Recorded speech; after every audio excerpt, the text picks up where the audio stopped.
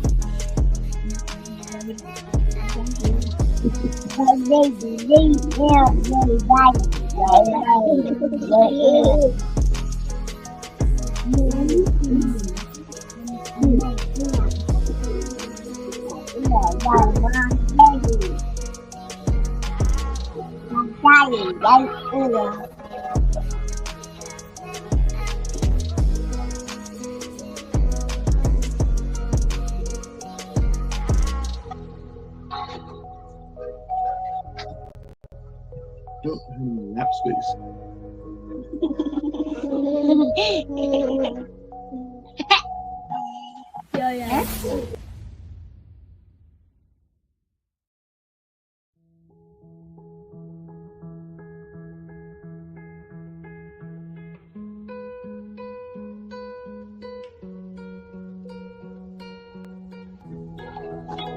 What the heck I just did?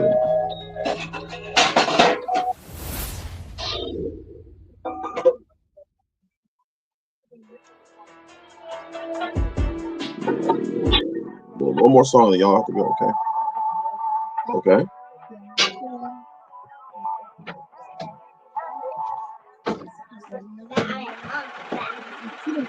Beat money.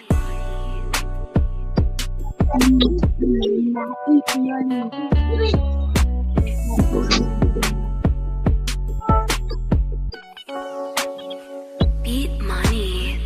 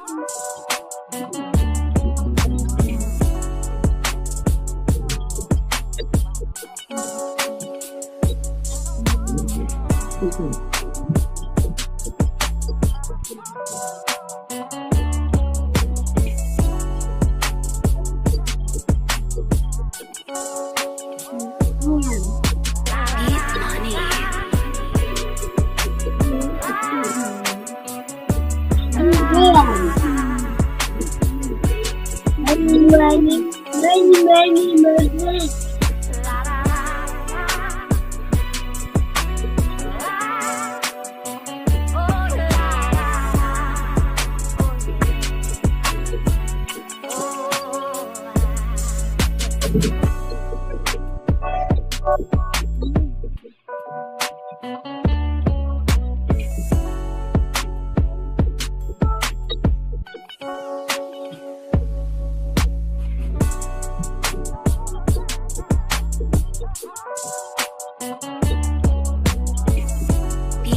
You know, money. he was up all it, and he just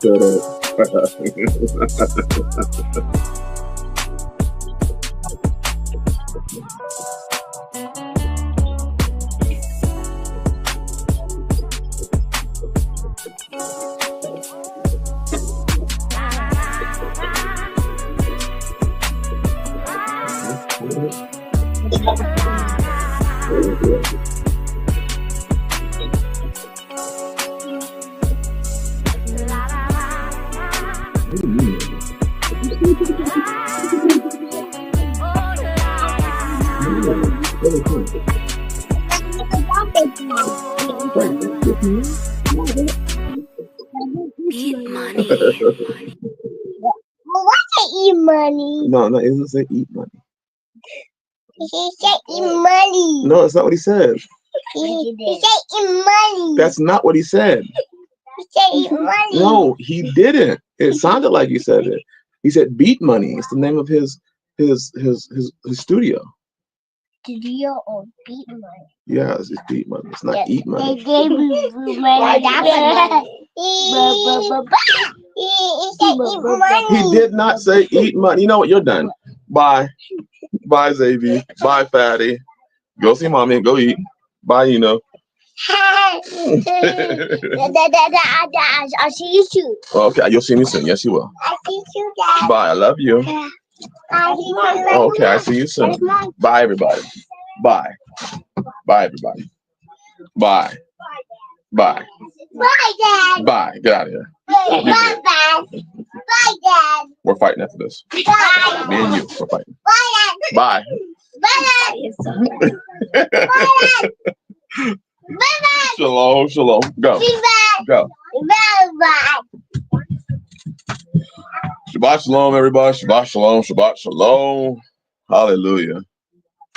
Hallelujah. I can't even do the streams anymore because they decided that they wanted to take over the introduction portion of the stream. I don't know what to say. Daryl Vick, bless you, my brother. Bless you. We definitely missed you. We definitely missed you, brother Daryl. You said you were tired, brother. I feel you. I feel you. Woo. Well, how's everybody doing?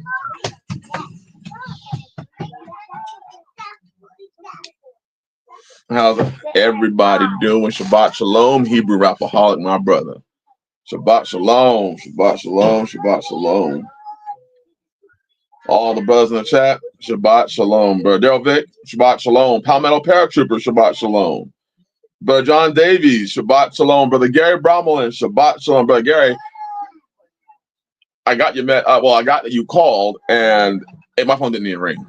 It didn't even ring. I don't know what. I must have been in a dead zone when you called because I had to travel quite a bit more before I got to a zone area that had a reception. But I knew if I had called you back, I was probably gonna hit another dead zone, and then we would have just lost the call after like 10 seconds. So I'm gonna hit you back, my brother. Hebrew Rapaholic, Shabbat Shalom. House of Lamar, Shabbat Shalom. Brother Del Vic, once again, Shabbat Shalom. Brother Cloud, Shabbat Shalom. Brother Cloud, I got your email. I'm gonna hit you back. I will hit you back, my brother. Message sent, Brother Nick, Shabbat Shalom. Brother Alex, Shabbat Shalom. Oh, my mailbox is full. I don't even know if I set it up yet. I'm gonna have to work on that. Yeah, actually, I'm gonna have to give them the phone because I don't know how to do it. Encouraging community, Shabbat Shalom. Am I really gonna call y'all name? You're all right here. Tanisha and Taylor, Shabbat Shalom. Peter of AZ, Shabbat Shalom. Brother Angelo Bagway, Shabbat Shalom. Brother Aki, Manolo, Shabbat Shalom. Martel Trans, Shabbat Shalom, Shabbat Shalom, Shabbat Shalom. I get calls like that, tower software issues. Yeah, man, I can't tell you how many dead zones there are here. I want to get this started.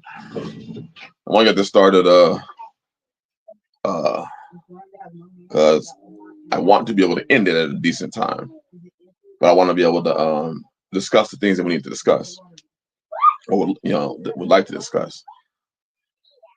I'm gonna be honest with y'all, brothers. In my time, and I've been in the faith for wait a minute, how many years has it been? Since 2011. Okay, almost 15 years. I've been in this faith almost 15 years, and sometimes you feel like you've seen everything. One of the things that I see a lot of that it goes unchecked is I see a lot of false judgments. I see a lot of people inputting their own perspectives, their own thoughts into the law and esteeming it as law. Jasper and Dustpan, Shabbat Shalom. And I've struggled with discussing and talking to people because the large majority of people, what I've learned, a large majority of people simply emulate what it is that they were taught. You ain't doing that.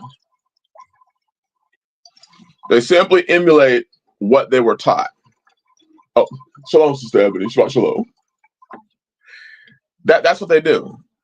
Done, Shabbat Shalom. It's interesting because being in this faith and coming from traditional Westernized Christianity, I know a large majority of what people, what sect, what church, what fellowship, what pastor, I know who they listen to based on what they say. But what I hardly ever hear is people. That's right, Brother John. That's right. Brother Robert Bradford, thank you. I am honored. Brother Robert. Thank you. Palmetto, yes, sir. Monkey see, monkey do. And it's really hard because when you realize when I'm talking to a person, I'm not talking to the person. If you actually think about it, a large majority of the time when you try to talk to a person, you're literally talking to their teacher. You're talking to their pastor, their elder, their rahach, whoever it is that taught them. That's who you're talking to. And when they tell you Bible verses, they tell you based on how they were told. They even emulate. Like I talk to people, and they'll be like, the king is coming. I'm like, I know what ministry you're a part of, but it should be fact you said that. I know what ministry you came from. All attention is good attention. I know exactly who you were, where you fellowship. And it's mind blowing because in my time at these almost 14 years, I really thought that people would have thought by now and used their minds. And one of the areas that we see, especially in the faith, we see a lot of arguing is the law. And to me, Elder Barak, Shabbat Shalom, Shabbat Shalom. Blessings to your household, Elder. Yes, sir, Palmetto. Every one of these groups has their own little catchy, the little catchy phrases that everyone says, and it's so cool. And I don't know. Maybe it's because being raised or coming up differently, and spending part of my life in gangs, it gives me a different perspective of things.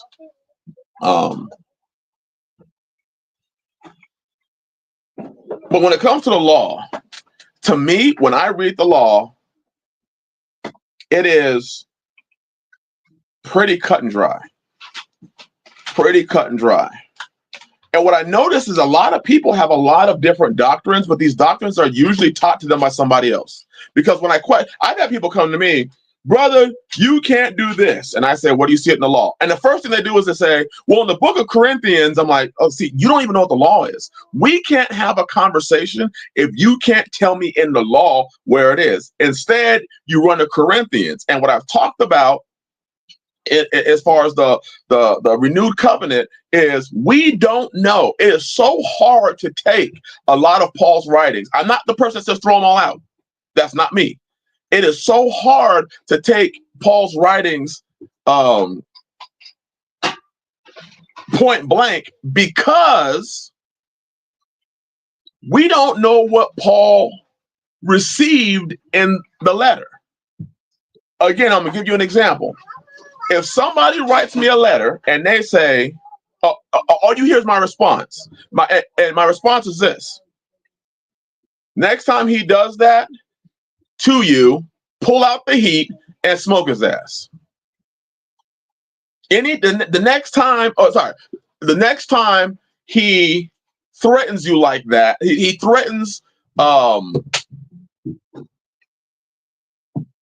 to come onto your property and do harm, smoke his ass.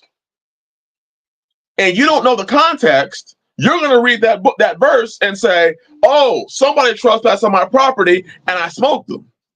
That's what the Bible says. No, the context was this person has what I was written. The letter I got was, I have this person who has threatened me. He has said racial slurs to me. He has threatened my family, and he continues to trespass on my property while holding a firearm. What should I do?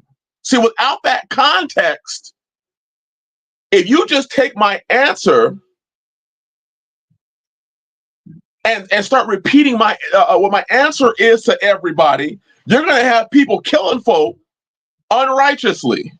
Right, yeah, the mailman got smoked now. The UPS man got smoked now. The FedEx dude got smoked. You smoking everybody.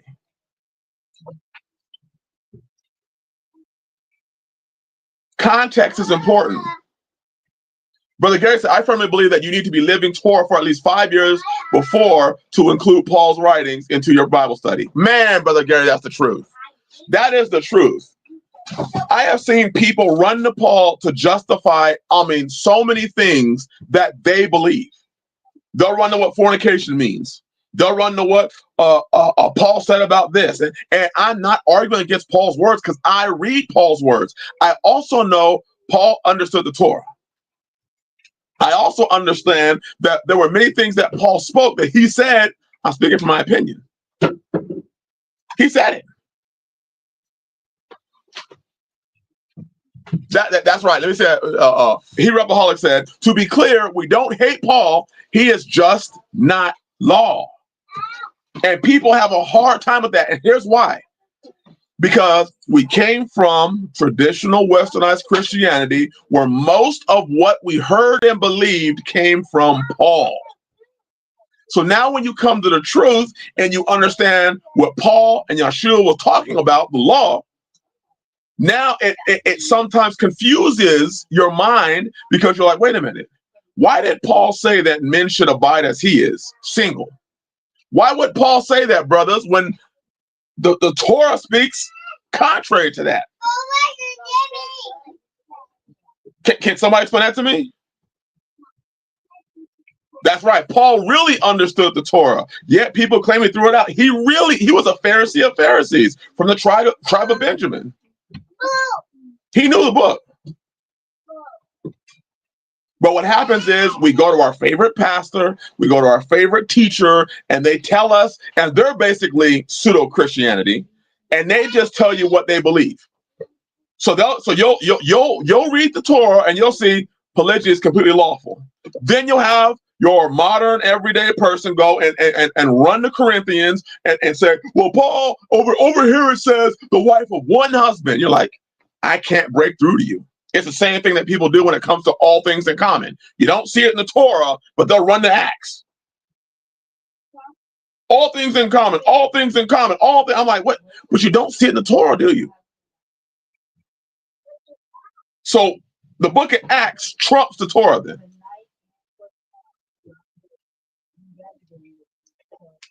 Isn't that what Christianity did?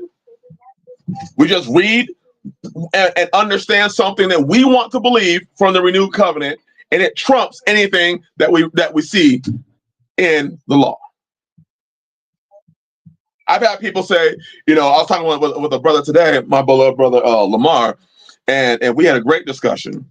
And one of the things that we were talking about is how so many people today are quick to say you're carnal. Like if you talk about sexuality, you're carnal. You're just worried about the flesh, brother. You're just carnal. And I'm like, goodness gracious. And we were talking about hyper spirituality and how so many people will throw out carnality. What does the Bible tell us what the works of the flesh are? Where's that at? Was it Galatians chapter 5? Galatians chapter 5. Now the works of the flesh are manifest. These are the works of the flesh. I've had people try to say, so you talk about sex in your stream, that's the flesh. What? And then brother Lamar made up a great point. He made a great point. When you eat food, isn't that fleshly?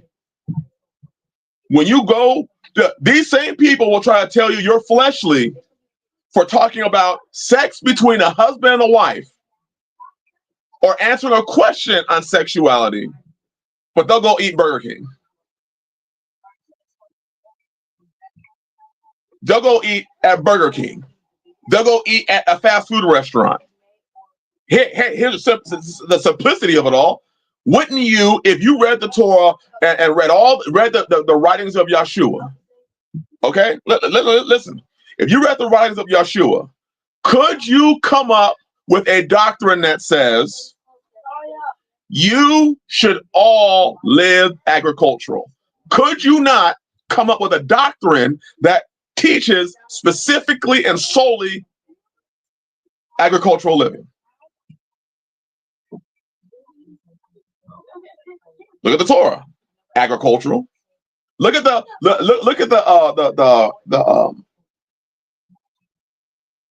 parables of Yeshua, largely agricultural. I could come up with a doctrine that teaches. I mean, when Maccabees in chapter 1 and 2, when they were running from the Greeks, the Bible says they ran to the mountains. They said, if you want justice and judgment, run to the mountains. Matthew 24 talks about running to the mountains. I could draw a doctrine that says that if you don't live in the mountains, you are in sin. I could. And some have. Brother Alex said, you can basically come up with anything. You sure can. That's why the law is the law. So let's go to some verses. Because I want to step, before we start asking the questions, I want to put one rule out there. If any man, I'm letting y'all know right now, you should know what the Bible says. Because we are going to have a time where we're going to be asking questions. If anybody dares bring up any questions about children, I'm going to make sure that my brothers at Caleb House get your name. I don't want to hear about any questions in the law about children. Don't do it. Don't do it. I just want to make that plan right now. We can talk about, most of these other topics. We're going to leave the children out of it. Because if you come in there, well, brother, can we do things with underage? You see what I'm saying? Because the Torah, you see what I'm saying? So I just want to draw that right now.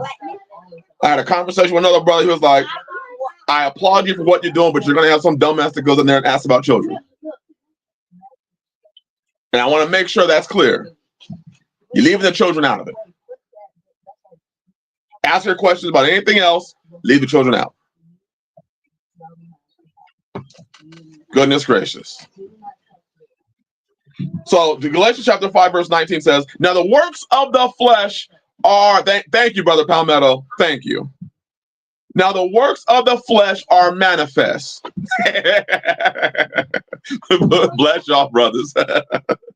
Which are these? These are the works of the flesh, brothers and sisters. Adultery, fornication, uncleanliness, lasciviousness, idolatry, witchcraft, hatred, variance, emulations, wrath, strife, seditions, heresies, envyings, murders, drunkenness, revelings, and such like of the which I tell you before, as I have also told you in time past, that they which do such things shall not inherit the kingdom of Yah.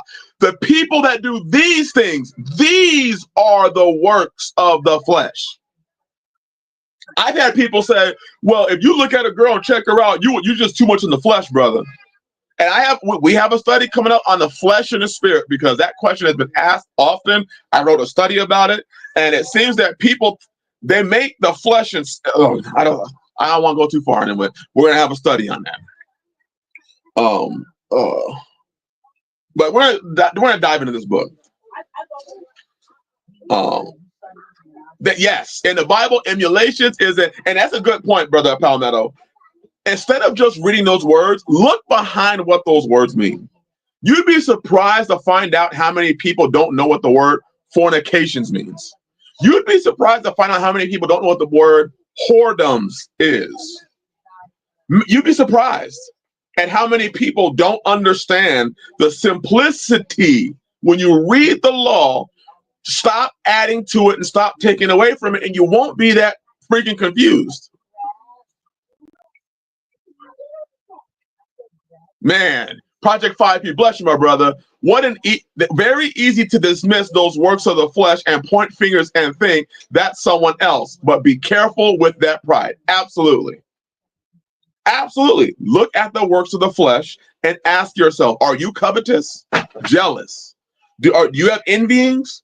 Do you have are you committing adultery? Are you in idolatry or witchcraft? Some of y'all are in witchcraft and don't even know it. Are you a murderer? Are you a drunkard? Mind you, here's something that's very interesting. Drunkenness is, thank you, Brother Gary. Thank you very much for that, explaining that. Christian doctrine is spiritual whoredoms. No, he's talking about whoredoms. And this is all you think about. Drunkenness. Can you lawfully drink alcohol? Yes or no? Yes or no? Can you biblically, lawfully drink alcohol? Yet, drunkenness is a work of the flesh. Do you see? He didn't say alcohol, because some people say, see, alcohol is a work of the flesh. No. Sex is not a work of the flesh if it's between you and your wife, or wives, or concubines. It's not a work of the flesh. Unlawful sex is a work of the flesh. So when people come by and say, you're talking about sex with your wife, or you're saying that a man can have crazy sex with his wife. Yes. So you in the flesh, brother. How? How is what a man and his wife do unlawful? Unless there are certain, is she on her time of her flowers? Is she in her time of blood? Yes or no? Because if you come to me and say, well, it's unlawful, I'm going to ask you a question. Well, when your wife is on her time of flowers, do you still have her in the same house with you? Does she still make your dinner? Because doesn't the law say, we don't want to go there. We don't want to go there. That's right, Palmetto. And we're going to go there. I don't remember the Torah saying missionary position only. It doesn't. In fact, there's a lot of things it doesn't say. And I'm speaking about sexuality, because sexuality tends to be the one thing that most people have questions about. Because I see people out there, they'll say, you can't do this. And then they'll run to Corinthians. I'm like, what happened to the law?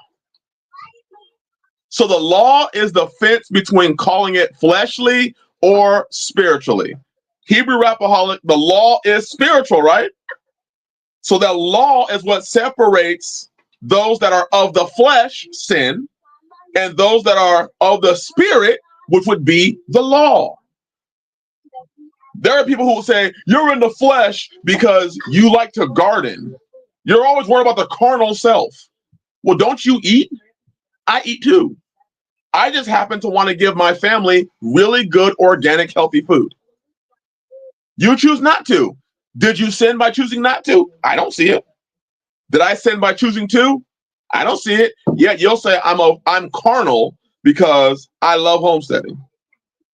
Look at brother Alex. A lot of spiritual things are unlawful. A lot of spiritual things are unlawful. Look at Sister Colleen. The same with modest clothing. With modest to you might not be modest to me. And when we read in Timothy, he says no broided, not with earrings, not with broided hair, not with braided hair. So according to that book, those that have locks are immodest. So what is your definition of modesty? Question. Here's a question. And I'm just asking a question. What is the law's, and I encourage any brother to answer it. What is the law's definition of modesty? There you go, Palmetto. Is planting your vineyard before you build your house carnal? Because it says that in Proverbs. Make it fit for yourself in the field first, then build your house. Is that what people did? No, I did that. But does that make me holier? What does the law say about modesty? Brothers, anybody, what does the law say about modesty? As far as a woman's modesty. And then we're going to go straight to this book and we're going to get this and we're going to hit it hard. Brother Alex. Does the Torah even reference modesty?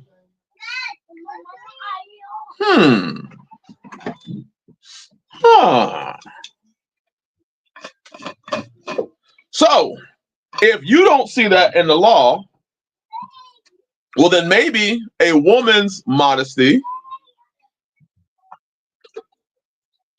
was defined by the father and then her husband.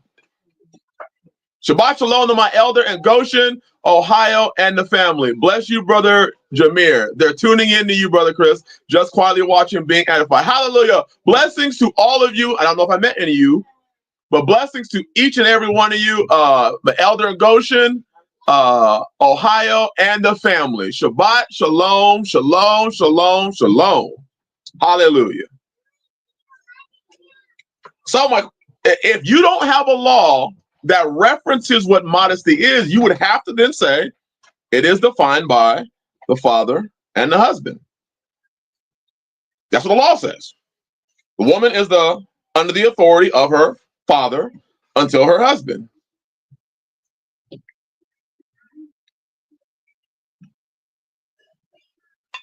Hebrew Rapaholic, absolutely right. This is why I say I'm very careful because there's a lot of unrighteous judgment. The Bible says the law, you judge people by the law, not by Corinthians. That would be your personal conviction, but you can't use your personal conviction to judge anything but your house. Look at that. If it's not spelled out in Torah, it's up to the patriarch.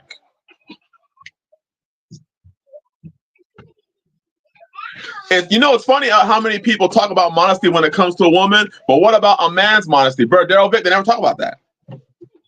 And you notice when they talk about a woman's modesty, they always run to the same scriptures, which would make most of the women immodest. Brother Amir, Shabbat Shalom, brother. Shabbat Shalom. I'm with Brother Gary. People should spend about 5 years in the Torah before they try to dive into Paul's writings. Sister Sarah Hoskins asked. So, brothers, bless you, Sister Sarah. Blessings to your house. Blessing to your head, and much honor to him. She asked, "What if the patriarch is wrong?" It's a great question.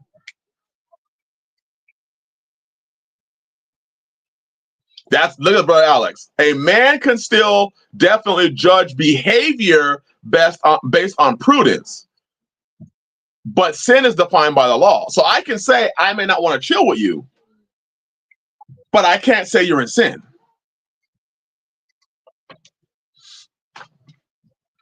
Klaus said, I'm in agreement with the 5-year plan. Sister Sarah, here's what when I read this book, here's what I see. And I think Brother Gary hit on it. Then he has to answer the Yah. Here's what I read in this book. If a man leads, and this is how I operate. This is based on the conviction that I have based on what I read. When I read this book, if I cause them to sin, that sin is my sin. Because they are acting in obedience to the book, which says, wives, obey your husbands. So if I lead them wrong, it falls on me. And I firmly believe I will be nabled. See, Christianity has taught women, go do, if your husband's wrong, go do you. Go do you. If he's wrong, you need to make sure you're right. But the Bible says, what? What does the Bible say in that?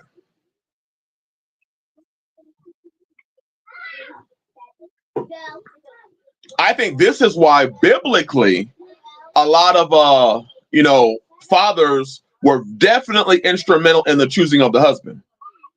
Because what you have is a lot of times, and I'm not talking about you, sister, obviously not you. A lot of time, Numbers 30:15, the chapter on vows, it would be the husband's fault. It would be his sin.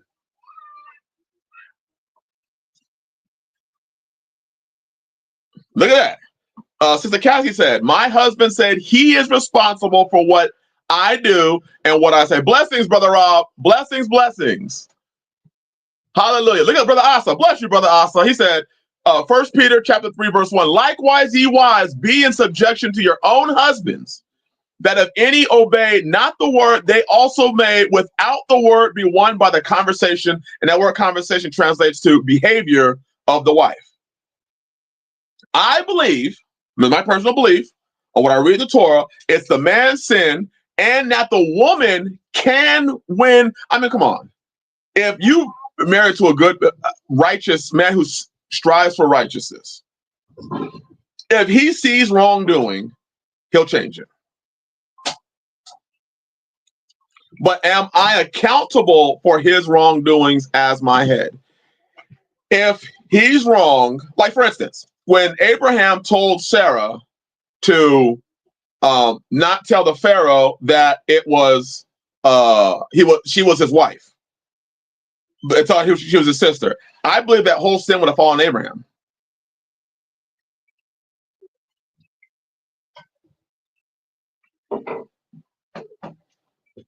Sister Nadia, shalom, shalom.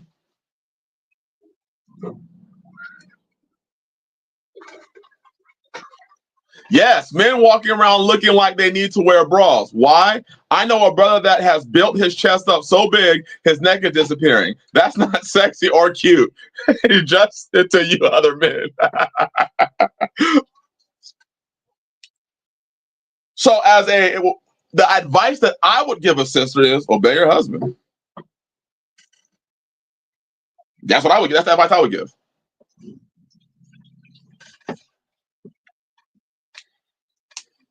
That's what I would say.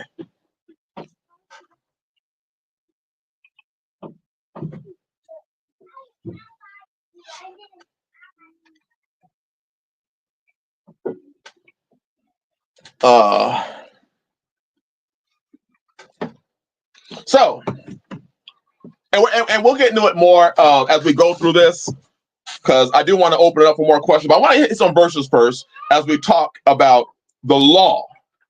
1 John 3:4. Let's first define sin. Okay? 1 John 3:4. Everyone doing sin also does lawlessness, and sin is lawlessness. So everyone who transgresses sin is transgression of the law. Mind you, brothers and sisters, it's the law, not your interpretation of what you think it means. It is so fascinating the amount of people, when they say sin or transgression of the law, they run to the renewed covenant. I'm like, is that the law, brother? I mean, come on, is that the law? Sin is transgression of the law. Let's continue. 1 John 5:17. All unrighteousness is sin. There is a sin not unto death. Do a word study on what unrighteousness is. Romans 3:20. That's right. Sin is not lawlessness. This one that goes back to what Brother Gary said. And you come to the Torah, you should spend 5 years reading before you even dive into Paul. You should spend 5 years reading before you spend time even sharing publicly what you think you know. Because you are going to be judged, brother, for posting up shit that ain't true. You'll be in sin for posting up stuff that is not law. That's your conviction. That's not for you to share. That's for you. Keep it. We have people posting up their convictions as law.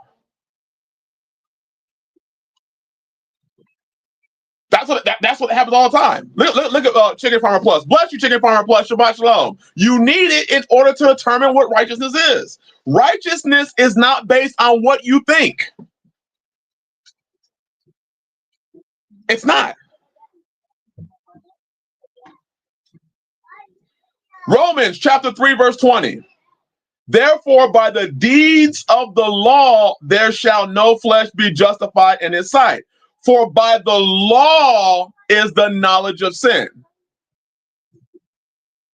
Look at Peter. Peter said, even Paul said it, if not for Torah, we wouldn't know what sin is.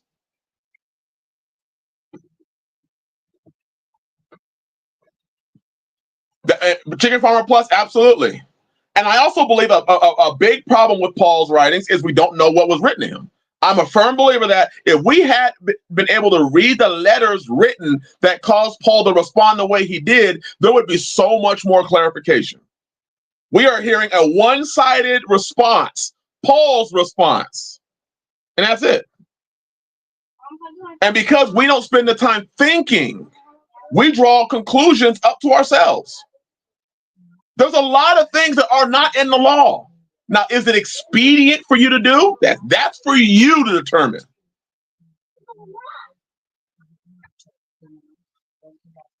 Let's continue. Romans 4:15. Because the law worketh wrath. Listen to this, brothers and sisters. Because the law worketh wrath, for where no law is, there is no transgression. For where there is no law, there is no sin. So if there is no law there, when you run to Corinthians and then make one, you are making up law because you feel convicted by it. Why do you keep mentioning conviction? Because we're going to dive into that a little bit. We're going to look at Numbers. Numbers chapter 15, verse 31. Because what the hell did I just write? Because he has despised the word of Yah and has broken his command, that person shall utterly be cut off. His iniquity shall be upon him. That's law. Yes, adding to the Torah is a sin. Absolutely, brother. Adding to the Torah and then judging somebody else as, well, you're a fornicator, or you're a whoremonger, or you're a this, or you don't love Yah because of the law that I made up. See, because what happens then is I can take the book of Acts and I can make a law that says you have to give me your shit. And then I'm gonna dive around. I'm gonna dive all around the book and talk about authority and talk about the military and talk about college basketball and talk about all these other things. But if I were to go to you and say, hey, shut that shit down. Show me in the law where it says I have to give you my shit. They won't be able to tell you. Then they'll take it a step further. Then you have to be in the spirit. But we already see what the works of the flesh are and the works of the spirit are. And we've already come to the conclusion of people will say you're in the flesh because you do things like talk about sexuality on this channel. I wonder, why is it your pastor doesn't talk about sexuality? Why doesn't your pastor talk about sexuality? Oh, I know, because he's interested in taking your wife. He don't want you two to come together anymore. He wants a bunch of burning men who can't do anything about their burning, and he wants a bunch of unhappy wives so that he can go through and get his pickings. They're scared to touch on it because they're scared to simply say, hey, the book has no law on that. Because then they're going to say, people are going to say, well, what are you saying then? Are you saying this is okay? I'm not saying it's okay. I'm saying it's expedient. What is expedient for that patriarch ain't none of my damn business. That's what I'm saying. I'm not charged to judge those things. Well, so you're saying that this is okay. I didn't say shit. Can you not understand the words that are coming out of my mouth? I didn't say shit. I'm telling you, Yah either didn't say anything about it, and we just read where there is no law, there is no sin. So you have to produce to me a law for me to say it's a sin. If you can't produce a law, then you're making shit up. Or it may be a personal conviction to you, brother, in which case you should follow it. But stop running to the internet and telling everybody else your personal convictions.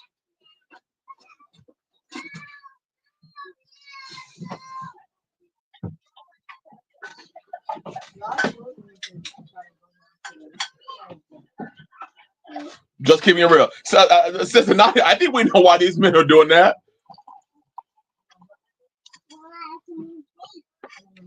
Let's continue.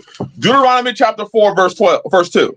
Ye shall not, brothers, ye shall not add unto the word which I command you. Neither shall ye diminish aught from it, that ye may keep the commands of Yahweh your Elohim, which I commanded you. So, if you start saying that this is sin or this isn't sin, if the book didn't say it in the law, you are adding to the book.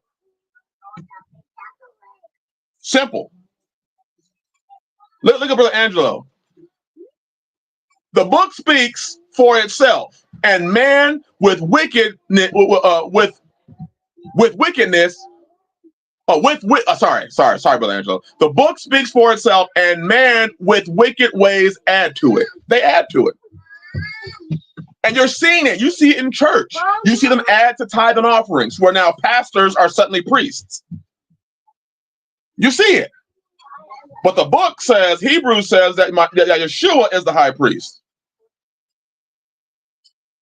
There you go, Brother Aki. See, Brother Aki, now we're going to go where you're talking about, Brother Aki. Brother Aki said around 6 years ago, I believe y'all told me to go vegan to heal my body. But I didn't go around telling other people they should. I want to put that up there, Brother Aki, because we're about to head into that. Hey, Brother Chicken Power Plus said, I enjoy scriptural discussions with people that want to rebuke me with the New Testament. Right. And we're not throwing the New Testament out. Let me be sure I'm saying this, because I know I have Christian subscribers.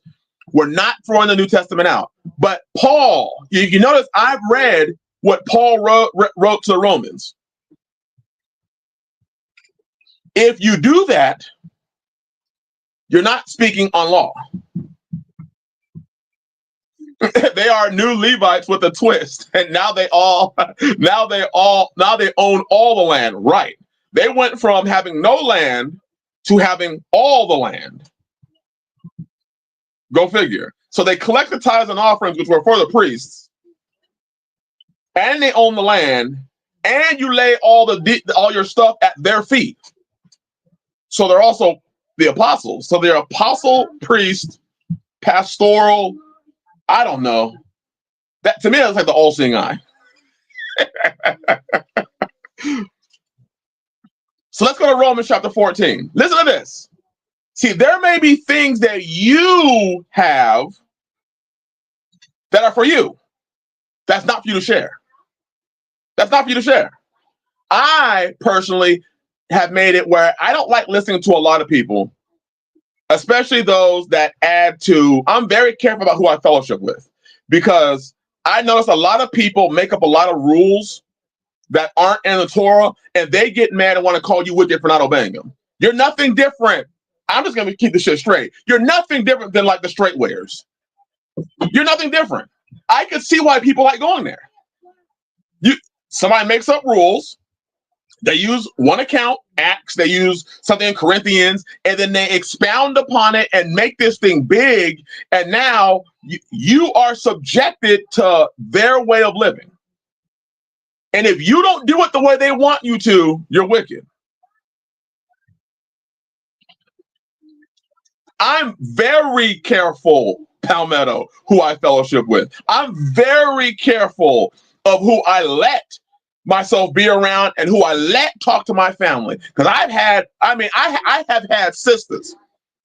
I was in a fellowship, it was a fellowship, where the sister did not want her husband to be in polygyny. So she would try to talk Sister T into not wanting to be in polygyny. Man, that's good, Peter. Yeah, man. Man, that's so good, Brother Peter. That is so good. Man, that's so good. Personal conviction is for cleaning up your relationship with him, not law for everyone else to follow. It's for you to clean up your Brother Peter. That is so good.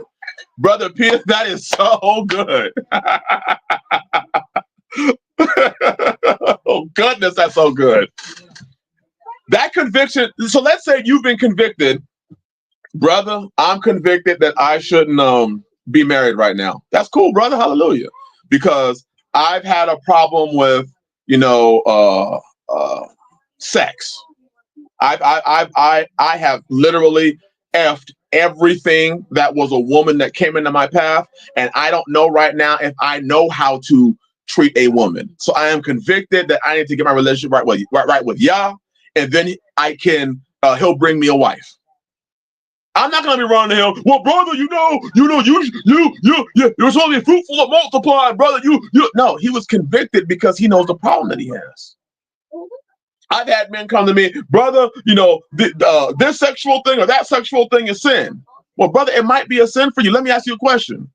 How many women have you bedded? Why is that important? Because it is. It may be an indicator to why it is that you feel that you should have that conviction on you. But that's your conviction, brother. Why are you going and telling all the other brothers they have to have that conviction too or they're wicked?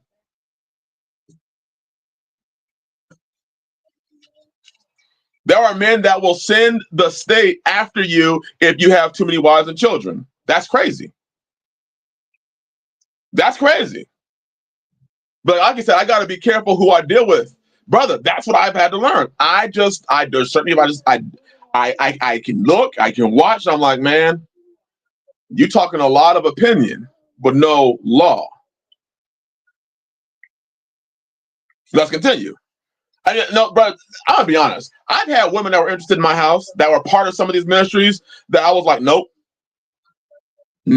How many of you are interested in having an arm wrestling match, you versus what she learned from a previous ministry, church?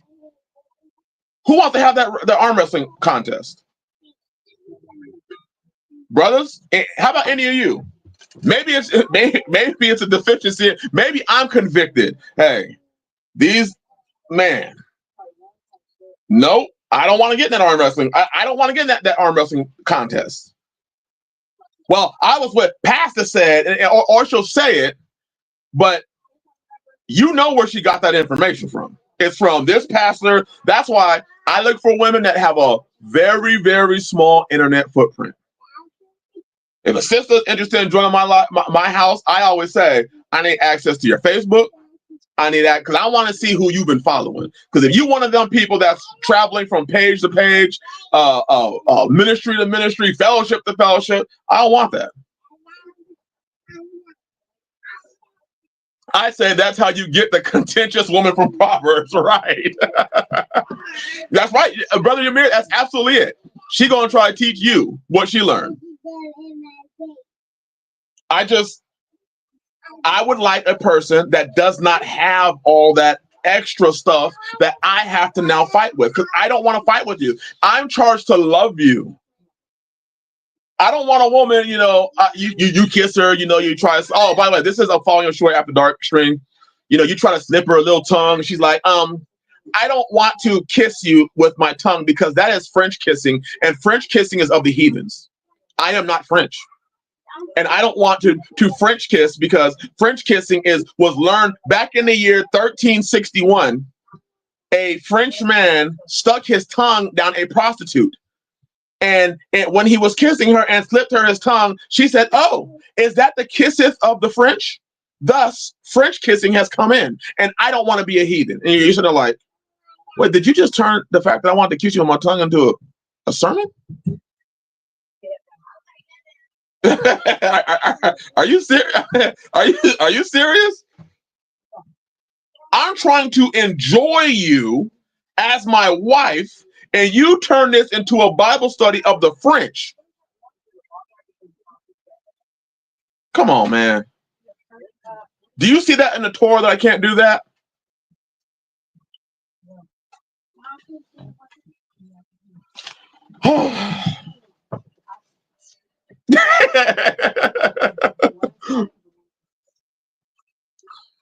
Oh yes, love is huge. See, because I know that if I bring a woman to my house, I know how I am. I'm going to love her.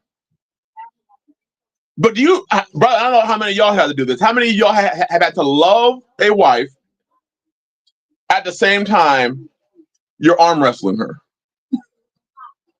How hard is that? How hard is it? Be not bitter towards her, and you want to love her. And I'm gonna tell you something, brothers, sisters. I'm gonna tell you something. When a man loves you,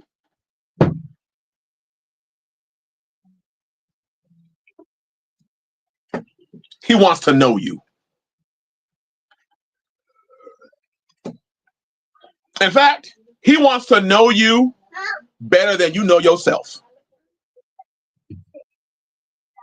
That's what the book said. And he knew his wife. I want to know you more than you know yourself.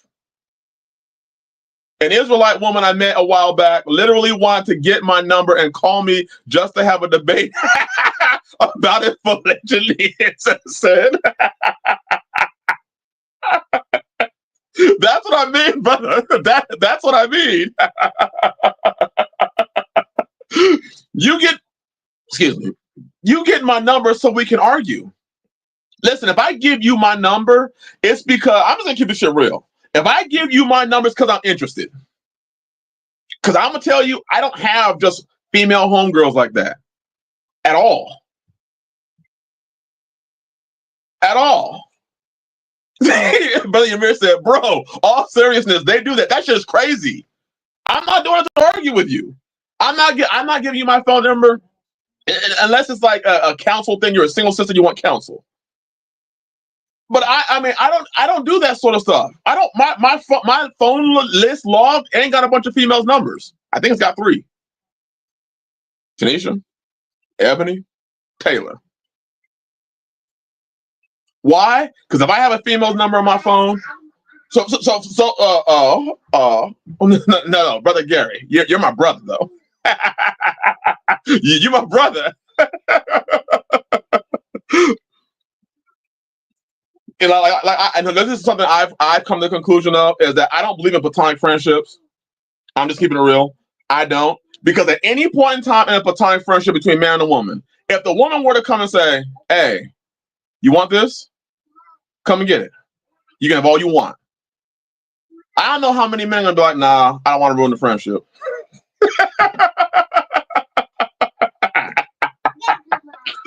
Nah, I'm good.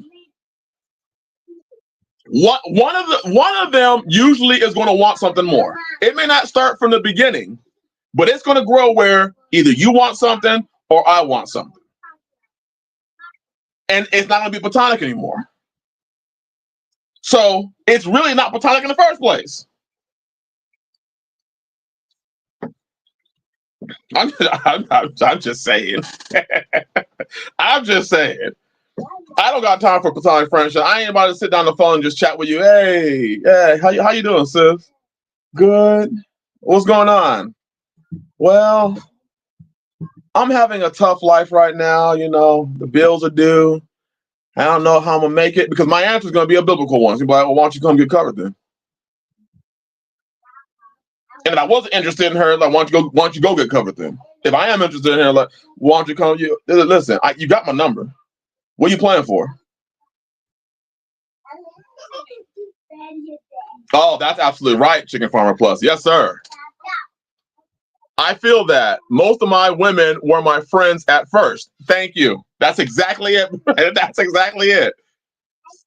That's exactly it. They're your friends, and then if someone wants something more, and then it starts leading that direction. It starts leading that direction.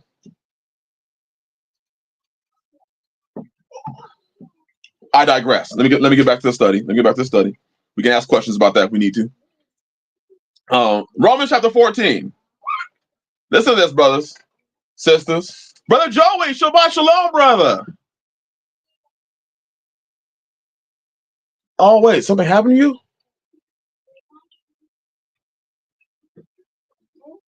Oh, man. Oh, brother Joey, I'm sorry, brother. Oh, man. My brother, I am so sorry. I noticed you weren't here, and you had commented in a video like a week ago, and I was like, I wonder why my brother Joey, what was going on was good. I'm sorry, brother. May y'all bless you with a rib that will not be rebellious. Hallelujah. Man. Whew. Romans 14. Oh, I feel you, brother. Hey, I feel you, brother. Hey, I know exactly. That hurts. That's why see, and that's what I was trying to say. Sisters don't understand. That shit hurts. That shit hurts. They have to. That's a rib. Ain't nobody trying to get rid of their rib like that. Believe me, we don't come to that conclusion lightly. And you add in, the fornication, whoring, shit, it's over. But it don't change the fact that it hurt. That's how my first marriage ended when I got married out of high school. She whored on me. Didn't want to be with a person of my color no more. And it should hurt. 3 children later. Honestly, I have learned because I am a person who easily has male friends, but you cannot have men friends at a certain age without the intent for marriage. And at that point, you should have one. Right. Sister Nadia, right. It just doesn't work. Oh, yes. Yeah, Brother Joy, I do know. I absolutely know. Should hurt. It should hurt. Man. Romans chapter 14, verse 22 and 23. Hast thou faith? Listen. Have it to thyself before Yah. Wait a minute. You mean if you have faith, if you have a conviction, you have a belief, don't go and tell everybody? No. Other versions say if you have a belief, have it to thyself before Yah. Happy is he that condemneth not himself in the thing which he alloweth. And he that, what the hell did I write? He that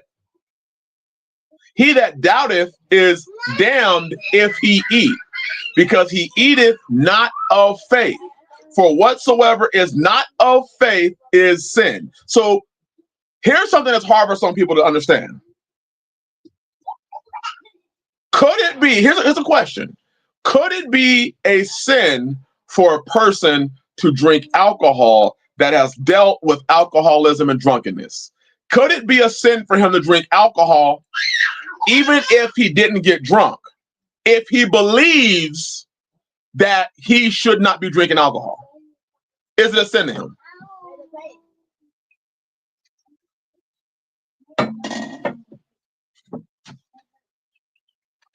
Go dogs. Shabbat shalom, brother. We got some yeses here. Oh, I'm sorry, brother Daryl. That was Romans chapter 14. So if I then have a problem with alcoholism and I am convicted in my belief that I should not be drinking alcohol and it is a sin to me to drink alcohol, should I then go to the internet and start condemning all the brothers that drink alcohol as sinners because I had a drunkenness problem? Brother Alex said it perfectly. Yes, but that's not for me to call balls and strikes on. See? So that means that you can have a situation where something is a sin for you, but not a sin for somebody else. But here you go to the internet and start proclaiming that it is a sin. And now you are destabilizing the walk of other brothers by simply telling them that alcohol is a sin. And it's not a sin. Drunkenness is a sin. And I was convicted that I should not be drinking alcohol. Therefore, it is a sin to me. It kind of goes along with the line of Yah told Jonah to go to Nineveh. He didn't tell every prophet to go to Nineveh. He didn't tell Ezekiel to go. Isaiah, Enoch, Elisha, Elijah, Malachi. He didn't tell any of these people to go to Nineveh. He told Jonah. Yah may tell you to stop, brother. Sisters, some of y'all have had this question. Yah may have pointed you to a man and said, that's where I want you to go. And you said, okay, let's just say you approached him. And no, not right now, no. And then you had time to get yourself right. Should you go back? Or should you just say, oh, see, that's not what y'all wanted from me? That's why I tell y'all sisters, be very careful. Because some of y'all have said things like, y'all sent me to you. Talking to a man, not me, to a man. You go to that man, the man's like, nah, you ain't ready for marriage. And she takes it as, wow, well, I'm going to go and do my own thing. Did he change his mind?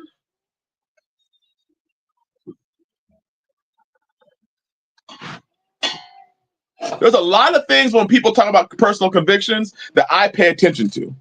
I was convicted of this. I believe this. I believe this. I believe. Okay. Let's see how much you believe it then. Let's see how much you believe it. Let's test that belief. When I came to the Rock, it wasn't easy. I said, I know y'all sent me here. There were times where I was like, man, am I sure I'm at the right place? Am I sure I'm where I'm supposed to be? Am I sure? And guess what happened? After trials and tribulations and trying to be scared off the property at one point, guess what happened? Here I am, thriving now. But I had to go through the fire. And some people think that Yah gives you something without you having to go through a fire. Brothers, sometimes in order for you to have that thing, as it says in Sirach chapter 1, you got to go through the fire. It ain't easy. Brother John said, friend of mine has no control with any alcohol. So for him, it's all bad. Absolutely. And everything, it could be food. It could be food. It could be chicken. It could be beef. It could be sex. It could be it could be anything. Oh wow, brother Angelo, bless you. Whoa, that's about 7 years. Whoa, brother Angelo, I remember your name, and then but you didn't always comment. That's right. Let me see that. Brother Lamar said, that's right. We will all be tested. All of us. I've noticed that in my testing a lot of time, Yah wants me to see, like a lot of times, brothers, and some of y'all, it's going to hit you personally. It'll hit me personally. Yah may have told you to listen to a person without going there.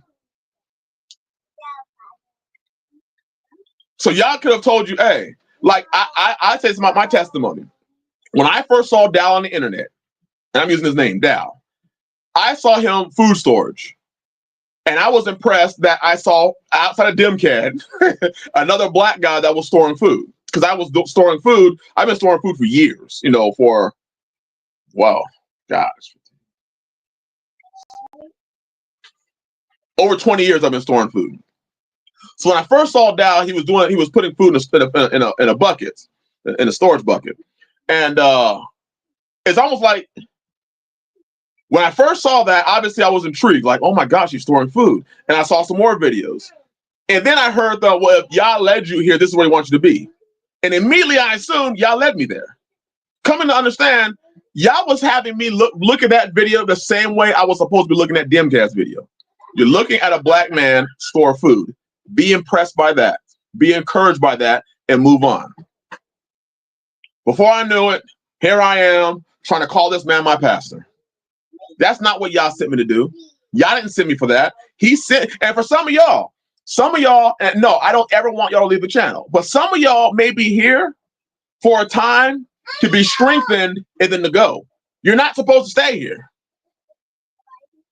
And again, do I want y'all to leave? No. But I understand some of y'all get what you need and you keep pushing. That's it. You got what you need. Brother Chris helped me. He encouraged me. I will always remember him. I'll always fellowship with him, but I'm not going to be there for all the streams. I'm not going to be there like that. I might check in every once in a while and say, what's up? How you doing? Give him a phone call, holler at him. But my life moved on. I have a family now. I have children. I have my preeminence, so I don't have time every Friday to be listening to the live stream because I'm tired, because I have my preeminence, and now I have something that I'm actually working for that's mine. And you will still always have my love, brother. This ain't church. For me, this tells me I'm not the only one. It would take hours and hours to tell you all the shit we went through getting this property and building out home. Nothing good comes easy. Absolutely, brother. It comes through trials and tribulation and ups and downs and ups and downs and ups and downs and ups and downs. Dow being black had nothing to do with why I followed him. It was he spoke like no other. See, I've heard people speak like him, though. I've heard people speak like that. For me, it was simply the fact that it was like Dimcat and nobody else. Bless you, Overbus. That's all it was. Like, I see Dimcat and then there's like me. And at that time, I wasn't even doing videos. And then before I knew it, here I am, and it happens again. And then he gets to say, well, if Yah led you here, well, the reason why you believe Yah led you here is because he told you Yah led you there.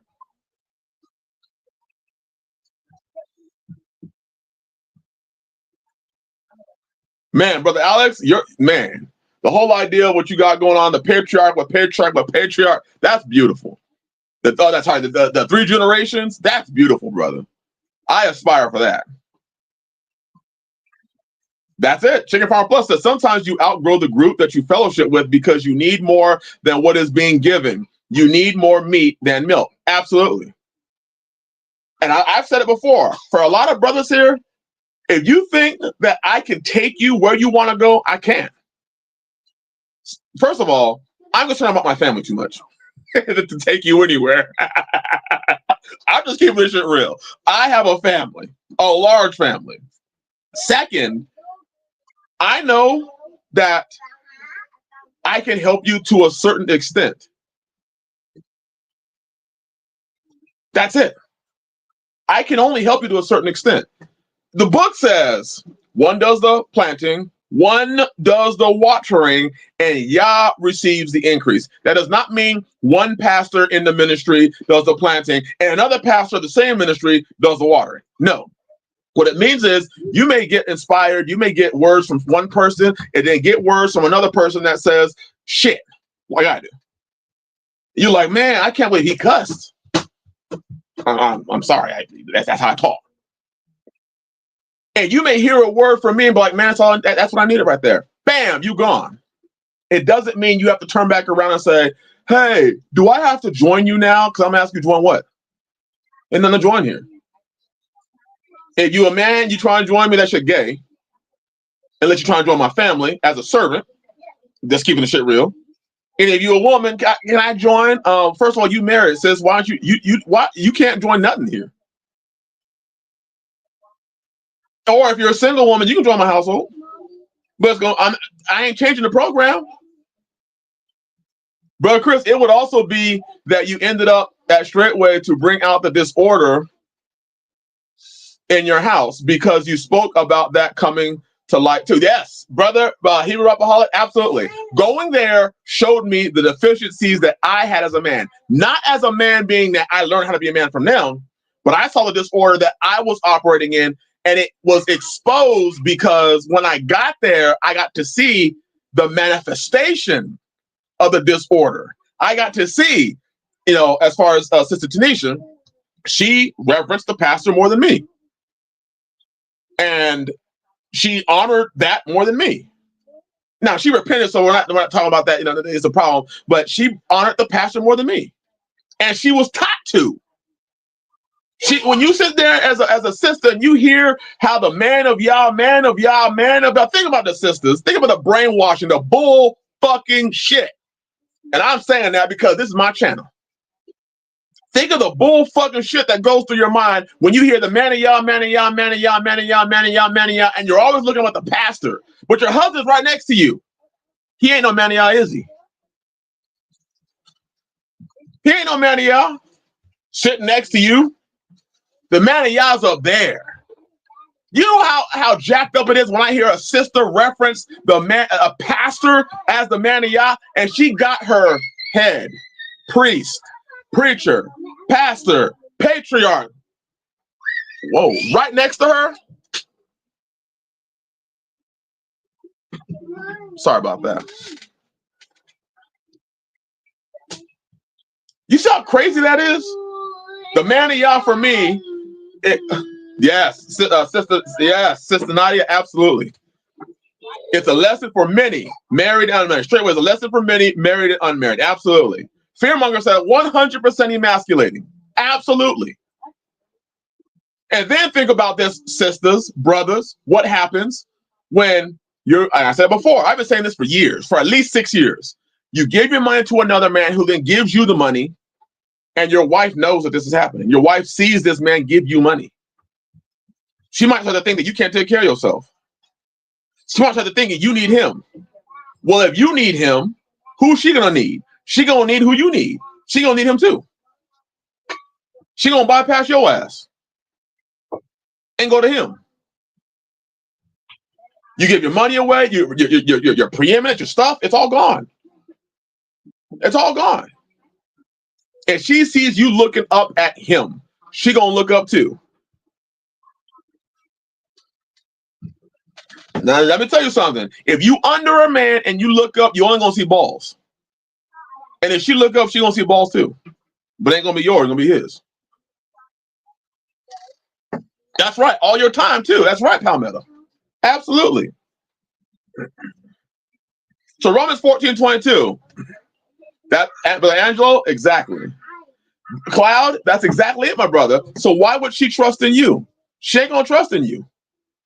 So they can say rebellious, if you don't, for those of you who don't know, I'm not sure the channel's still up anymore, but there was a channel we did, me and 2 other brothers, Disturbers of Israel. Because that's a story. Y'all don't know. My sister Tisha, I'm gonna have her tell a story one day. But there was one time that we went to Pastor Fox's place for Pentecost years ago. And one of the pastors from Straightway preached there. And, my name had already gotten out there. I was disliked. When I got there, the pastor looked at me and said, what do you say, Tanisha? Tell Tanisha to come real quick. This story's funny. Come here real quick. Thank you. Women are loyal to power. And if you ain't got no power, brothers, if you don't have the preeminence, if they're watching you constantly be emasculated, if she says, I couldn't even marry him until the pastor gave me the okay, and gave him the okay. Woo! Hold on one second, y'all.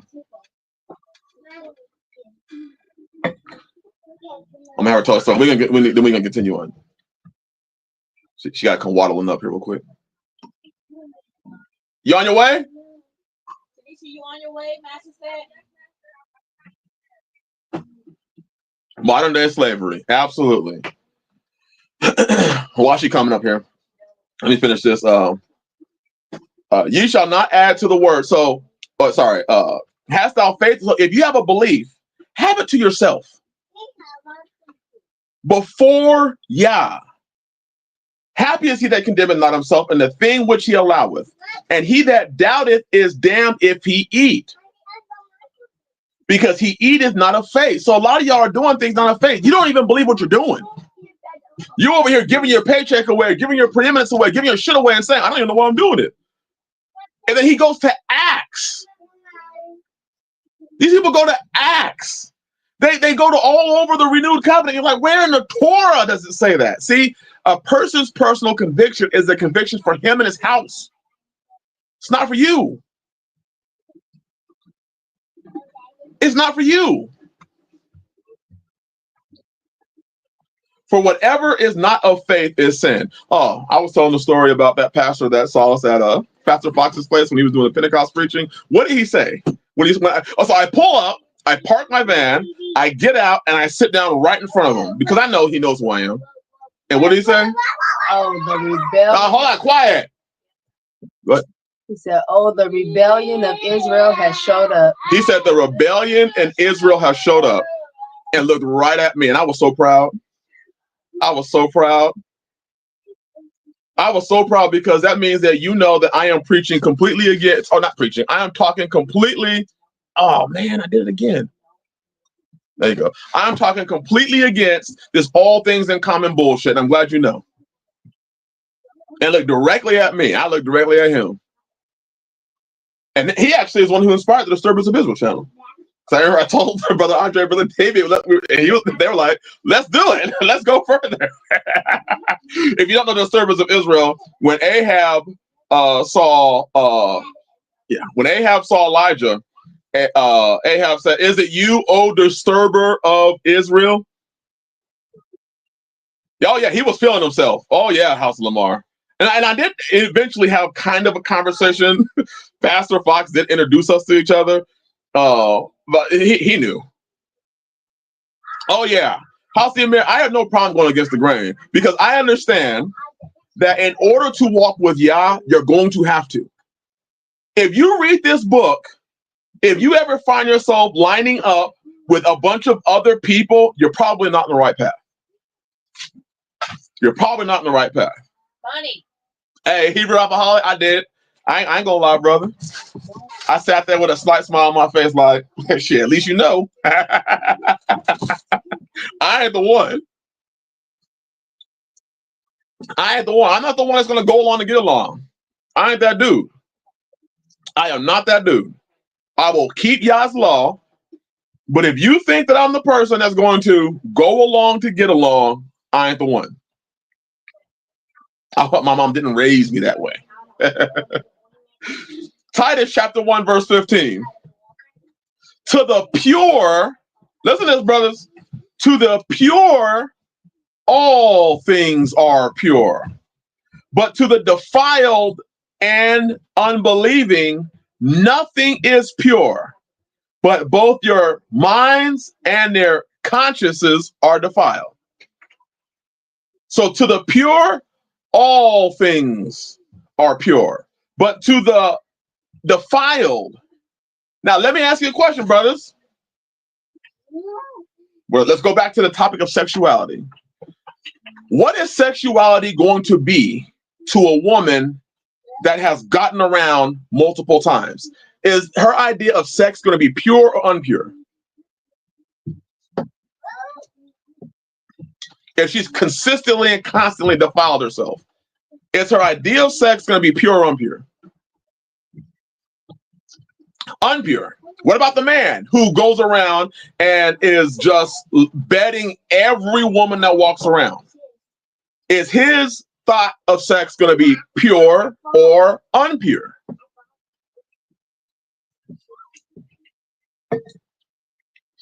It'll be unpure. Now, let me ask you a question. It's after dark, y'all. When you read the law, you see some things in the law that specifically says are impure. And then you see some things that aren't mentioned at all. I, praise Yah, was able to make it through high school, and majority of my life, I've had one encounter with a woman that was not my wife. One. Damn nurse. Those damn nurses got it going on. It was a nurse. Never mind. Forget that. It was a nurse. Outside of that, every single person has been inside of wedlock. I don't play that game. My mama raised me that way. If you've been defiled in a thing and you are trying to clean yourself up as a person, is there a possibility that you will say that you will condemn things that are lawful and right because you're trying to clean yourself up so much that you think that anything that even remotely looks bad is bad? Could that possibly happen?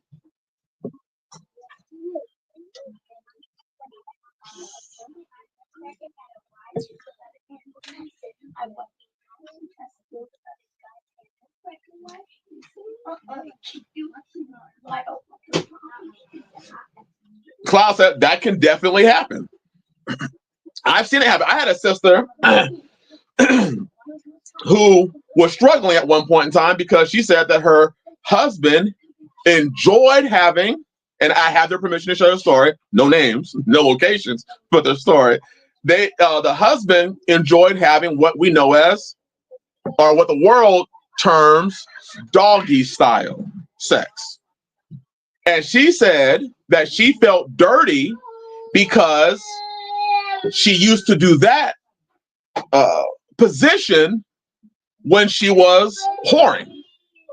And I told her, I said, so you now consider something that is not defiled as defiled because you did it in sin. And see, that's the devil's greatest weapon against us as far as marriage and sex go, is he, in your attempt to clean yourself up, you take everything that you did and call it wicked.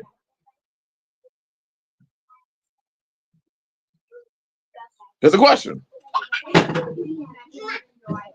Where in the Torah does it say it's wicked? Where in the Torah do you see it as wicked?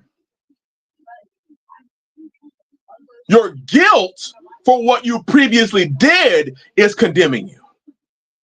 The defilement that you experienced in sin condemned you. And if you understand the purpose of it, sister, is that, and sisters, is that if the devil can get you to use yourself in the world, when you come to clean yourself up, you're going to think that everything that you did in the world is wicked. But you don't understand, sex is not wicked. Whoring is wicked.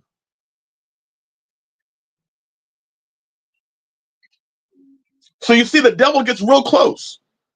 He wants you to think that sexuality in certain positions, because you're going to go online, aren't you? You're going to go online and listen to a teacher who's going to tell you that, yeah, this is a wicked position, and this is a wicked position, and this is a wicked position, and you can't do this, and you can't do this, and you're going to, and then you come after all that, and you think you're holy and righteous, and your husband's fed up with your shit, and he's going to say, I want you to talk to somebody. And then I'm going to say, where do you see it in the law?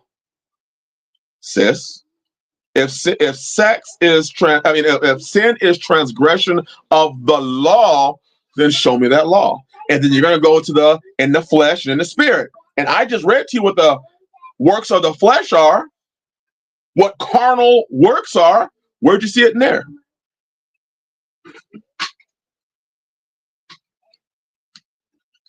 There's another one. House of Lamar. There's another one. Oral sex is sin. Where do you see that in the law? well, you see, you have to put your finger here in the sins of Sodom and Gomorrah. And then, wait, Sodom and Gomorrah. Did you even read the book? Did you read that the sins of Sodom and Gomorrah were this much sexual? They had a hell of a lot of things going on in Sodom and Gomorrah. They had cheating. They had murder. They had swingers parties. They had for all the thing you hear about Sodom and Gomorrah. How many have heard how they killed? Was it? I think it was one of Lot's daughters. I think it was one of Lot's daughters. They literally, if you read it in Jasher, smeared her, I think it was with honey, and let her get stung to death. They were taking poor people, and one of the rules and edicts in Sodom and Gomorrah was you don't feed the poor. And they made a sport out of watching the poor starve to death. You know, in Sodom and Gomorrah, they also did kiss, right? And they held hands too. Brother John, brother, most people don't know I have a degree in human sexuality, and in studying, now I studied it at a Christian university. So in my studies of that, I found so many things that the writings that they used to try and justify it. I mean, they were going into, they were men rape. Sister Kathy said it. There were men raping men in Sodom and Gomorrah, like continuously raping men. It was part of the culture of the city. Read the story in Jasher. It'll put you up on game. There's a lot of stuff that people pass off because you went on the internet. You didn't ask Yah. You didn't study and read it in the Torah at all. What you did is you went online and you found some pastor who said it, and then you just went and parroted it. That's our problem. We don't read the Bible and believe the Torah for what it says. We read it and then we say, well, there's got to be more rules than that. There's got to be more rules. I think Paul said, that's basically what it was, Brother Aki. I think it was Paul that said, do not be destroyed for the liberty that you have. All things are lawful, but not all things are expedient. So not everything you should do. Is it lawful for you to take 8 wives at once? Sure. Is it expedient? I don't know. Depends on your situation.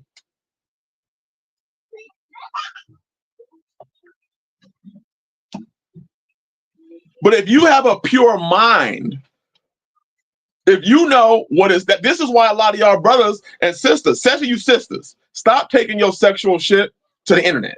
Stop taking your sexual shit and asking for counsel about it. That's between you and your husband. The book says in Hebrews, the marriage bed is undefiled and all. If you want to know something's defiling, go to the Torah. What does it say? What does it say? It tells you not to when she's on her flowers. It tells you which family member, next of kin, so not your sister, not your mama, not your wife's mama. I mean, it has criteria. I'm so flabbergasted at how confused we are. See, the problem is we've been brainwashed by religion prior to reading the book. So many of the things that you think you know are only defined by traditional westernized Christianity. Your idea of marriage. Think about this. Go to somebody, brothers, go to somebody and tell them polygyny is lawful, right? They'll tell you that's fornication and whoremongering. And then they'll run the Corinthians. Am I not right? Am I not right? They'll say, you just want to do this and you just want to do that. You just want to do this.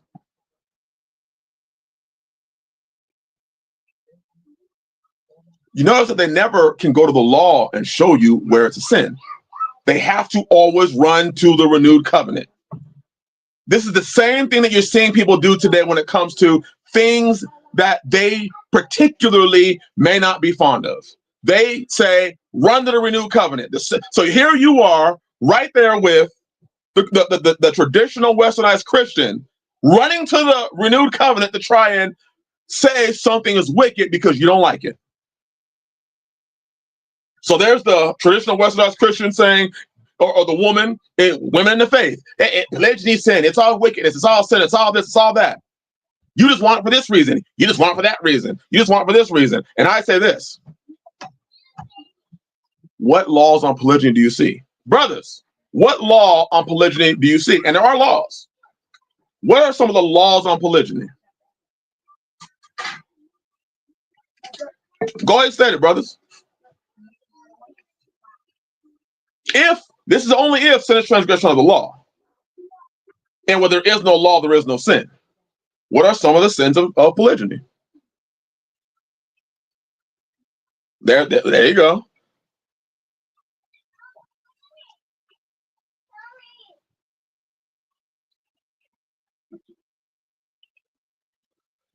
Here's one. You can't take a woman and her sister to make the first one jealous. Do not take a mother and her daughter. You see? There you go, Hebrew alcohol. That's what I was mentioning. Brother Alex said, leave your mother-in-law alone. Don't diminish from the first. Brother Ymir said, leave your mother, the raiment and duty of wife must not diminish. Right. What do you not read when it comes to polygyny? This is going to shatter some people. What do you not read, brothers?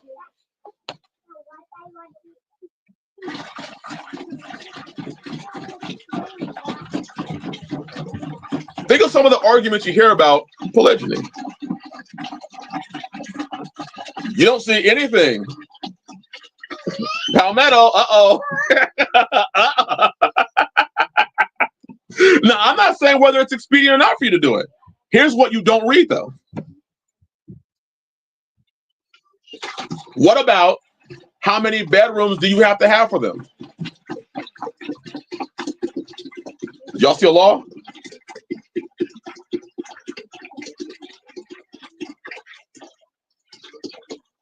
Brother said you don't read that it's a sin. You don't. And he says, well, there is no law, there is no sin. Where do you read that you have to have a 10-bedroom house? Do you have to read that each woman is to have her own house? Do you read that each woman is to have her own room? Do you read that each woman has to have their own car? Do you read these things? There's a good, there you go, Cloud, Brother Cloud, there you go. Sleeping in the same house. I hear people make that argument all the time. Brother Aki, here's my question. Where's the law? Where there is no law, there is no sin. So that's where people try to run to, well, look at this person right here. Do you see them doing it? That was his choice. Men have choices. This is why when it comes to Yah's word, they keep trying to restrict the word to make it more oppressive for you. But where there is no law, there is no sin. So you have to try and figure out, why is your mind trying as hard as it can to make it a law? Why is your mind doing it? It's your mind is trying so hard to conjure up some law.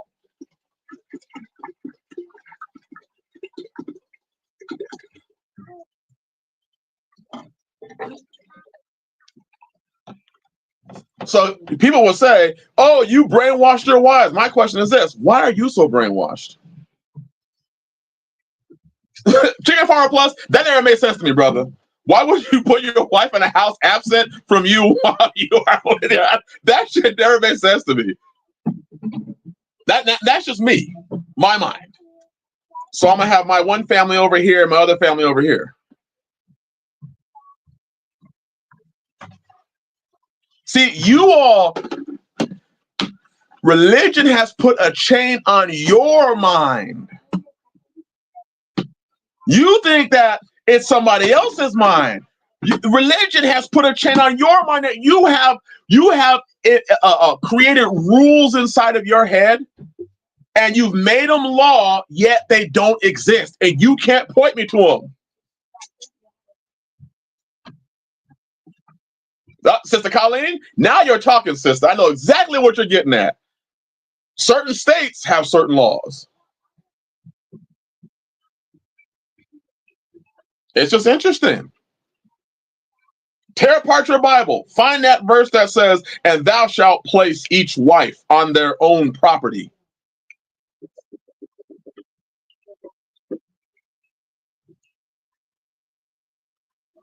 Now, is it expedient for you to have 20 wives in an apartment? Hey, I can tell you what I think, but you didn't ask. Here's my question. If the women choose to go into that, why are you worried about it? If a man has 5 wives in a 3-bedroom apartment, what does that have anything to do with you? Why are you worried about it? Why are you judging that man's house? Why are you trying to say it's sin or not sin? Because if you say it's sin, the moment you say it's sin is the moment you start false judging. It's the moment you start false judging.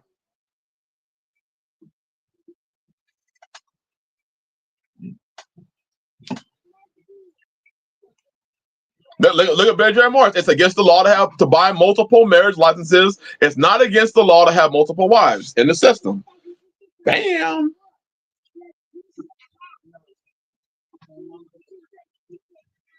Okay, Brother Big Sec, not that I'm trying to add to the word, but when in 1 Timothy it says a bishop and a deacon should be husbands of one wife, could it be that they had to have been married at least one wife? I've seen that in different contexts, Brother Daryl, and I understand each one. So there's that context where he was to be married to at least one woman because he needs to know how to raise a family before he can take care of a church. I also understand when people say, hey, he only needs to be the wife of one man, because when a man starts multiplying his house and children, his focus is going to be more on his house than whatever church he's running. But I would go a step further.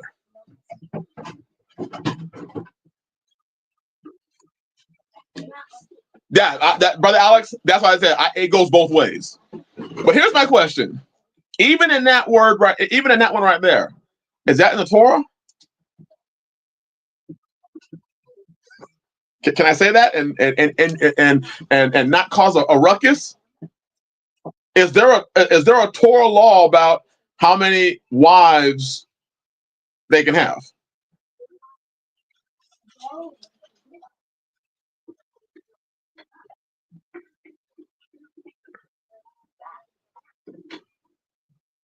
It's just a question. Is there? Yeah, did Yah or Yahshua say it? If there's no Torah law against it, then why do we take that? And why does traditional Westernized, not you, Brother Daryl, I know what you're getting at, brother. So please don't take this as I'm saying against you. But why do so many people use that verse? That's not a law.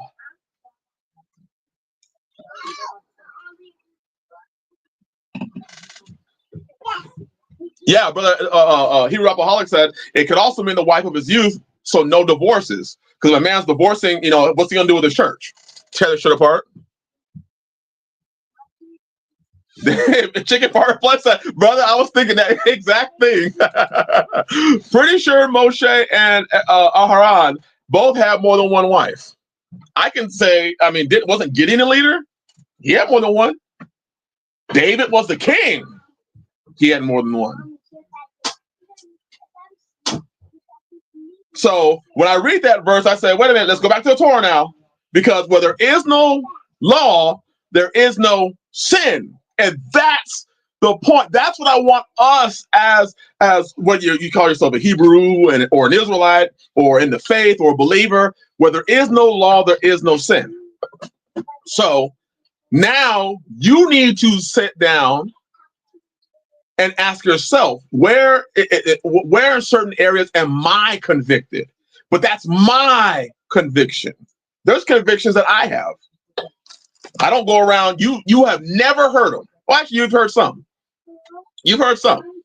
Like, I am convicted in my house, the wives don't wear earrings. That's a conviction. You will never hear me tell you that it's wrong. You will never hear me express. If you came to fellowship at my house and your wife has pants on and earrings, you don't have to feel, oh, I can't go fellowship with him now. You better get your brother. You better get your butt over here and fellowship with me. I need some fellowship with you. Yeah, but my wives have earrings and they have pants on. I don't care, brother. But my wife's pants might be a little bit too tight. Nigga, you acting like I'm staring at your wife. I don't care. You want to know why?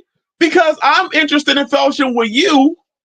Your wife will be fellowship with my wives, and if your wife comes by, I'm not sitting there staring at you at her like, damn, look at that ass. One thing that I notice, even when I read in Paul's writings, I read a lot of lack of self-control. Because the whole idea of when men say, well, I don't want to lay a temptation or stumbling block before you. I look at the dude and say, hey, you better grow the hell up. Because I'm not going to stop living life because you are offended or weak at every point. You got a brother, there's a brother who's one time when I was going through my time where I wasn't drinking alcohol. And he was just honoring me, but he was like, hey, I don't want to bring no alcohol to your place because I know you're not drinking. I'm like, well, why? Well, brother, you're overcoming now. I'm like, wait a minute. I have self-control. I know how to not drink alcohol. Why is it that I'm going to stop you from enjoying yourself? Because I, in my previous life, didn't have self-control. To the point where I'm here now, that's like saying, hey, brother, I don't have a wife and I'm sad. So if I come fellowship, can you send your wife somewhere else so that I can be comfortable? We just ain't gonna fellowship then. We just ain't fellowshipping. I gotta change my whole life because you fucked up in yours. That's crazy. That's exactly it. Dude, just stay over there. just, hey, we can fellowship over the phone. We can fellowship. That's why people get tripped out. Like, they get tripped out that I'm not tripping out on what their wives wear, on what, if they bring strong drink over, if they bring big, nice, big steaks. I'm not tripping on that. You want to know why? Because I have enough self-control in me to be able to say, if brother brings over some strong drink and I'm not drinking, I know how to say no. What the hell do I look like over here being like, almost, you're brother, you're laying a stumbling block before me. Don't drink. In order to be a disciple, you must have discipline.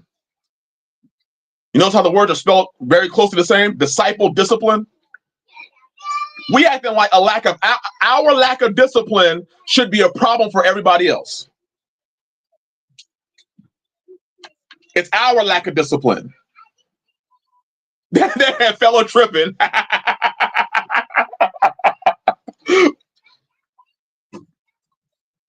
That's exactly it, Palmetto. Stop being a bitch, let the man drink. Right.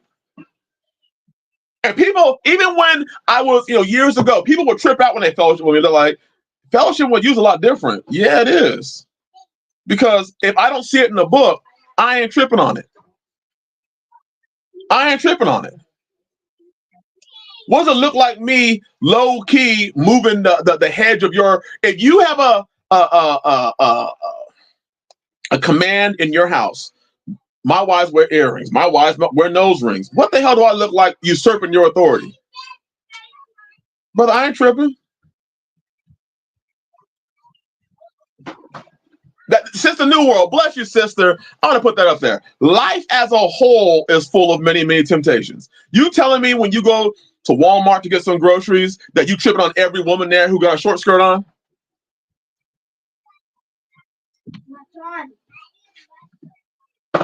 Chicken Farmer Plus, I like that one.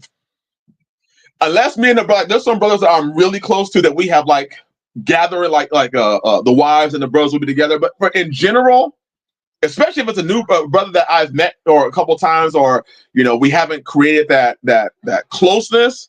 I won't even want to. I don't even want to talk in front of his wife. I mean, I have had fellowships, brothers, where I've had to talk with brothers because it was difficult. Because let's say a brother, his wife, let's just say you're fellowshipping, and his wife dropped something, and she bent over to pick it up. I had brothers at one point. This is years ago, back when I was religious. Brother, you did you see so and so bend over and pick up that bottle? Man, I don't even know why he let his wife put that temptation down in front of us. I was like, what the fuck are you talking about? What temptation? Well, you see what she bent over in front of us all? Dude, do you not have enough self-control to turn your head? You saw her drop the bottle. You can't turn your head? That's a problem in you. She's trying to pick up her baby bottle to feed her baby. You over here tripping. Talking about she bending over in front of us. Okay, so then you show some self-control and you turn your head. What? Right? Did you see when she bent over? Right. Dream Radio, spiritual maturity. That is, bless you, brother. Bless you. Absolutely. You don't have enough spiritual maturity to turn your head? How was that a temptation? If that's a temptation, I can't take you nowhere. If you're tempted by things, the whole world is full of temptations. That's why I don't trip on that stuff. That's why I don't trip. So people may have, I can't believe, he had a brother over with his wife and they weren't dressed. She was not dressed righteously. What does that look like? So you telling me a head covering and a skirt is righteous? Show me in the law where it says it's righteous. Go ahead, brothers. Show me in the law where that head covering and skirt is righteous. There you go. What? Did she shake it? Was she twerking?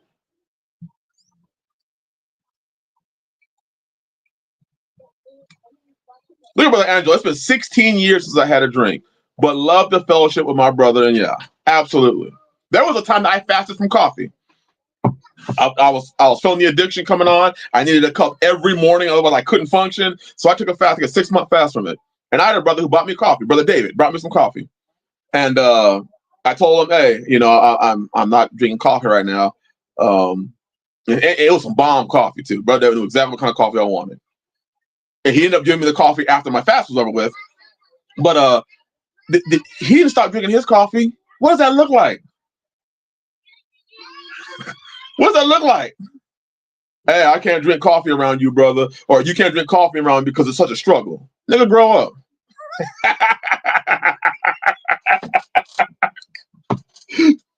Hey, you better get. If you tripping over this, this is as close as we gonna get. There you go, Brother Alex. Thank you. I've seen women clearly displaying tits and ass while wearing a head covering. It's a joke. Thank you, brother. Thank you. Got ass hanging all out. I've seen it in churches, ministries, fellowships. You got titties and ass hanging all out with a head covering on. Talking about holy.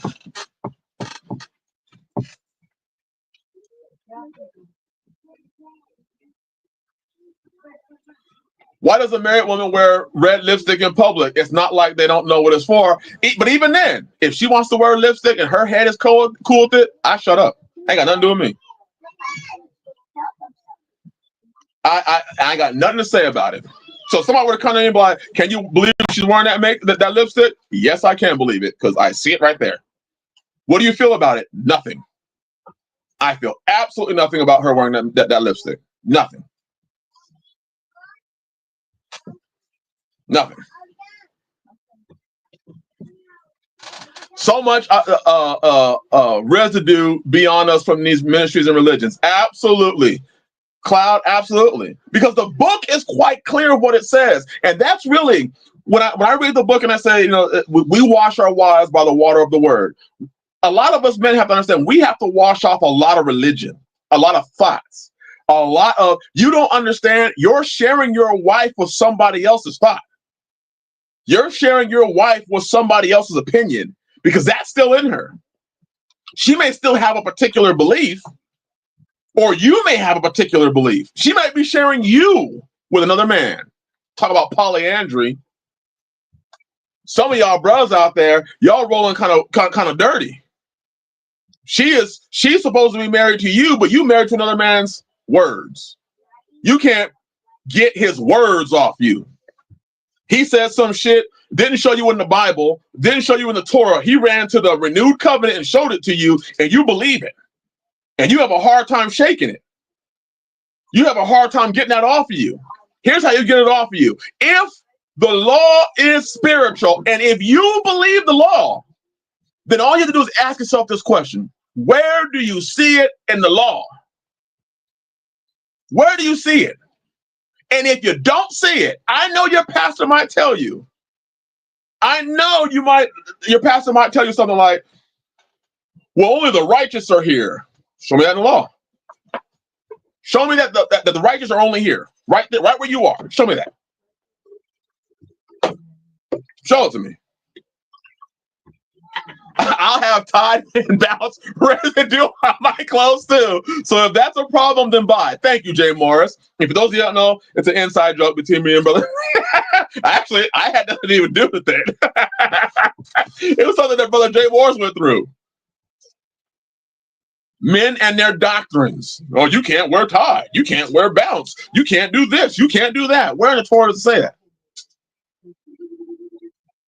That's why Metal said bounce dryer sheets are unclean. This is why if you read the law, it is so freeing, brothers. Yah's word is freeing. A lot of people are bound by the words of their pastor, some internet money guru, some prosperity gospel. He will pull something out of the book of Josephus. And most people, does anybody even know Josephus' history? Does anybody even know Josephus' history? I'm going to break down some things about Josephus soon. But Josephus was not that guy. He's not a guy you want to listen to. He ended up basically being a traitor and became prestigious in Rome for selling out his own people. He sold out the Jews and became a prestigious landowner in Rome by selling out his people. But this is the guy that people want to refer to. Josephus, when he was surrounded by the Romans in one of the caves, he actually had a system of where he actually told everybody in here, hey, let's have a pact to commit suicide. And everybody around him killed themselves except for him and one other person. And then when there was just them two left, they said, you know what? Nah, the hell with that idea. They went and turned themselves into the Romans. They turned. Let me see if I can find that. Hold on one second.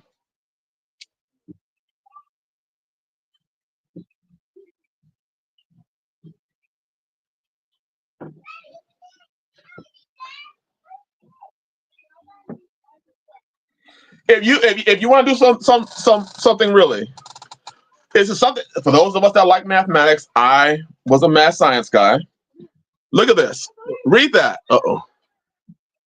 Study what that is. The Josephus problem. It is the Josephus problem is a computer science and mathematics. The Josephus problem is a theoretical problem related to a certain counting out game. Such games are used to pick out a person from the group. Basically, it's how to mathematically seat yourself in a circle that if every person killed themselves, you'd be the last one living. It's called, once again, the Josephus problem. This is the phone that I dropped, so it became my live stream phone that I used to read the comments while my actual phone is where I record from. Oh gosh. Do some research. I would not count Josephus as a person, as a scholar that I would take. Man ended up selling out his people. Just saying. Anyways.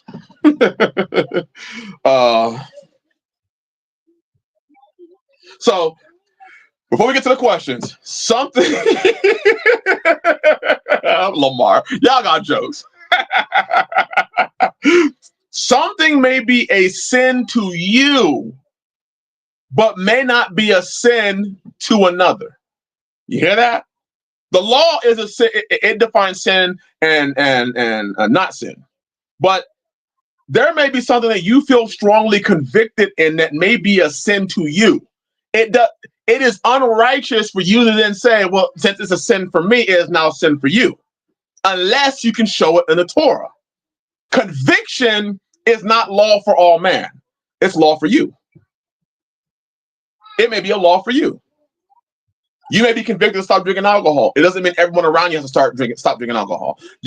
I was convicted to leave the city. You notice that I don't tell people that if you don't leave the city, you're in sin. I don't say that. Why? Because I was convicted of it. And that may be so many other brothers' convictions. It doesn't mean it's law. I had some more verses.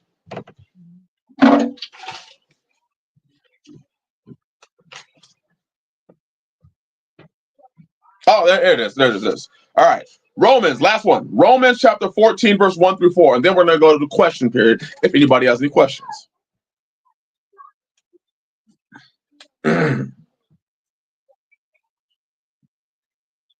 Romans chapter 14, verse 1 through 4. That's right. Brother Lamar said, my conviction too, but it's not requirement in Torah. And if it's not a requirement in Torah, now you go into the, is it expedient for you to do it?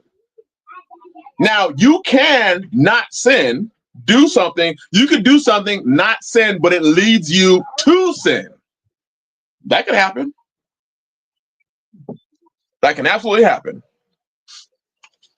But that's usually for you to know. That's why the brother who put that, if you're still here, brother, the one that put the comment about the conviction, that was really good. Put that up in there again, please, because that was a really strong. I think was it Brother Peter and AZ? I think it was you. It was a strong man. That was good. So Romans chapter 14, verse 1 through 4. That's right. Palmetto said, and the word expedient only exists in the new covenant. Absolutely. That's why it's important for us to read the word and constantly keep it on our hearts and minds so that we may hear the ruach that guides our lives. Brother, that's good, Brother J. Morris. See, because the Holy Spirit may convict you in something that you are falling in. That's why you read. That's why you study. That's why you pray. As soon as that shit starts becoming organized, and now it's I have a conviction, therefore you have to have that conviction. I was told to move out, and I'm having a hard time paying the bill. Therefore, it is now my conviction that all of Israel should move onto my property, and I'm going to apply the Acts account, where you all lay at my feet. We don't get to tell anyone else what is and isn't expedient for them. Man, Palmetto, do you have a relationship with Yah? Now, you may come to me for counsel, and I can only give you counsel from what I know. But even if you read the book, quick deviation. We're going to move off there real quick.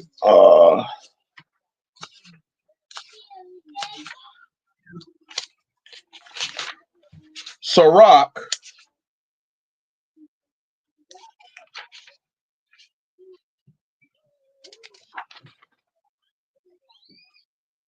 Sirach chapter 37.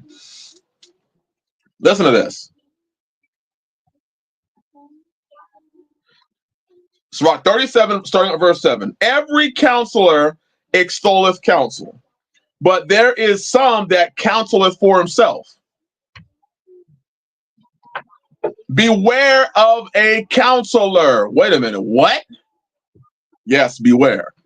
Beware of a counselor, and know before what need he hath. For he will counsel for himself, lest he cast a lot upon thee. See, a lot of these counselors today are counseling for their benefit. They'll counsel you and say things like, we need order, we need governance, we need ecclesiastical authority, you need to pay tithes. And you notice that all this is them at the top of the pyramid. And then the counsel they give you is what? All things in common. Well, who's the one handling the all things in common money? They are. Who's the one having their house built? He is. Who's the one that gets first choice of all the women? They do. You notice that? They're counseling for themselves. And he'll say to you, thy way is good. And afterward he stand on the other side to see what shall befall thee. Consult not with one that suspecteth thee, and hide thy counsel from such as envy thee. Neither consult with a woman touching her of whom she is jealous, neither with a coward in matters of war, nor with a merchant considering exchange, nor with a buyer of selling, nor with an envious man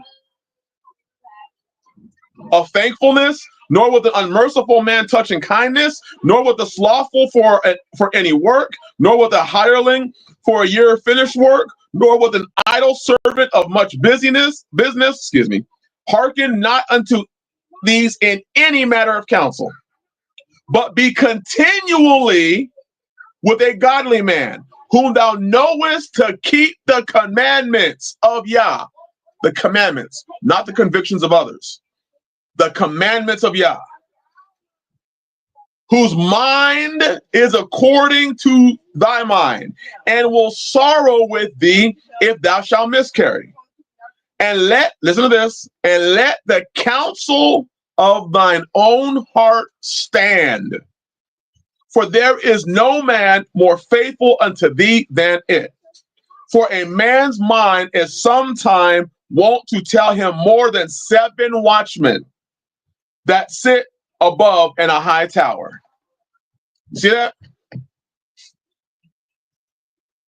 Man, dope law, you spitting game, brother. Some men never get wives, and they've been with pastor over 10 years. But a football player that has less years gets wives. How funny how that works. Follow the money. Follow the money. And then they say, well, these men can't afford wives. Well, no, duh, they can't afford wives when they gave you all their money. No, duh. You're able to actually control who gets a wife and who doesn't because they got your paycheck. Simple math. The man ain't got wives, and then you got sisters that have been there 2, 3, 4, 5 years unmarried. 2, 3, 4, 5 years unmarried because they're wicked and rebellious. So you're trying to tell me that your teachings are so powerful, yet the sisters there are still wicked and rebellious after 4 or 5 years? Is that what you're telling me? And it may be the case. That may be the case.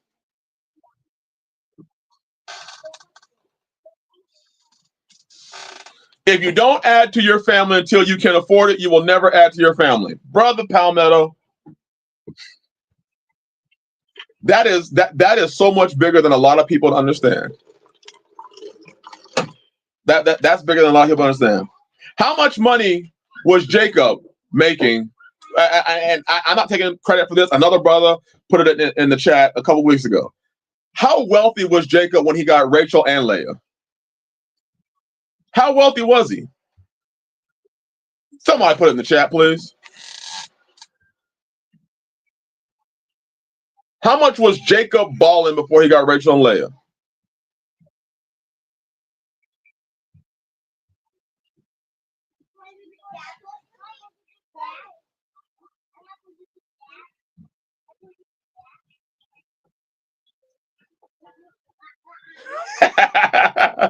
Ibrahim Allah said broke. Palmetto Fairtripper said, wealthy enough he had to work for someone else for 7 years. Zilch. G. Crawford, bless you, my brother. He was poor. He didn't have none. He was balling so much he had to sell himself twice.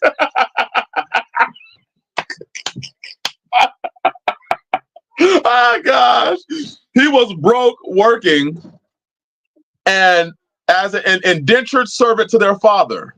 Broke ass. Can you afford not to start a family? You see, so these churches are actually taking on the feminine ideas that are being pushed out there in society that say a man has to have this much money in order to have a family. He has to be this wealthy to start a family. Really? That sounds contrary to the book. That sounds like you want to control who can have a family or not. That sounds like you sound just like the Illuminati. You sound just like Freemasonry. You sound just like the government.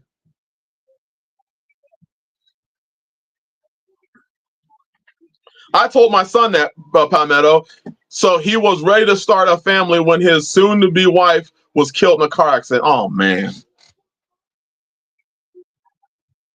Oh, man. Palmetto said, that right there, no man can afford to not procreate. Yep. Brother Peter said, it's sickening what they are preaching. It sure is, because it's control. Brothers, it's control. They're teaching a feminist agenda to you brothers and calling it masculinity because they put a rifle in your hand. No. That is the worst counsel. That means you're going to be, and then they'll tell you, well, you just get older and make your money, and when you're about 40, then you can start looking for a wife. Whoa. See, that gives them time to suck up all the resources of all the other women. Palmetto, we know what happens to a man's name when he does it out there. See, what they're doing is they're giving men the same information that society gave women. Don't get married when you're young. Wait till you're old and you had your fun. Then go do it. And I look, and this may sound crass, but I look at a woman who is not giving herself to a man. I'm like, what are you doing? It may sound crass, but I'm like, what are you doing? Do you understand, sis, why you were created? Do you understand why you were created? Why was woman created, brothers? Sisters, how about that? Sisters. Why was woman created? Be careful, because if you come up with to serve the Lord, we're going to have an issue.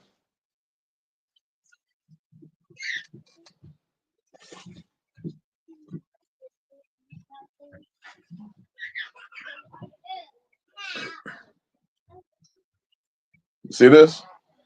To be a helpmeet. And when you are that helpmeet, you ain't ever, I'm going to be straight, outside of your father, you ain't never had love like your husband's.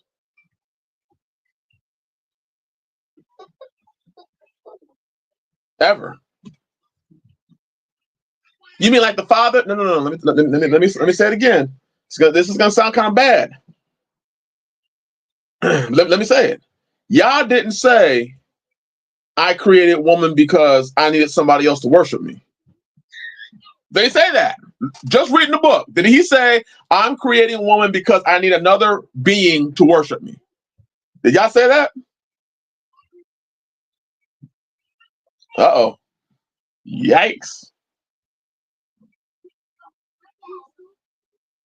Ooh, Sister Cassie, I like that. Man, that was good.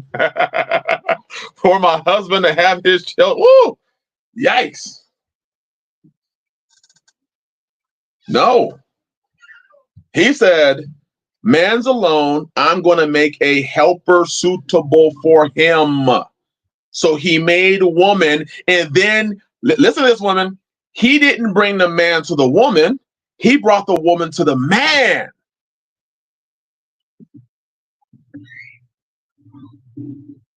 House of Beniyah, Shabbat Shalom, my brother. Shabbat Shalom. He did not bring the man to the woman. He brought the woman to the man. He took the rib. He had Adam fall into a deep sleep, made a woman, brought her to him. And these churches have kept you single, serving them until you're worn out and your mind's gone, until they filled you up with so much religion and bullshit. And then you're hurt because of what the church put you through. And now you don't want to serve nobody because all you got are hurts, past relationships, past men. And now you come to the faith and you experience religion, and all they did was fuck you over.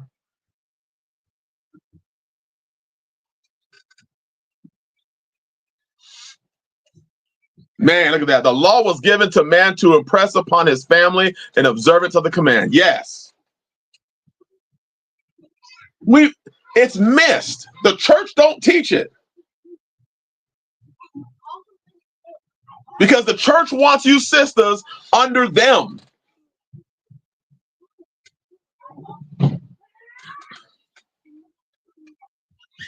That Palmetto, man. It is so important that women obey their men that the Bible specifically says to obey him even if he's wrong. Oh. And then one of the brothers put, and then we read in Peter that you can win them over by your chaste conversation. It didn't say run the pastor. It said let your behavior win him over. There's something that you sisters have, and that and how Yah created you, that a man that is truly seeking Yah, if he is wrong in his treatment towards you, that conviction from the Holy Spirit will convict. And it may not even be an issue that's cut and dry, that's in the Torah. It could be a conviction like, hey, yo, this is how I hear it sometimes. Hey, yo, you didn't have to talk to her that way. You didn't have to be that way. You could have toned that shit down. You could tone that shit down. And I will go and say, hey, first of all, you annoy the hell out of me. It's how I talk to them sometimes. You annoy the hell out of me. But I was wrong. And I love you too much to allow this to come in between me and you. I do not want to be bitter. Not just because I don't want my prayer to be hindered, but because I love you, I don't want to be bitter towards you. And it ain't gonna do me no good. Cause you fine. Damn. All we gonna do is be mad at each other, and then I ain't gonna want to talk to you, you ain't gonna talk to me, but you fine. Damn it. Looking all good over there. Shit. Don't let them put that sad face on. You like, oh shit. Oh damn. They're over there looking all scrumptious. Goodness. Y'all know what I'm saying, man. When that humility is on and you just staring over there, you know you done messed up. You're like, fuck. Damn. And I used to have a hard time, you know what I'm saying, saying sorry. Now it's like that shit's easy. Cause I'm looking at them like, y'all gave me this. Imagine that in today's world, brothers, you have a wife that looks at you the way your wife does. How rare is that shit? Brother, scrumptious is the only word I can use. That's way more than 3 syllables. Cause I try to keep my language under 3 syllables. That way I know what it means.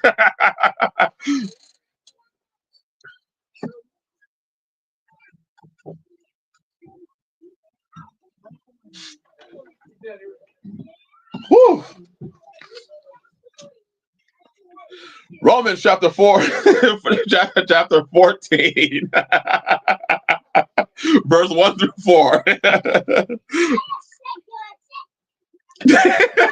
Found that. I think I heard a rapper say it once. That's how I got it from, I think. Romans chapter 14, verse 1 through 4. And receive him who is weak in the belief.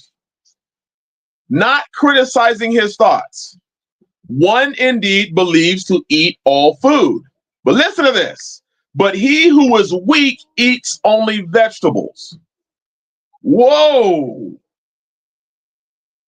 Listen again. One indeed believes to eat all food, but he who is weak eats only vegetables. From just that, we're going to read the rest of it, but from just reading that, it sounds to me that rules, excess rules, are for people that are newer and aren't as strong. Once you develop strength, just like there are rules for a babe versus rules for an adult. When you become an adult, you can eat. You can drink milk, but you can eat meat too. You have fewer rules that you have to live by. So I'm not saying the Torah. You have to keep the Torah. I'm saying there are fewer personal rules you have to create in yourself when you aren't weak. When you are weak, you have rules. Your children have excess rules. You don't go and give your infant a piece of steak. They're stuck with milk. And you have to be very careful on what you give them and how you give it and how much you grind it down and how much you blend it because they can't receive everything. But if hold on. Decisions have consequences and our tongue tends to get more people ensnared than any part of the body. That's good. That is good, Jay Morris. Man.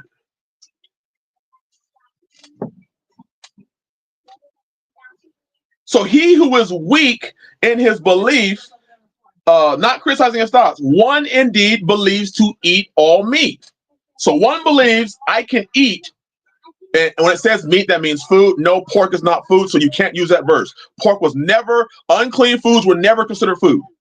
So when it says eat all meat, clearly he's talking about things that were considered food. Pork, catfish, the wild hog, that was never considered food, ever. That was never considered meat.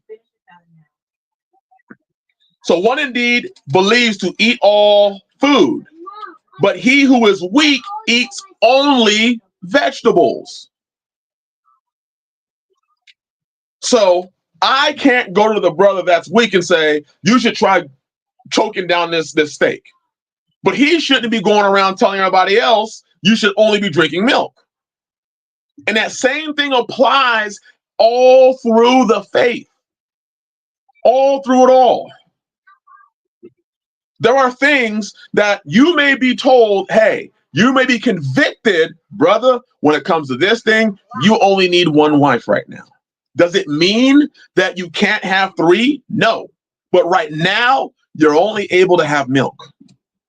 That may mean it can mean that in anything. This is why I'm careful of what I speak from my personal convictions, because I may be at a place where in this aspect of my walk, I can have meat. But if I go and preach and say, you need to do this, sin.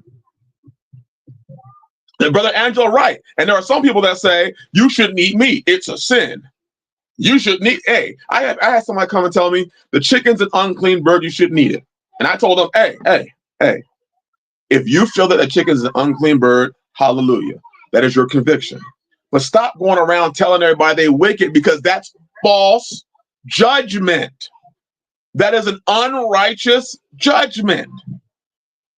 That is not what the book says. And then there's an argument about what is a chicken. Let's continue to read that more. He that eats, let him not despise him who does not eat. And he that does not eat, let him not judge him who eats. For Elohim received him. Who are you that judges another's servant? Don't we have that damn problem today? Don't you see men judging other men's servants? Don't you see men who, let's finish that. Who are you that judges another's servant? To his own master he stands or falls. You see that? The standing or falling is based on your master. There you go, Chicken Farmer Plus. He only has to follow his dad's rules within his dad's house. Sister Cassie, I heard that one too. Sister Cassie, I have heard that one too. That the turkey is actually a lizard.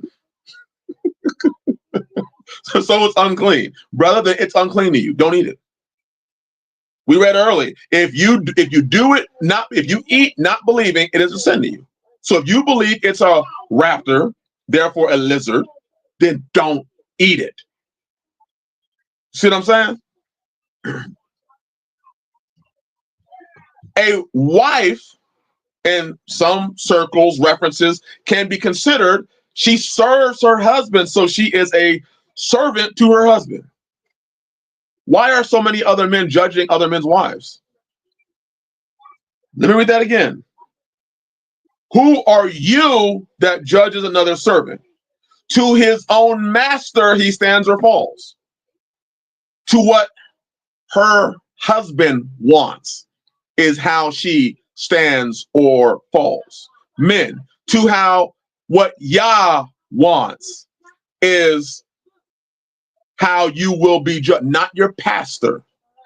To what Yah wants. Yah specifically told you what he wanted in his law. That's what he wants. So that is what you're judged by, not another man's interpretation of the book. What Yah said. That's who your master is, right? That's why Yeshua said, whoever you render your servants, whoever you render your members servants to obey, that's who your master is.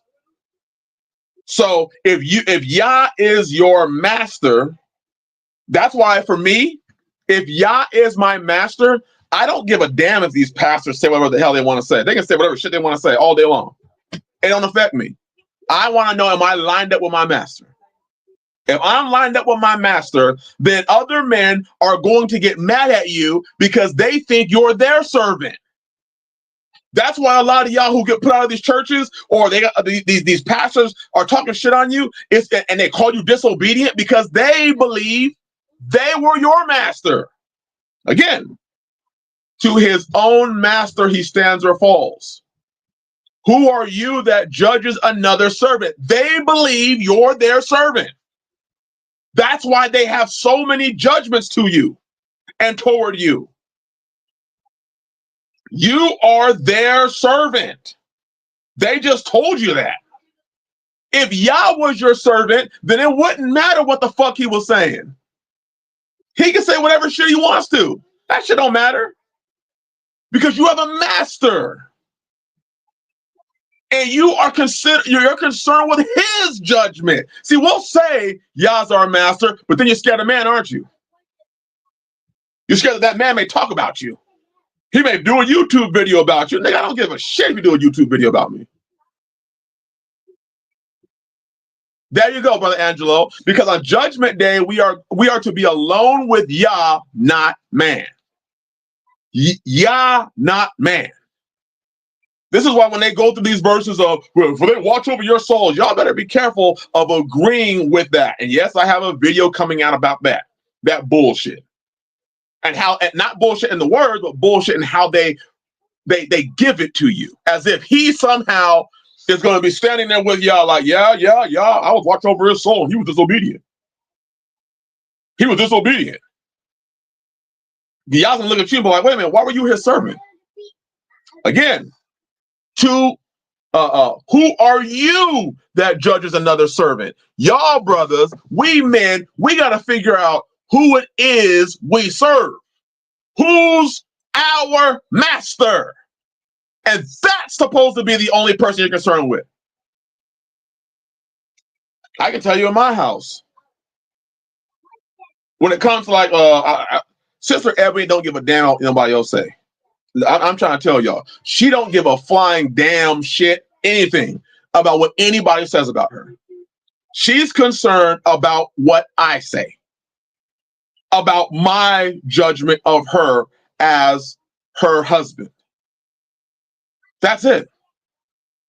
So she can get on YouTube and people can call her stupid, dumb, and she's had words said about her. She's had men and women talk shit about her. Tanisha's had men and women talk shit about her.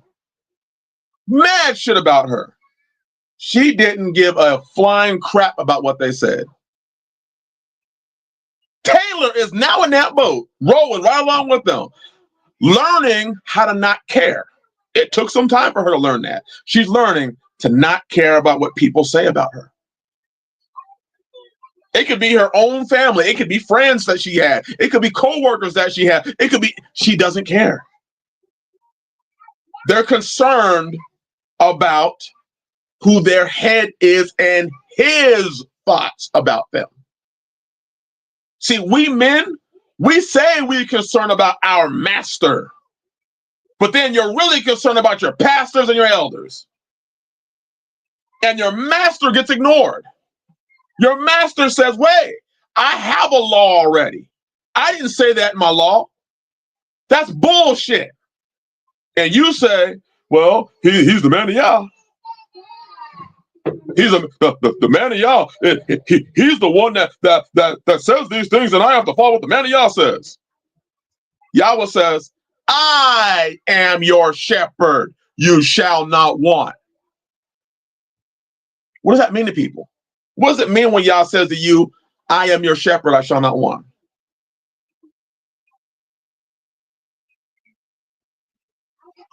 What about that same chapter when he says, I, being Yah, restore your soul. The master restores your soul. He leadeth you through the path of righteousness for his name's sake. Not for the ministry's name's sake. His name's sake.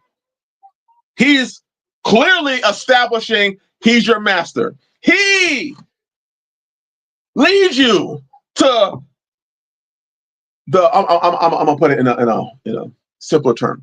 He leads you to the field where you may eat and the waters where you may be refreshed. He does that. There you go, House of Beniyah. He provides. It means he's my provider and all my needs are met in him. He's your master. He's your master. You should be concerned about what he thinks.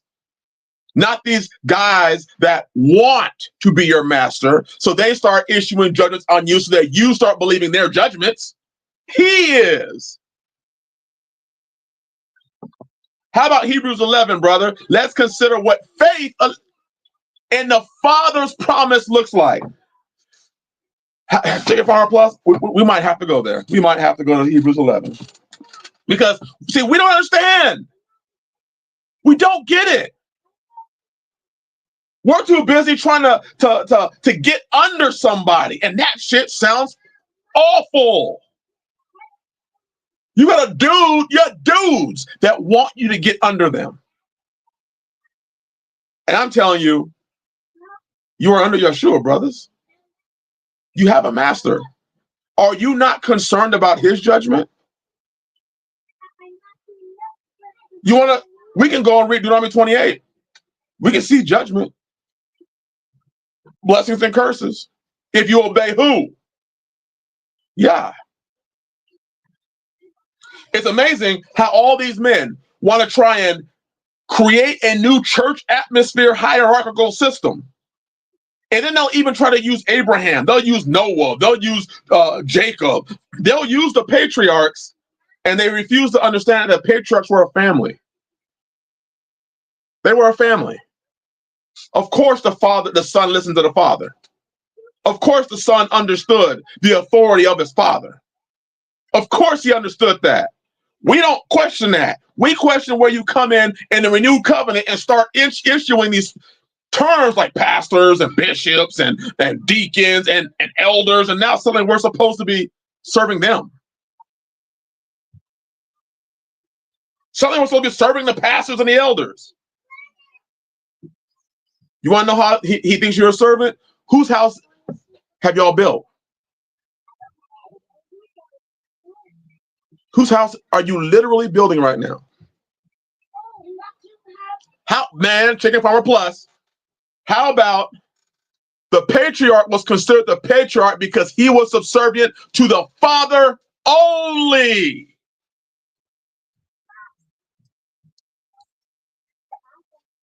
And we helped each other.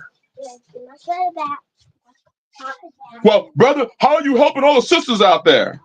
I simply say, hey, sisters, get covered. That's what I say. You want to know the greatest help that we brothers can give a sister? Sisters, get covered.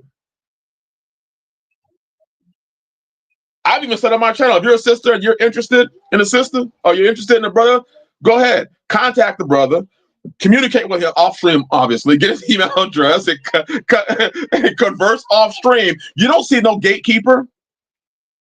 There ain't no cock blocking on this channel. You don't hear me, hey, sister, I wouldn't, that brother right there, and we brothers here, we have different understandings, we have different convictions. I know some of the brothers that have different convictions than I do, and yet I would say get covered because I know that brother's a righteous brother, and that conviction is him eliminating the things that stand between him and Yah to draw closer to him. So if you got to convict, I saw a brother. There's a brother, Sean Quillia on Facebook. I'm gonna shout out his name because I didn't say this, but he said that he's concerned and he worries about men that don't have convictions, because a conviction is, I think Brother Peter said from Arizona, a conviction is like the removal of those things between you and Yah. Brother Peter said that from Arizona. The conviction is Yah removing those things that stand between you and him. So a man should always be convicted because you should always be growing. That's how you know that the spirit of Yah that is holy is communicating. He's letting you know, hey, brother, hey, you sipping on that drink too much.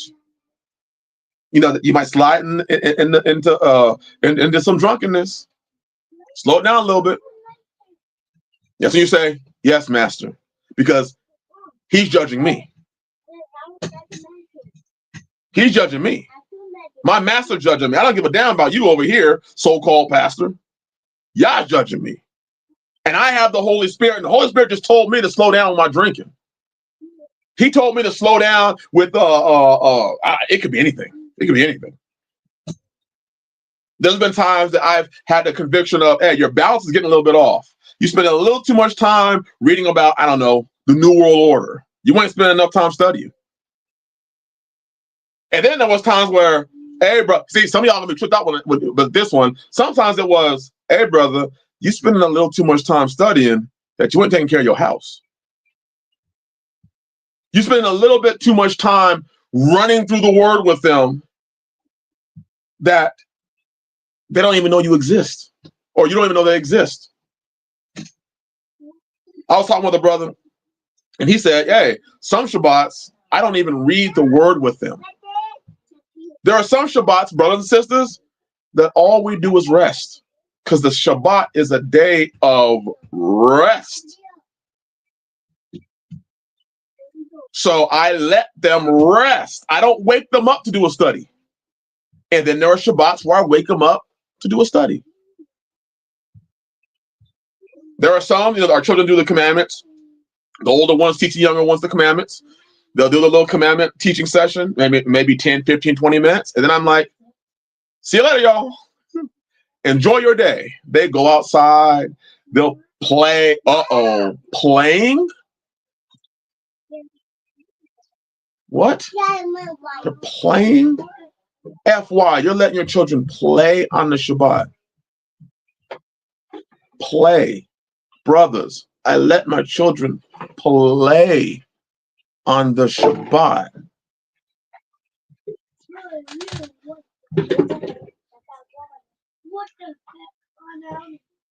Wow. Wait a minute. Have you ever asked yourself the question? Some Shabbats sit on my porch literally all day, enjoying cigars, and my kids run wild. Thank you, Brother Alex. Brother Alex is the one I got that from. The one that said, some Shabbats, I don't even, I just sit on the porch. It was Brother Alex who told me that. And I was like, you know what? Perfect. Perfect. Let me ask y'all a question. How else do children fellowship, brothers and sisters? Are they going to sit down and have a Bible study all Sabbath?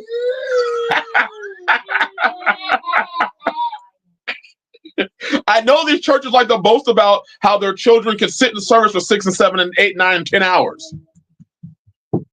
Okay. Well, I have a lot of children here, first of all. And second, my children are active.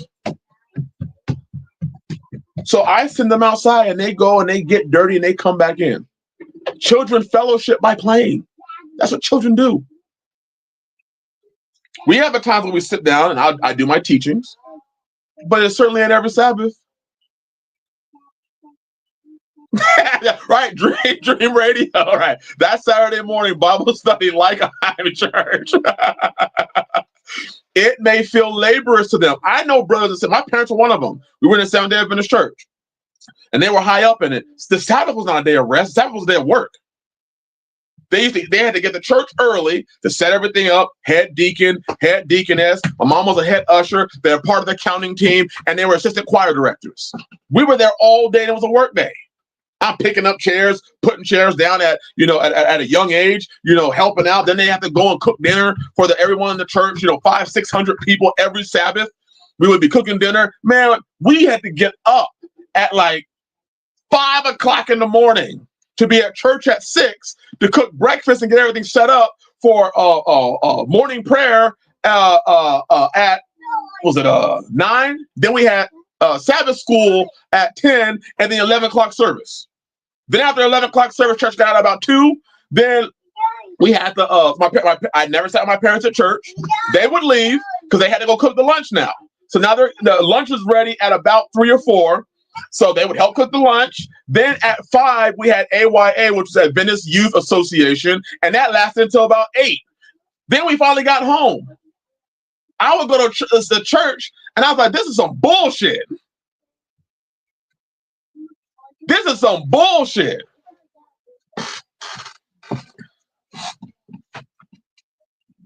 What were we taught to do in Sabbath school is similar to what we were taught to do in public school. Very tedious most of the time, right? Every Sabbath was work. It was no rest. None. It was work. That's it. Dream Radio, it was not rest.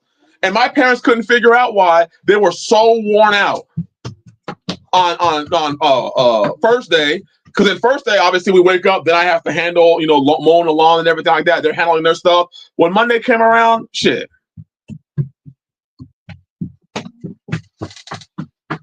That was a straightaway like SDA. Bless you. Oh, wait, I just saw Vinyat. Bless you, my brother. Shabbat Shalom.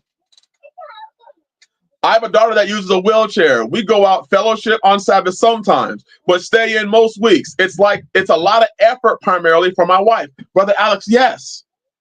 If we go somewhere, packing up for 10 children is not a walk in the park. You're talking about extra clothing. We don't do disposable diapers, we do cloth diapering. So cloth diapers for 2, soon to be 3 children that are on cloth diapers. Then you're talking about clothing and food, and it's almost as much work to go in fellowship. Actually, it is more work. Literally, it'll take them 2 or 3 hours if we go fellowship somewhere to get everything ready.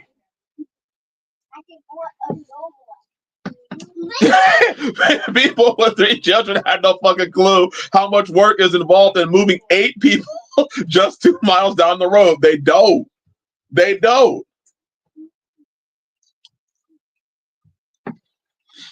I want to open it up. If there's any questions, we'll probably go 3 hours and 30 minutes. I'm gonna cut it off then. Are there any questions on the law? I want to make sure we open that up because I know it's like, okay, it sounds pretty simple. I get it. If it's not in the Torah, it's not a sin. Now there may be convictions, but it's not a sin. But I want to make sure it's opened up for people that have questions. And if you have a question, don't be ashamed. We have some pretty studious men here in this chat, and I'm not talking about myself. I'm talking about some of the other brothers in here. Very studious men.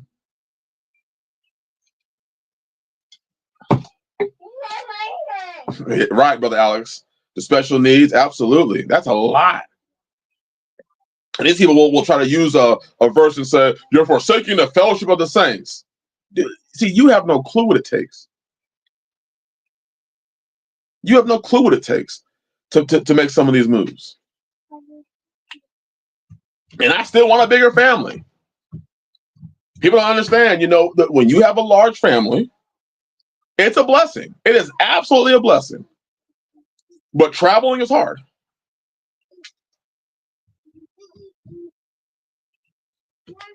But Nathaniel, we're asking any questions based on the Torah. Man, we talked about a lot. We talked about a lot. If it's not in the law, it's not a sin. Corinthians is not the law. Romans is not the law. Those are not the law. Where there is no law, there is no sin. And that includes everything. Everything, brothers and sisters. Everything. Explain to me how I can forsake the gathering of Israel when 8 Israelites live in my house. Well, here's what they say. Well, that's not when the Bible says 2 or 3 are gathered in my name. It's talking about heads of family, and I'm just like, oh gosh. It's talking about heads of different families. So you're saying that when Jacob got together with his 12 sons, that wasn't fellowship because they were all part of the same family? Is that what you're saying? Because that's what it is in my house.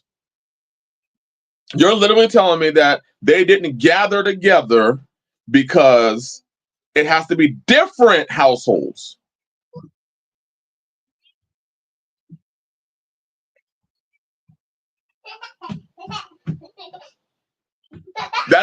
Palmetto, that's exactly what I said. It's talking about heads of families. Okay, so you're adding to the word. How large of a stone should I throw at you? When Jacob fellowshiped with his sons, they fellowshiped. So let's say Abraham fellowshiped with Isaac, and Isaac with Jacob, and Jacob with the 12 sons. Well, that's only one household. Goodness gracious.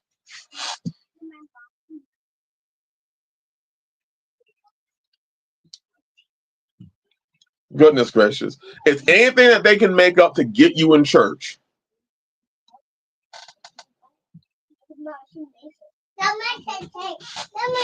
It's crazy. And they'll do anything to get you back in church. We were gathered together at homes, not a mega church. Absolutely. The Chicken Farmer Plus, thank you for explaining this. Tribe is of your flesh. Community is a gathering of tribes, and I am only accountable to my house. See, because and Chicken Farmer Plus, I want to say something there. Please, if you have questions, please don't be afraid to ask them. Even if you're new to the faith and you have a question to ask, please don't be afraid to ask it. That's something big right there, because people are teaching, and this is why I believe it's contributing to the destruction of the family. We teach more church hierarchy, which is not in the Torah, more than we do biblical tribal hierarchy. They want to teach what you're learning today is church, which is religion. The book, our forefathers were families. These churches can't talk about families because they're breaking up families. They're breaking them up. So they can't preach that. But when you read the book, Brother Daryl. When you read the book, you see family. Abraham, Isaac, Jacob, husband. There you go, Cloud. Husbands, husbandmen. You see men and their household. Today, you take your household to church, destroying your patriarchy, destroying men. Burdell said, I never read anywhere from Genesis to Deuteronomy, the law, where all Israel gathered together in the temple every Sabbath day. Only if all on the annual Shabbats. Brother Darrell, hitting it out of the park. That's what I see too. That's the law. But then they'll jump out of nowhere and say, now you have to come to church.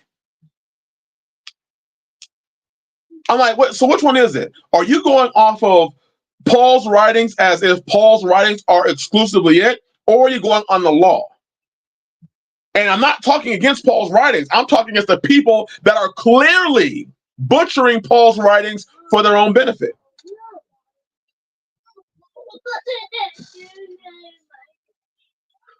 Dream Radio said, what is forsaking fellowship anyways? Is it permanent, temporary? If so, how long? It gets pretty ridiculous. However, I still want to know your take on this. When I look at, again, Dream Radio, I look at the law and I say, in order for, okay, so forsaking fellowship, where's that in the law? What does that look like? What does that look like in the law to forsake fellowship? I need an example of that. Because sin is transgression of the law. So if sin is transgression of the law, I need to know in the law where it talks about, how about this? Let's dive a little bit further back and ask, where did the modern church come from? There you go, Cloud. Where did it come up where you let another man stand over you and your woman and preach? Where'd that come from?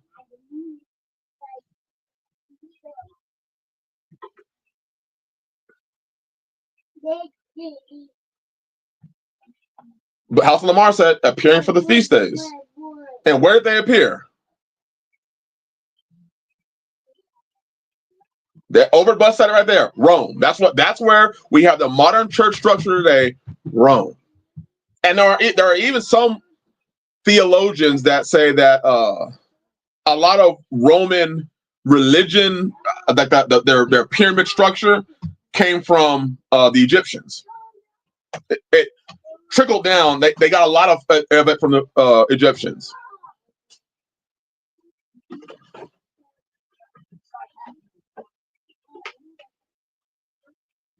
House of Ymir asked, wait. I saw, technically speaking, it is failure to meet in Jerusalem for the 3 pilgrimage feasts. Absolutely. House of Ymir asked a great question. Is the gathering in person or over the airwaves? Well, people will say today you're in fellowship because we all came together on a website. Is that what he meant by forsaking the fellowship? See, there's a lot of things. There's a lot of questions. Okay, Lefe, thank you, Lefe. He said, I believe Egyptians got it from the Babylonians. There we go. So this church structure dates back to like Baal worship, basically.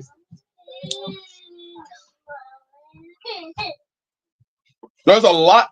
If we go back to the Torah, we go back to the law, it might bring a lot of why is it that a lot of our ministries and churches have the same appearance as your modern Sunday church? The pastor goes up there, he gives you a sermon, everybody says amen, you all clap your hands, he has a nice house, you live in shitholes and trailers and there's nothing wrong with a trailer.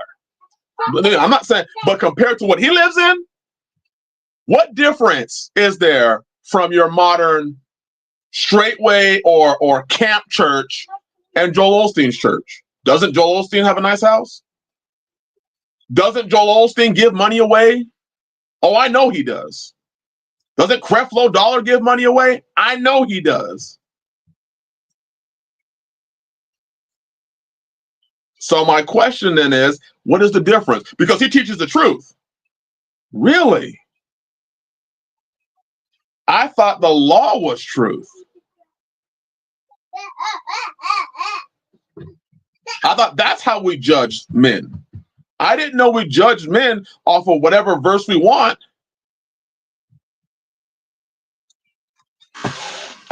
This is why marriages are destroyed. I can't tell you how many brothers and sisters, I really can't tell you. I cannot tell you how many relationships suffer from a lack of affection. I can't tell you. I can't tell you how many wives are afraid to talk to their husbands, and husbands are afraid to talk to their wives about anything. It may be, it may sound like a dumb question, but why do people only rely on the New Testament by calling them scriptures, yet refuse to understand that the New Testament points to the Old Testament? I think, Brother Nathaniel, in the faith, I believe it's because they know that the original covenant would destroy what they're trying to preach in the renewed covenant. I think they know that for a fact. Like, for instance, they had all things in common. I know for a fact that if they tried to make that, if they tried to go into the Torah, they will not find that. They won't even find anything close to that. You know, they'll preach little things here and there, like, you know, they were all together. You know, they were all together. Yeah, yeah. And then they'll quickly, like, jump to Acts.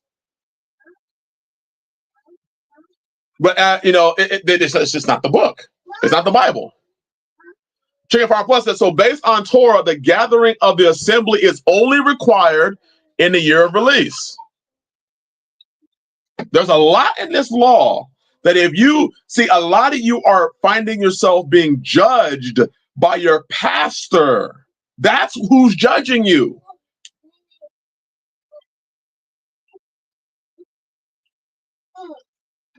You're being judged by your pastor. And because you don't know what the Bible says, the only thing, it's simple, worldly, the way the world works.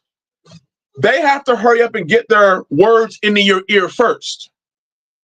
That's why the school system starts at such an early age. They start what age do you go to preschool and kindergarten? At what age do they send children to preschool and kindergarten? Anybody know the age? Well, I know the age, but we start teaching our children early. But in the world, at what age?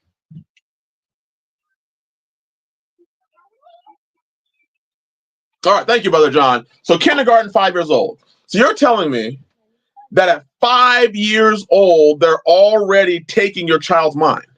At 5.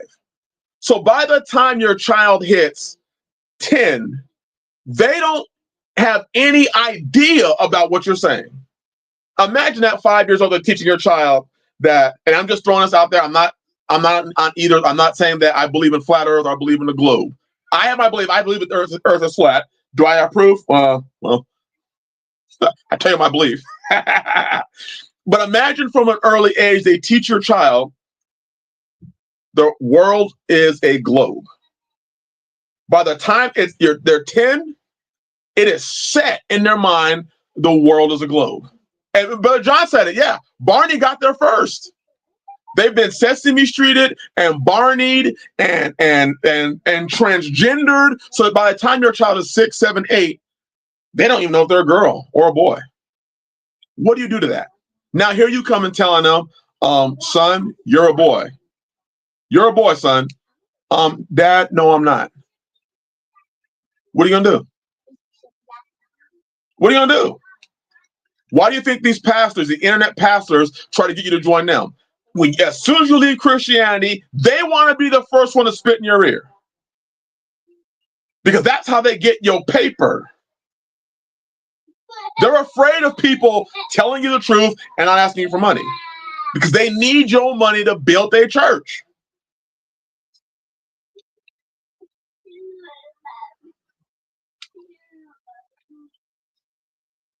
Well, I had no dog in the race, Palmetto. All I know is I live here.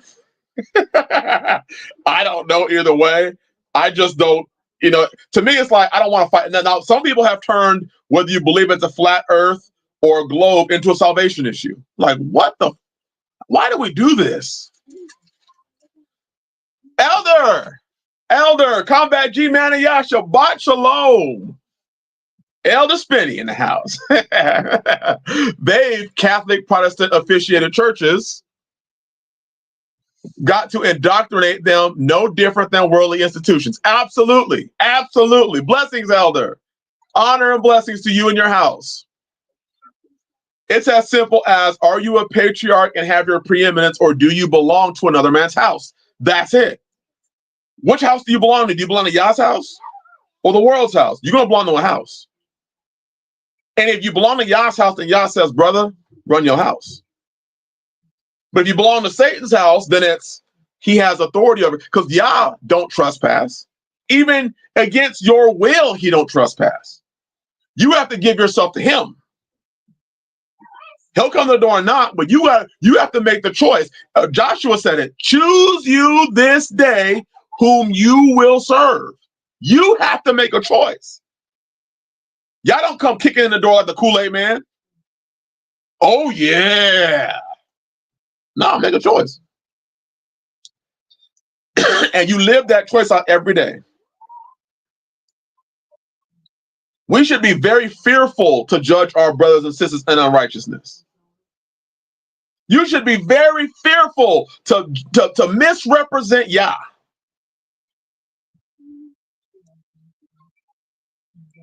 To misrepresent his law, to push things that aren't law, to push your conviction as law. You have to all live here and live in community. That's not law. That's not law. I am fearful when brothers ask me questions. Hey, brother, this is sin. And that's why a lot of y'all brothers here, is it in the Torah? Yeah, but brother, doesn't that sound weird to you? Listen.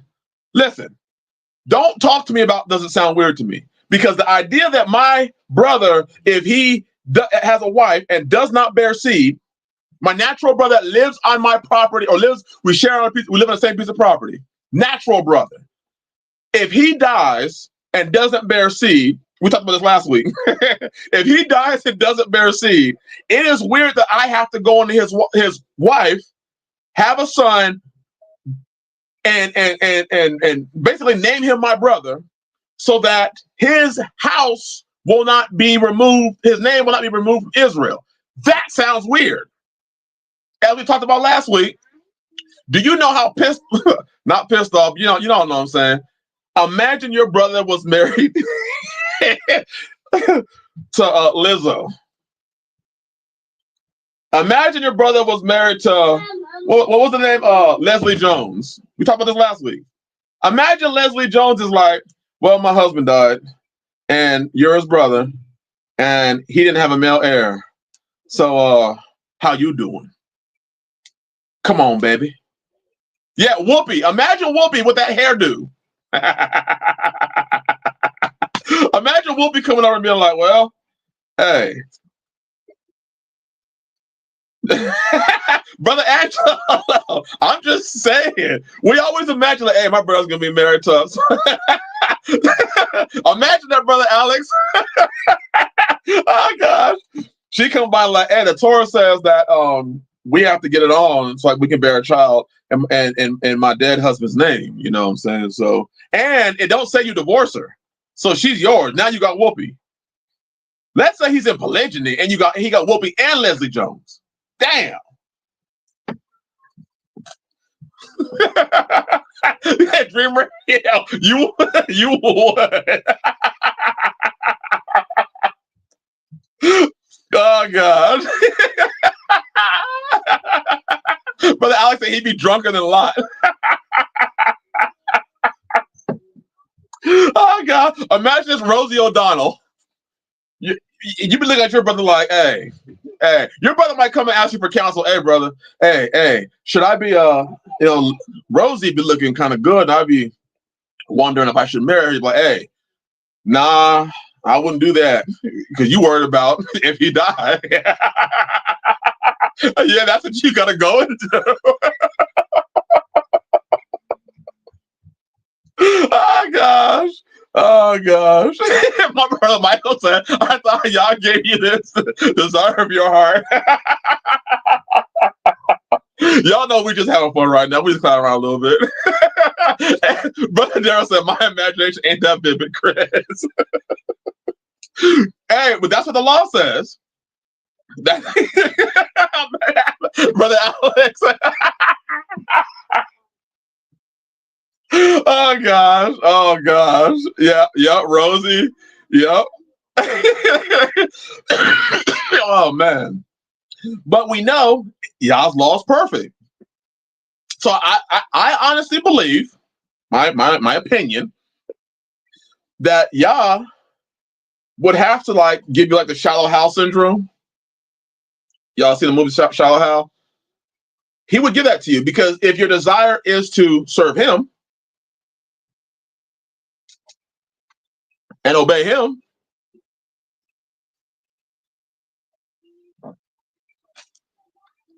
you better obey the Father. You better obey the Father. And his law is perfect. His law is perfect. So while we can laugh, I think at the end of the day,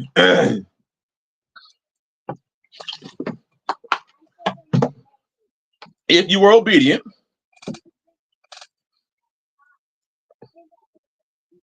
you know what I mean? That's exactly right, Chicken Farmer Plus. Big girls are still the father's daughters, and there is a man out there that rib came from. Absolutely. Absolutely. Absolutely. You know,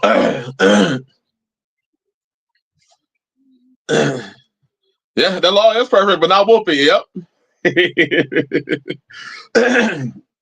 But in that perfection of the law, I would still say, that's what Cloud. Hey, that's what I'm saying, Cloud. Hey, brother, the way I see it, I'm like, Yah's way is perfect. She might come in and be the best wife you ever had. She might come in and rock. I mean, let's be real. Would you rather have, and I'm being serious, brothers, would you rather have an obedient, submissive, loving whoopee or a rebellious hellion who's a Beyonce? Come on now. Give me the whoopee all day. I'll be loving on her. I'd be so happy. So happy.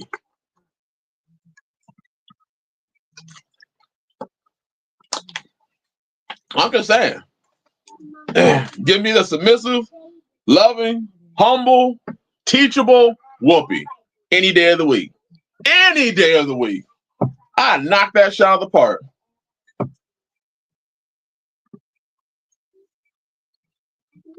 Yeah, pal, now you gotta say it. You gotta name it and claim it, brother. Name it and claim it.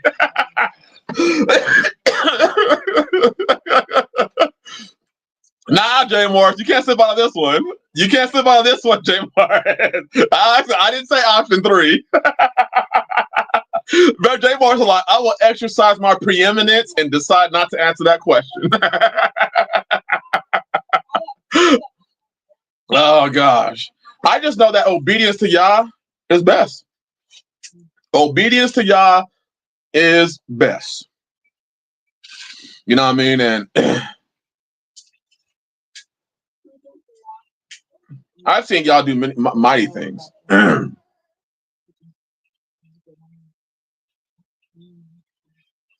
know what I'm saying? I've seen y'all do amazing things with men and women. So are there any questions? I mean, hell yeah, Berdero. Hell yeah. Yeah, that's true, brother Aki. Let's give us a younger one. What was that movie she played in? There was a movie, an old movie she played in that I almost said she didn't look too bad in. Yah's law supersedes all. And I know a lot of us have a hard time with that. I know a lot of us have a hard time with that. I know there's a lot of things that you and I have questioned in our lives, but it ain't against the law. Thank y'all. These are what ifs for real Dream Radio. Oh gosh. Yeah, Brother Cloud, I think it is to prove us. I think, Brother Cloud, that's a great point. I think a lot of times the things that we go through, it's just y'all testing us to see, do we want what we say we want? Brother Peter, I'm honored, brother. I'm telling y'all, this is some of the greatest group of brothers and sisters that know how to laugh, know how to enjoy a Shabbat, know how to enjoy fellowship. You ain't got to come with your fringes on. You ain't got to come perfect. You can come flawed. You can come with whatever issues you have. We can pray. We can get through it together. But it's not about, this certainly is not a church service where, we all gonna, shut up while I talk. Because if that happens, then we ain't gonna have no streams. If I didn't have the interaction, I wouldn't do a stream. Okay, Hebrew Rapaholic. Thank you for having the guts to answer a question, to ask the question. Chris, you spoke about. Let me put that up there. Woo! You spoke about masturbation last week. Maybe it is unclear to some. I believe it still is. Because here's my question. Okay. Where in the law? Where in the law? All right, shoot. I'm just waiting for somebody to show me in the law. I heard somebody say it's fornication. And I was like, oh, well, against who? Where in the law does it say it's a sin? Can it lead you to sin? Sure, a lot of things can lead you to sin.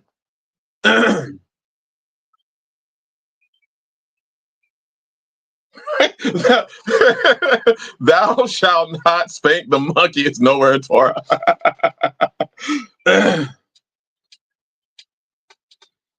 Yeah, Michael Fleming. But he was disobedient. Excuse me.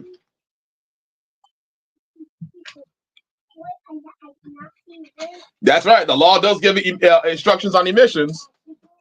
The spill your seed on the ground verse. But excuse me. What was that guy's name? Onan. If you're talking about Onan got struck down because he was he was commanded to get, was it Tamar, pregnant. He didn't want to. He decided not to, and he spilled his seed. So he got struck down for not obeying the command, not for spilling the seed on the ground.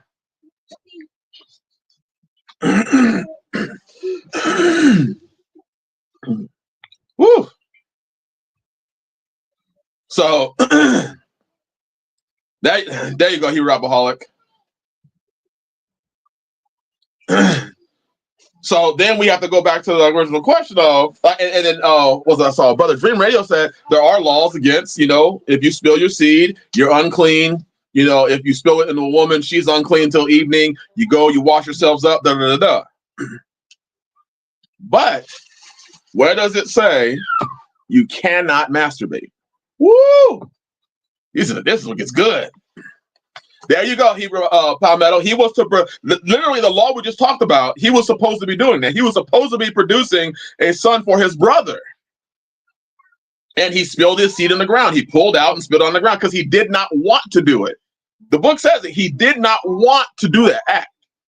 So he chose to spill on the ground. Thus, he was struck down for that reason.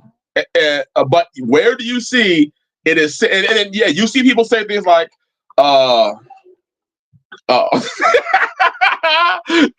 choking the chicken is only against Torah if you are actually using a chicken.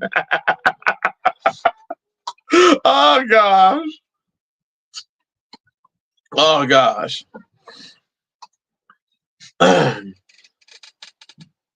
So the question is where do you see it to sin? And what most people will do is they'll try to run to the renewed covenant and try to equate it to some sort of fornication or whoremongering or something like that. Okay, but that would be your conviction and of the Torah. And the question is, if it says where there is no sin, where there is no law, there is no sin, then you can't call it sin As Dream Radio said, it would fall on personal conviction. Now, should you do it? That's for you to figure out. You pray about it. There have to be questions asked. Are you a single man doing it to a porno? Well, so you see how it expands? You can fall into sin, but is it wise? Is it expedient for you to do it? Brother Michael, see, I have a hard time just labeling it as a struggle with self-control, because is it a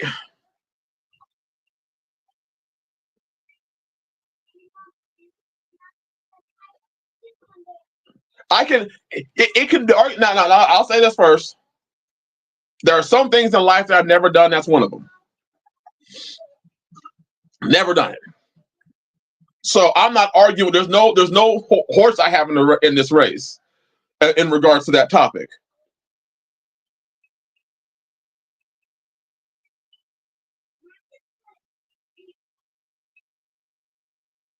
How about this? Could there be times that it's gonna be a weird one. Could there be times where you could do it and it's wise? It's a question. We know there's times you could do it and it'd be unwise, but could there be times? See, Falbella said, "Yep." What if it's thinking about unmarried women? Well, where's the sin?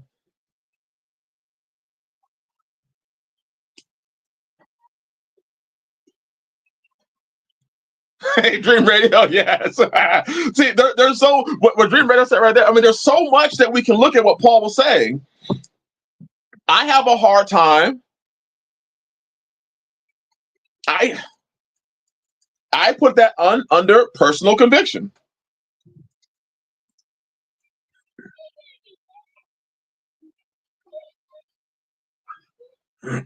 See, encouraging community. That's I could make a case that what encouraging community said right there, and thank you for your honesty, brother, that I'm sure that these words are helping somebody else. Let's say a brother did, as encouraging community opened up and said, if he did that and saved himself from going into another woman, was that wise or foolish?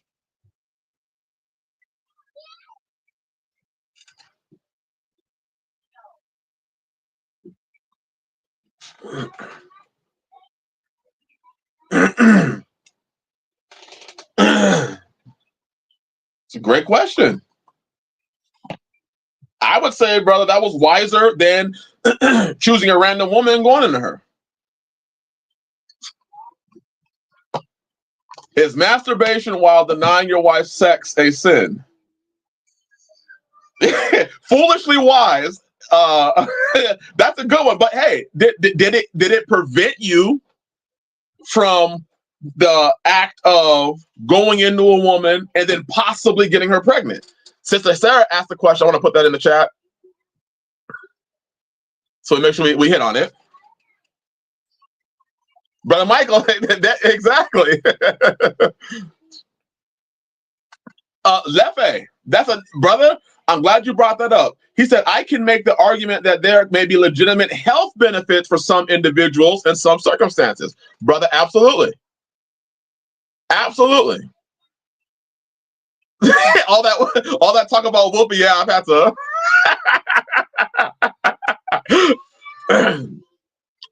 Hebrew Rapaholic posed a good question. Now, what if David did not know Bathsheba was married and he saw her? Would it have been wiser for her to have done that or go down there, go and take her? And then when he found out, see, here's the problem with that though. Once David found out she was married, he shouldn't have been doing it at all. Not to her.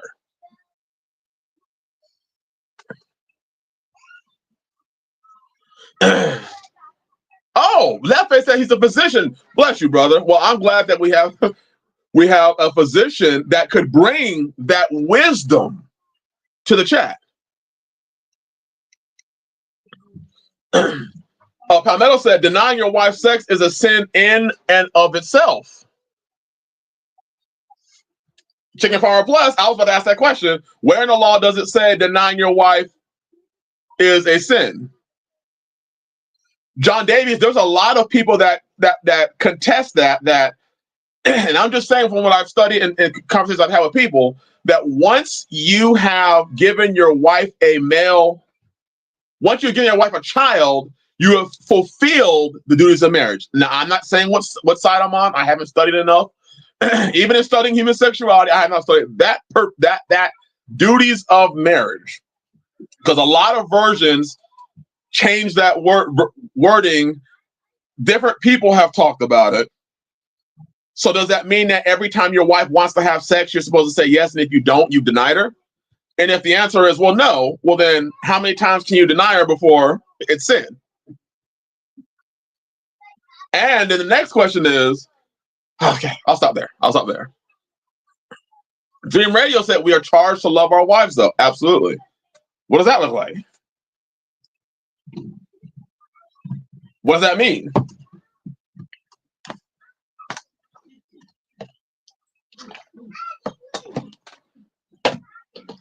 I hope somebody is typing, because this is a good conversation.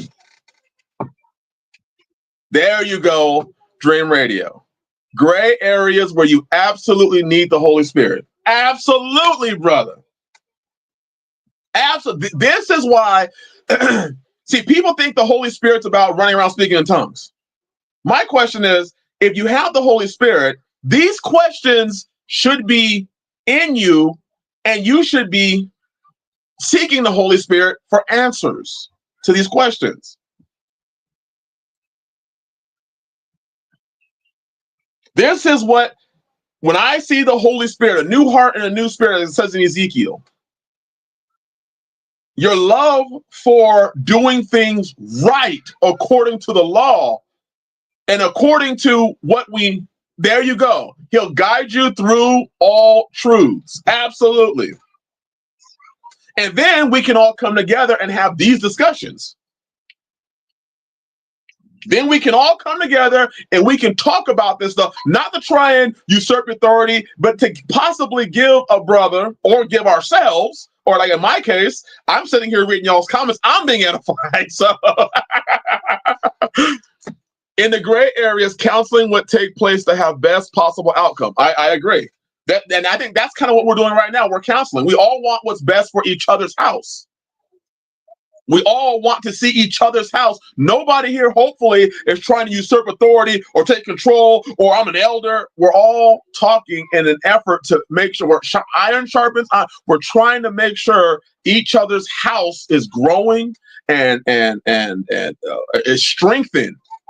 We don't want to see divorce. We want to see brothers' houses grow. So the words that we're saying are going to be strained. And we're going to look at them so we make sure that we're saying that we're not going to just quickly shit off with the mouth. We want to make sure. I think these wives, husbands questions would best be answered by and with both, since they both one flesh. I don't think a single person can answer these questions. They're tough questions. And that, what you're saying, brother, it could be like a case-by-case situation.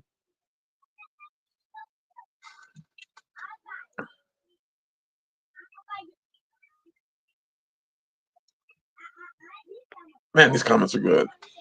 This is a sensitive subject for me. I did it for years, and it led me to many impure thoughts and a few actions. With that being said, I guess it's a conviction for me, but I can't say for all. Hallelujah, Brother Daryl. Hallelujah. And I think there's some wisdom in that, brother. If you're denying your wife, literally denying your wife, what kind of position are you putting yourself in the world? What kind of position? Okay, I'm gonna deny her, but then I'm gonna go out into the world, and then there's, I don't know, whatever her name is at work, who be looking good, and suddenly it's almost like whatever spiritual thing she got going on inside of her, it tuned into the fact that it knows you ain't got none. It tuned in. and she turns at you like the, what's that movie? I can't remember the name of it, but her head turns and she stares right at you, and you know she's making eye contact with you. It's like the devil is using her at that moment. He ain't getting none. There's a lot of things going on with him, whatever it may be. And now Susie's looking at you. She looking bomb, brother. Brother, she looking bomb. And for some reason, she ain't done it no other time, but today she decides to ask you for lunch. No, not she wants to go have lunch with you. She wants you for lunch. You know what I'm saying? You know what I'm saying?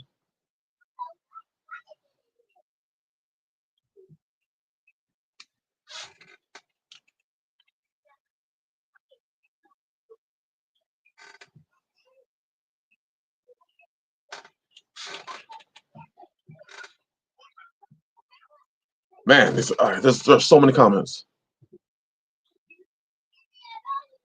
Yeah, it takes the word back to Onan. And see, here's what I think. I think what Onan did. Onan was having sex with Tamar, and I think he pulled out and used his hand. But the sin would still be he spilled his seed when he was told to go into her, opposed to not going into her.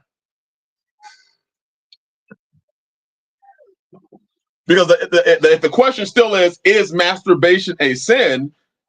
Onan may have masturbated, but it still doesn't refer to it being a sin. His action, if you actually read the story, the sin was not obeying Yah.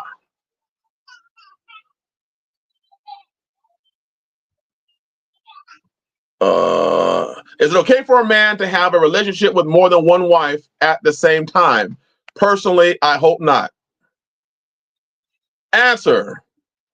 You sound like us now with the whoopee. My point is that your foot follows your head. There is no point at which a wife should have anything to say or add publicly to what her husband has said. Sister Kathy said that would be up to the man for his house. But again, sex is the glue that holds a marriage together. If both spouses make an effort to care for the other's needs, that will naturally improve the bond between you. Absolutely. Yes. Seeking Yah in prayer on whether masturbation is causing you to sin would be prudent if you masturbate. Absolutely. Is it expedient for you to do it? Is it expedient? But if you're asking me, show me a law, that's what the question is. And is there a law for it? It's a touchy issue. It absolutely is. But the thing is that there's a lot of touchy issues in the Bible. I think alcohol is an extremely touchy issue. I really believe alcohol. I believe gluttony is an extremely touchy issue. I believe lying. I've had brothers that say, the Bible says don't lie to your brother, but you can lie to the heathen. I've had discussions about that one. There's a lot of touchy issues when it comes to the law. And I think that we spend less time praying and seeking Yah, and we spend more time going to the internet and our pastor. And that's our problem. That's it. Hebrew alcoholic. Onan had the chance to deny, but clearly he said yes, didn't follow through. He disobeyed Yah, telling him to go inside her. He pulled out. Yes.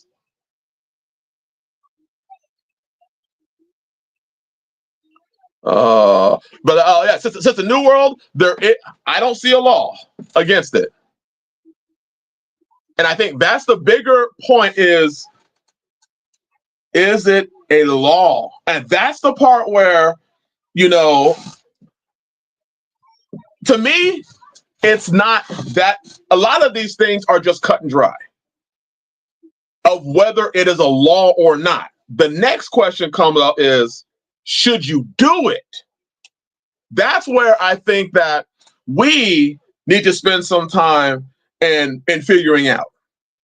Should you do it? What is the benefit if you do it? Unpopular opinion, but threesomes or more sums is legal between the husband and his wives. And Jay Morris, I am right there with you. And if people say it's of the flesh, how is a man with his wives of the flesh? Show it. Is a man being with his wives of the flesh? And if you say yes, if you say it's sin, because carnality is sin, if you say it's sin, then you got to prove it. And you have to prove it by the Torah, and that's what gets people. Brother Alex, sorry, Brother Alex, Bob Palmetto said, throw all those taboos you were raised with in the trash. You have to. It's amazing when it comes to the Bible. We'll throw out Christianity. We'll throw out Christmas. We'll throw out Thanksgiving. We'll throw out the things that we want to. And then we hit certain areas, we stop. We'll stop. Since the New World, isn't it opening a doorway to lesbianism? My counter question would be how? How is it opening up a door to lesbianism? Because actually everything is opening up a door to the possibility of sin. Everything is. Does not alcohol open up the doorway to drunkenness? Does not food open up the doorway to gluttony? Does not, yeah. Doesn't making money open up the door to cheating?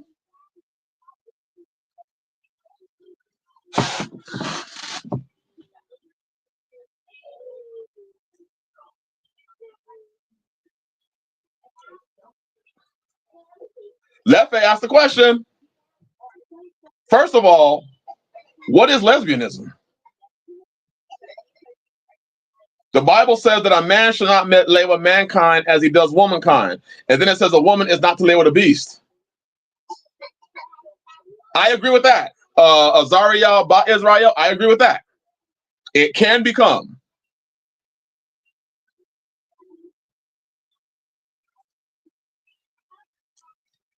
But see, that's why Brother Jay Morris and Brother Palmetto, this is the conversation that we need. There's a lot of people that will run off and say it's sin.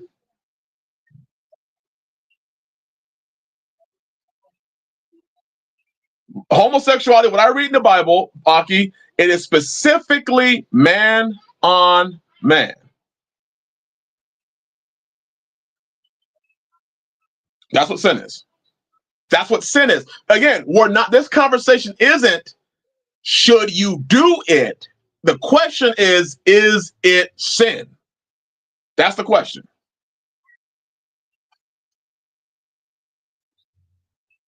That is the question. Brother Michael, I was waiting for that one. Romans 1:26. To understand Romans 1:26,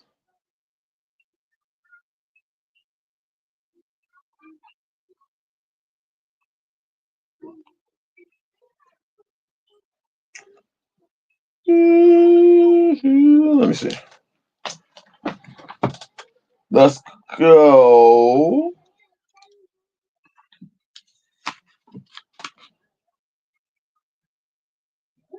Okay, Leviticus chapter 18, verse 22. Thou shalt not lie with mankind as with womankind. It is an abomination. Neither shalt thou lie with any beast to defile thyself therewith. Neither shall any woman stand before a beast to lie down thereunto. It is confusion. Okay, so we have established that who a man can lay with and who a woman can lay with. But where does it say that it's a sin for a woman? First of all, how does a woman lie with a woman? When you read that reference in Romans, it's referencing bestiality, what you see in the Torah in Leviticus 18. The only reference we see to a woman laying down is with a beast.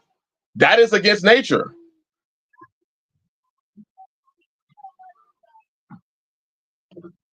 That is against nature.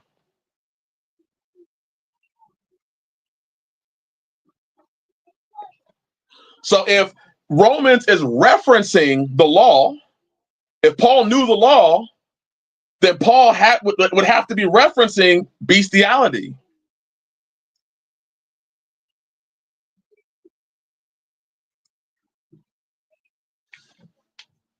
Because I just simply want to go, there you go. No DNA seed can be exchanged between two women. None.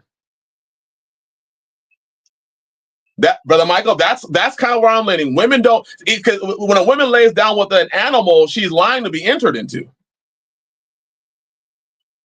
She's laying down with an animal to be entered into. And we see that same verbiage about, different animals going into each other that aren't of the same breed, because that's confusion. Yeah, Romans is talking about a woman messing with animals, and we see that in the law. Oklahoma statute actually calls bestiality crimes against nature. I didn't know that. I didn't know that, Brother Alex. But it's crimes against nature. So a woman laying with a woman probably is never heard of, because what is does is one a transgender? I don't know.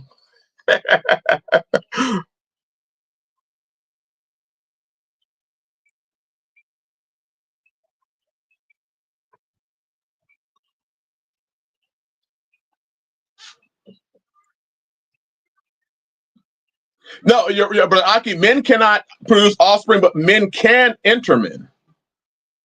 A man can enter another man, and a woman can enter. A man, an animal can enter a man.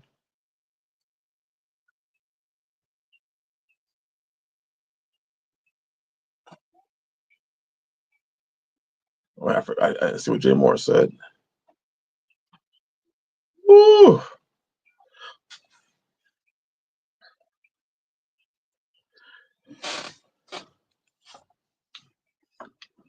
And then oh, and then what is lesbianism?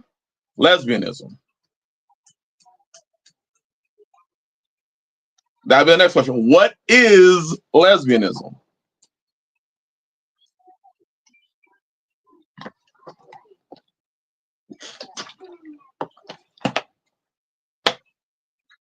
That's an important question. What is lesbianism?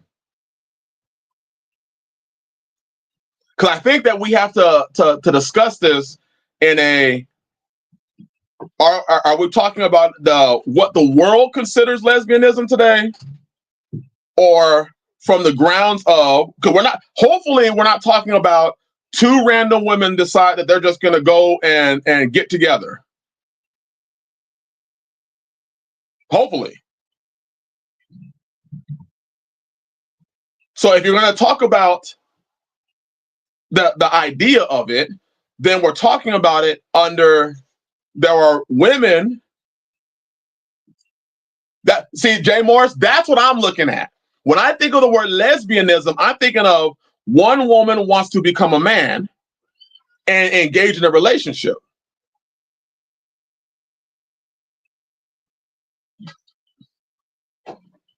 So we know that a woman is not to put on what pertains to a man, his authority, anything that is of him. So if, there you go, Brother Gary said it right there, lesbianism is actually a Greek term. Brother Jay Morris is hitting on something. Are we talking about just random women coming together doing shit? Or are we talking about women in the household of a man? Which one are we talking about?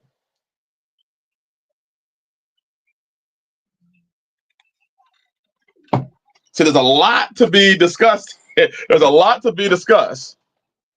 Okay, lesbianism is a woman having sex with another. How does a woman have sex with another woman? That's the next question. Because we would have to define sex. We would have to define what sex is. Leffe said it. What does the Torah say?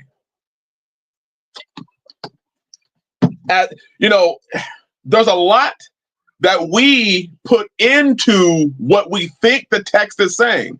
What if Yah actually said what he meant? Just what if? What if Yah said exactly what it is that he meant? Whether we agree with it or not. Didn't he already say his ways are not our ways? And our thoughts are not his thoughts? What if he actually said it the way he meant it? And he didn't say it for us to try and take it apart or add to it or take it away. What if? What if when he said, remember the Sabbath day to keep it holy, he actually meant that?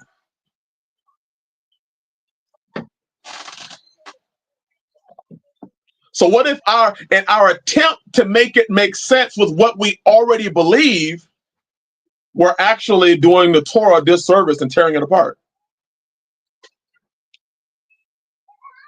Yeah, right. Hebrew alcoholic. What if Yah knew what he was talking about? What if?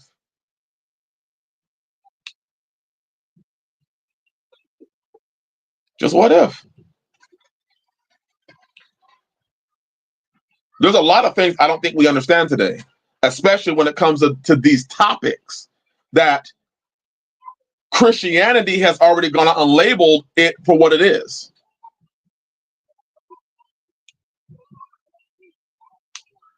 House Lamar, that's a great question.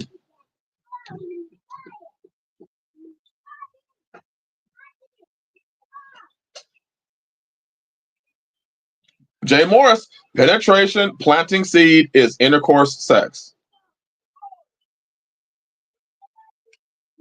So it wouldn't be a sin for a man to marry a bisexual woman. I don't know. Oh, crap.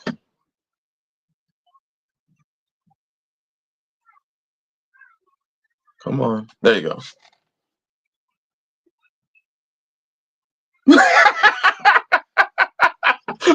Gary said, to answer your question, Chris, the same way wood flooring is installed is called tucking and groove. Oh, gosh, Brother Gary. Here's another question. What is bisexual? I don't see a term referring to bisexual. See, these are all the questions that I'm having in regards to when we start talking about the Torah, Yah's law. We have a lot of terms that we take from the outside and bring them into the inside, and we identify things with what we perceive it to be. I would say, Brother Michael Fleming, a bisexual would be a transgender or an abomination. I would say that, yeah.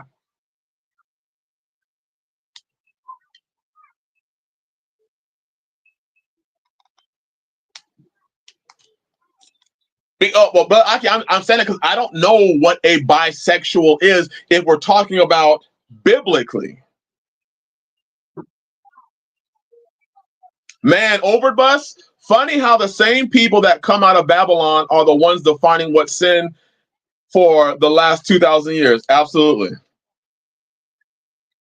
So I think the original question of what is a bisexual is where we get lost, because I don't think that's a term.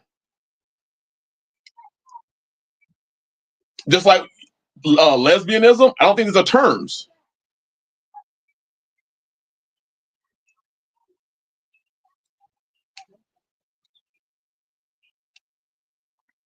Sister T said, the Bible established that woman was made for man. Her desire is to her husband, and a woman's role is to be a helpmeet. Absolutely. So the woman, her desire is to her husband. So if a woman has a desire to somebody outside of her husband, there's a problem.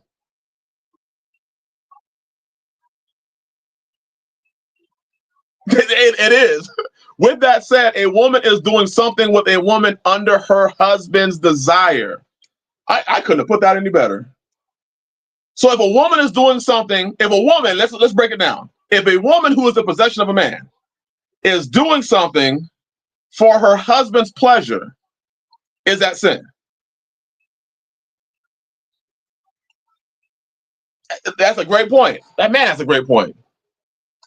So how can a woman desire another woman on her own? That's a great question.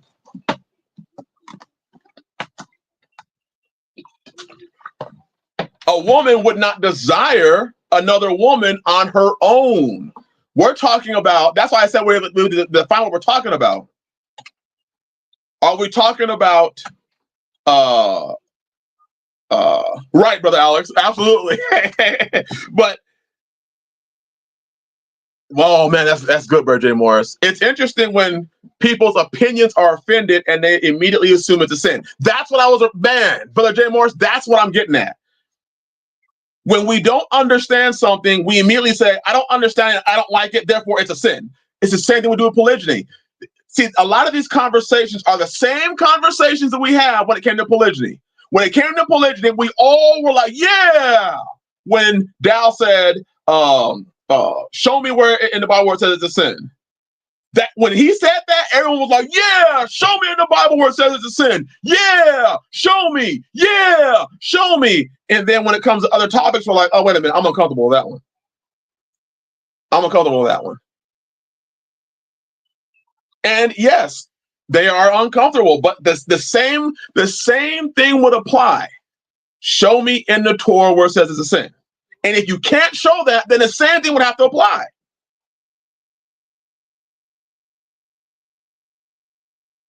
Palmetto, I still have men that call me a adulterer and a whoremonger.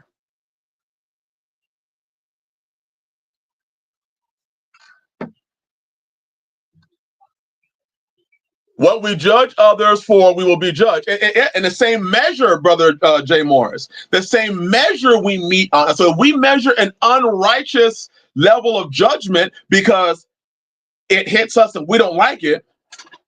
We say, I wouldn't do it. Cool. Don't do it.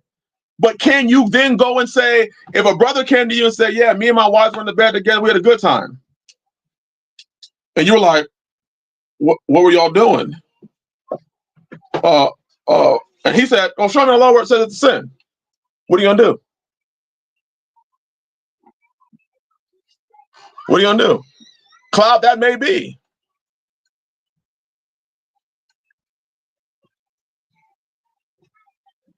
Brother Gary is spitting some game. You know, I like in that what you said right there, Brother Gary, and particularly in religious relationships, the women not getting enough sexual attention from their husband.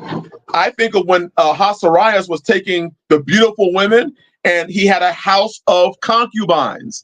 He put Esther in a house of concubines where she was beautified. My question is this. When you got with Solomon, when you got all these women, now this is just a theory. I'm not saying that I know, but Ahasuerus at the house of concubine. When you got women and the man's, I'm just saying, you know, I'm just putting some ideas out there. I want to make sure that any judgment that I make is righteous and I can biblically back it up by the law and not how I feel. That's why we're having these conversations. Many of us may be guilty of judging people as wicked or wrong, or they have some deviancy or sin inside them, yet you can't find in the Bible where it's sin. But yet we just read where there is no law, there is no sin. So what we try to do is we try to extrapolate and make a law so we can call it sin to justify the thought that we have, which has been our problem largely. Man, Sister Azaria, we have a lot of carryover judgment from Christianity. Yes, for most of us, we have had marriage, sex, sexuality, all defined by Christianity. We have had the Sabbath. We have had clean, unclean. We have had food. We have had dress, what modesty is or isn't, all defined by Christianity. Everything that we know largely is defined by Christianity.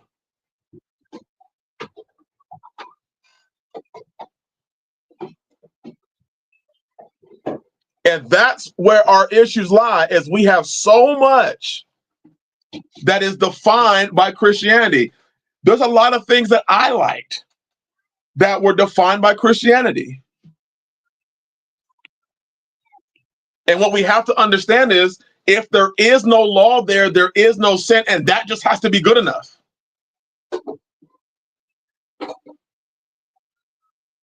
Bet Barnes, yes, they do. There are some who do desire other women, some only women. Talking about something completely different.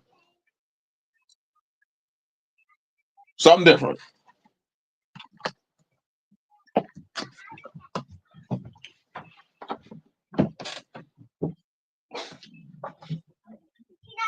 But if these things aren't talked about, some people would say, well, just go into the spirit. And what? What does the law say? Now, if you're a man and you say, in my household, that ain't flying, I'm convicted, then you can speak from your conviction. I'm missing some comments. Where's everybody's comments at?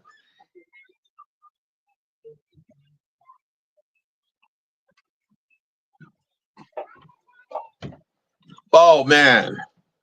Chicken Power Plus. I find comfort in how comfortable Yahweh has made things for me in faith, that his ways are clearly the way. Absolutely. Absolutely. Absolutely. I would think there would be more time for a man to be with his wife when he has multiples. So there's a mother watching the children while her sister spends time with the husband. Absolutely. That's a great point. I don't know why everyone is running around trying to correct other people anyway, like we ain't all fucked up differently. That's absolutely the truth. Sister Palmetto Tanisha just said that is so good, because it seems that we think that y'all got it wrong. We think y'all got it wrong. You know, like I said, there are laws that I read, like the going to my brother's wife. That one hit me hard. If he dies, that one hit me hard. Like, man, that's you start thinking about. So his name is not removed from Israel. So that would also mean that if I have a son with that woman, I am to name that son after my brother who is dead. And I probably would have to teach them the ways of my brother, so that his name is not removed, so his customs are not removed, so that his way of life isn't removed. That's deep. That's really deep.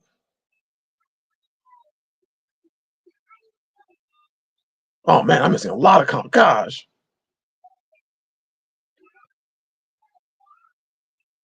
Yes, but Michael, can we go into the qualifications of a deacon or bishop? Yes. What are they? What are the qualifications of a deacon and a bishop? My comments are intended to be what we see in law. We have to be careful to not judge others unrighteously, nor add to the Bible text. The Bible gave the purpose of the woman. Also, we act as if Yah created men and women the same. Oh, that's another. You know what? I want to talk on that 1 second, because there is a difference in men and women. For instance, we talked about this one before. Brothers, how would y'all feel if you came to fellowship and Brother Aki, I'm gonna use you? Oh, I agree, Brother Aki. My intentions for polygyny was never for threesomes, though. I want to try it. Absolutely. Absolutely.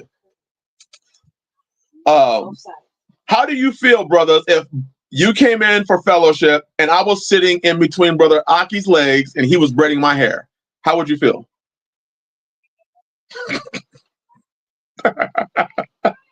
My daughter walked in. She's looking at me like, what the heck?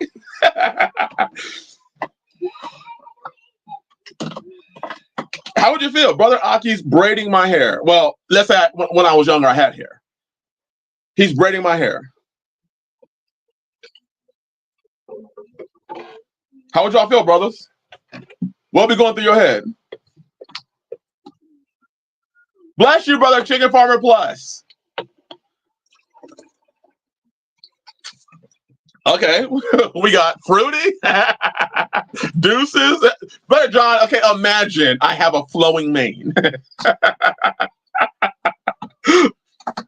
Now you come in and you see one of the sisters. He said, Alex said, at this point, I can't be surprised anymore. But Alex is like, figures, fucking figures, and turn and walk away. Okay, now imagine you walk into a room and a sister is sitting in between the legs of another sister getting her hair braided. How do you feel? And why is there a difference? It's an interesting point. Right, but Thomas like, nobody cares.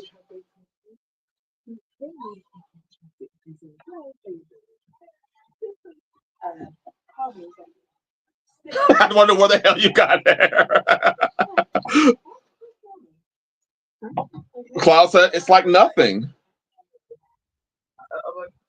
Blackie said I would feel nothing. Okay, so we are understanding then that there is a difference. Why? Y'all be quiet.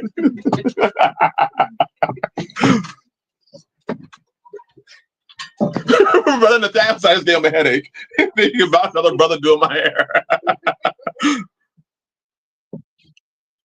Look at Brother Gary. That's not unusual. The rules are different for women. That is what I think we have to understand. The rules for women are different than the rules for men. And in understanding that difference, it's going to be a different judgment. The rules are different. Women walk hand in hand all the time. No problem. They do. Women will hold hands. Now imagine, all right, Hebrew Rapaholic, you said it. Now imagine me and Hebrew Rapaholic are holding hands walking through the street. You see what I'm saying?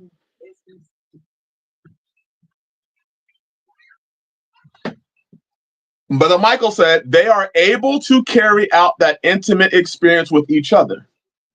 They're able to do each other's hair, no problem. They're able to, there's a lot of things that women do together that there isn't an issue to.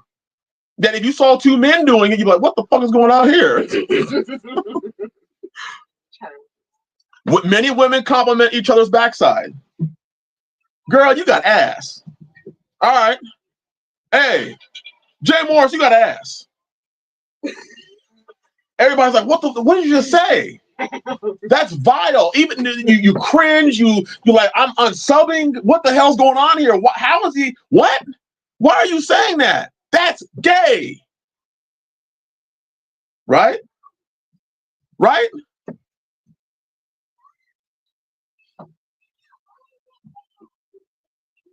Alcemir said, nah, don't ever sit between the man's legs. There you go, Bet Barnes. Just because it is not prohibited by Torah does not mean it's wise to do. But we can't condemn it as sin. So for me, I may look at it and say it wasn't wise for you to do that thing. But it may have been wise for him to do it. I don't know. Some people say it wasn't wise for me to buy land I didn't know out here. How many people would have said Abraham was wise to go to land that he didn't know? I could say it's not wise, but that's why I'm not in that man's house. Brother Marche said, you should stop that.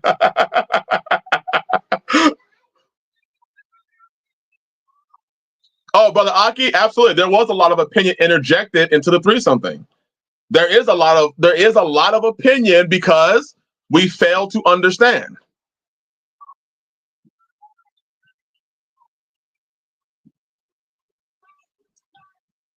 James said, "No, don't do that."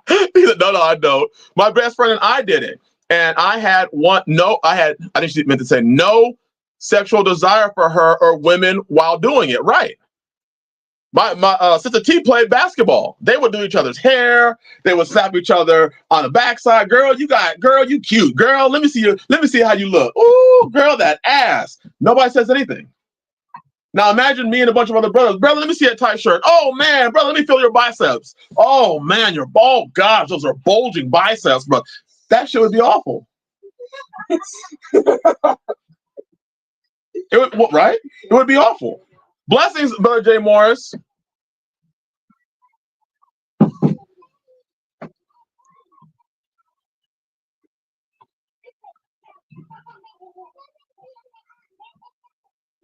Women spread the news about the village, but when men do it, it's gossip, idle talk, get back to work. Absolutely. Absolutely. They laughed at Noah for building the ark. You know, there's a lot of things, and that's why I'm even careful of telling another man, hey, that's not wise for you. Because I don't know. I would have to know a lot about his circumstance to be able to judge whether it's wise or not. Because a lot of people said it was not wise for me to come and buy his land and live his life.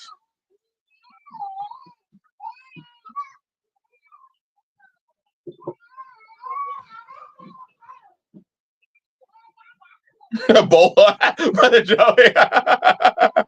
Shabbat shalom, Brother Bet. Bless you, Brother Joey. I'm serious. There's certain things. Oh, Brother Darrell, I'm sorry I didn't see your question. I think there's a lot of things, and until we understand the differences between men and women, until we ever like the idea that as a man, I have to give my life for my wife. I have to be willing to, the same way Messiah did it for us. You know, there's a lot of differences that we don't understand in regard. I'm not saying to do all this stuff. But let me tell you, I am not saying to do all this stuff. I'm saying, can we judge it as wickedness? Please do not interpret what I'm saying as, yeah, following your shoe saying go do all this. No, I'm saying, can you judge someone for, because unrighteous judgment is a sin. So I can't say you're in sin, brother. That's why I believe, you know, when we read,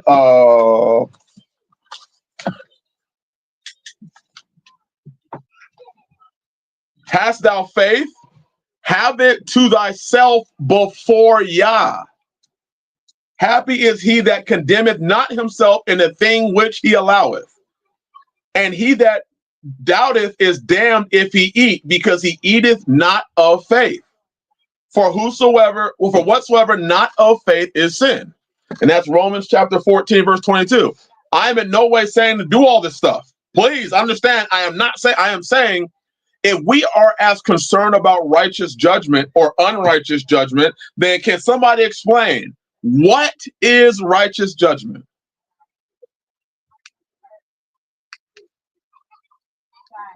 There you go. I have close brothers. I discuss discussions and what is prudent. I think it's absolutely okay to seek and give counsel with brothers that you are close to. The list of men I seek counsel from is small. Absolutely. Brother Michael, Shabbat Shalom.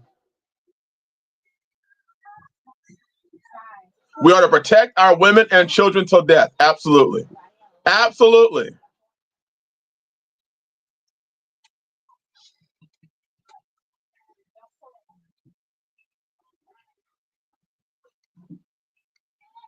Brother Overbus, that's a good point too. How we see things today, we have to remember that's a great point, Overbus. How we see things today are much different than what they considered wrong back then. Back then, they didn't have, they had a lot of wickedness back then, a lot of wickedness back then. But it's almost like we're perfecting it today. Think of how many things the world has turned wicked. Think of how many things the world has literally, you can't even drink water anymore without them putting some shit in it to, fluoride and all this other shit in the water.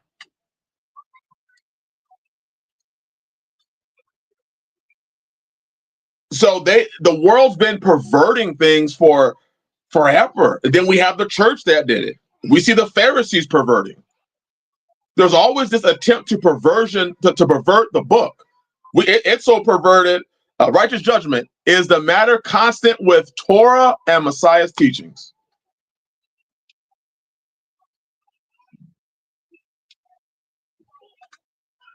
There it is. I believe we need to strive for righteousness, brothers. And righteousness is not judging on the party line, like you're Democrat or you're Republican. I think righteousness is being willing to stand for what the Bible says and what it doesn't say, and being very careful what you say and what you don't say. I know people can tear up this stream and try to say, well, he's promoting this. I'm not promoting anything. I'm promoting righteousness. I'm promoting, let's do what the Torah says. Because remember, all of us probably at one point in time would have said polygyny is wicked. Now look at us.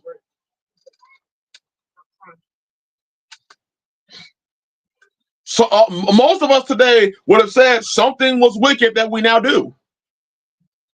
And here we are. Mom's in the bathroom.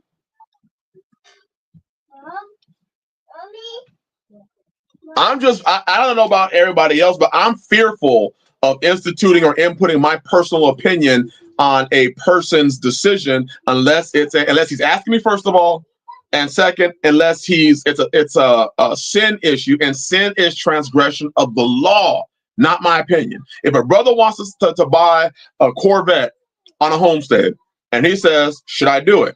I'm gonna tell him, my opinion of you buying a Corvette for the homestead is that is a fucking stupid idea. Honestly. But is it against the law? No.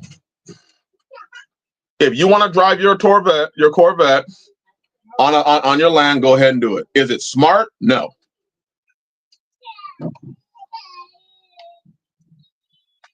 You know, we look at today, how about today? How men deal with their wives today.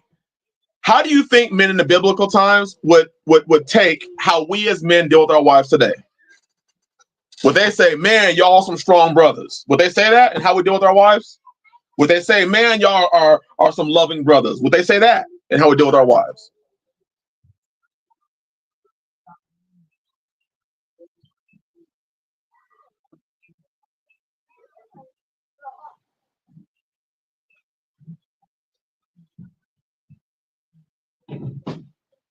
A Corvette could not get within a mile of my place.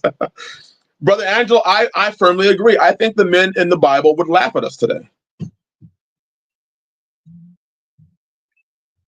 I really believe that they would laugh at us today. They would look at us and be like, y'all ain't living nothing. Y'all men are weak.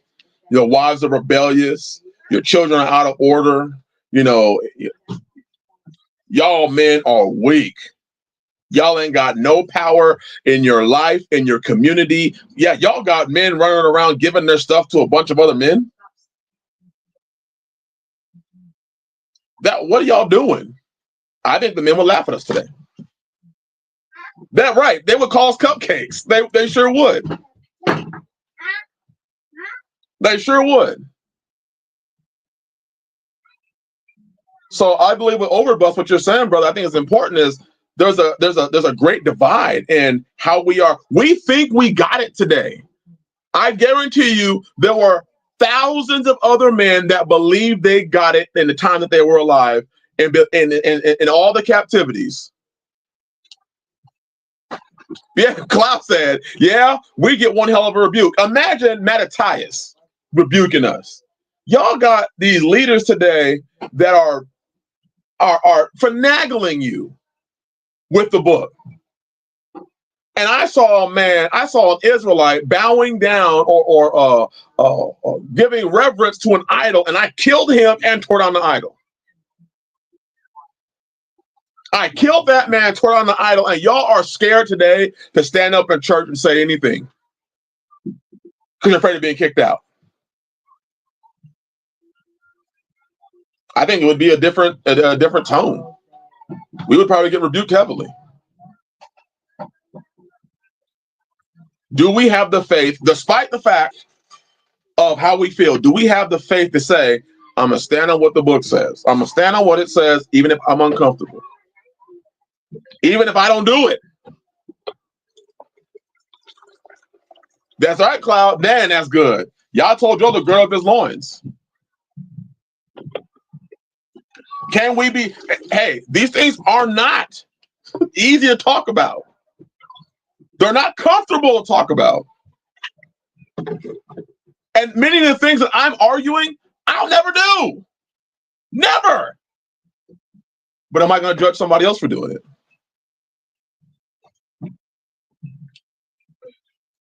Yeah, men today go down on one knee to ask women for marriage. How do you explain that, Moses? Imagine going to David. Hey, David, today we men, we get on a knee and show our, subservience to our wife and ask her to marry us. He's looking at us like, wait a minute. You asked the woman to marry you? Why? Well, because most of them don't have fathers. What happened to the fathers? There's abandonment, and there's the moms run the men off, and then there's jail, and then there's deadbeat men. Man, brother Mark, brother Mark. You always come in here and fire off. One big problem is too much seminary and not enough scripture. Woo! Too much seminary and not enough scripture. So we men, we lost. I mean, look at the authority that we have as men. I mean, even in captivity, the men had authority over their own houses. Today, we haven't got that.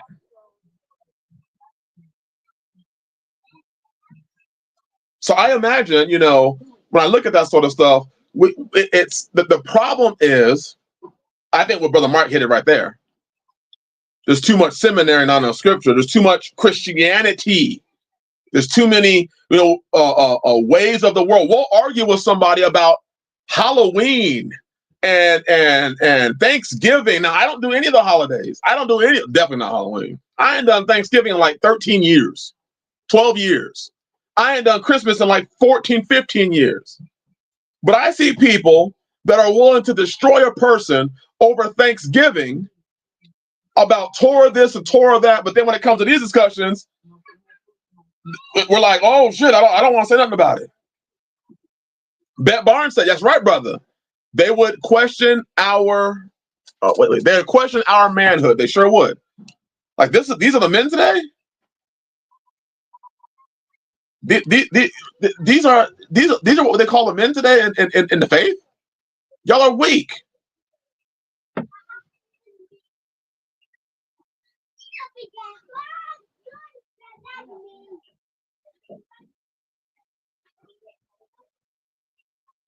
Brother Robert, thank you. I am honored, sir. I'm honored. Men are against polygyny in this day. How would we explain that to Abraham and Jacob? I don't know. I don't know what we would say today. We got men that fight for monogamy only. Like if you're a brother, you say, hey, I want monogamy and that's it. Cool. But we got men that will fight and condemn other brothers. You got men that will call other men adulterers. I remember getting in that discussion years ago, the fight about adultery. It's adultery if you have more than one wife. Well, how? Because adultery is, I'm like, you don't even know what the definition of adultery is. And even after reading it to people, they still say, I disagree. So when I realized this, in this faith, even though we can't see it, we still try to make it wrong. Just like the people that are anti-polygyny will still try and make it wrong, despite the fact that, they see it as it's there's no judgment on it. I had somebody one time tell me, I'm sorry, I'm way behind your comments. I'm still in Hebrew alcoholics. Men are against religion this day. I had men tell me, brother, you need to abstain from the appearance of evil. And I'm like, okay, well, how am I evil now? Well, because when a man sees you with your wives, he's gonna think that you're a player. You need to abstain from the appearance of evil. I'm like, but I'm not being evil. So how am I being so you're saying that I'm supposed to take one wife out with me at a time to appease the people around me? Let me get to the bottom. I'm sorry, y'all. I'm supposed to appease the people around me? to not give the appearance of evil? So I take one wife at a time?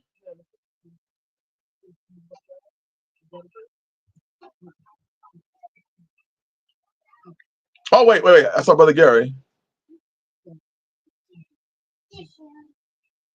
We've talked about many interesting topics or subjects. While many things can't be found in the Bible as sin, one thing that is written is to abstain from all appearances of evil. Oh, you just said it. So we should avoid anything that even looks like it could lead to evil. I have a hard time with that definition, brother. And here's why. I was just saying it. Here's why. Based on what the Messiah said, did the Messiah abstain from the appearance of evil when he went and gathered corn on the Shabbat? Yes or no, everybody? When he healed on the Shabbat intentionally, did he abstain from the appearance of evil?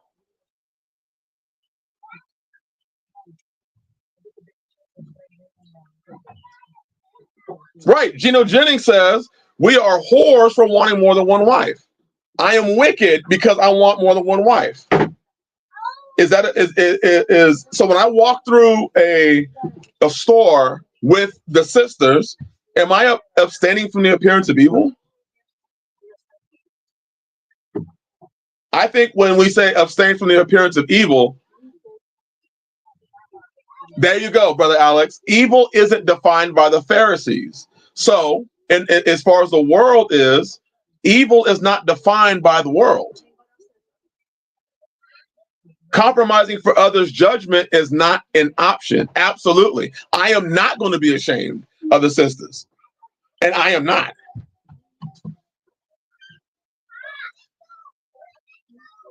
It was either wheat or barley. Corn did not exist in the Middle East at that time. Thank you, brother. I stand corrected.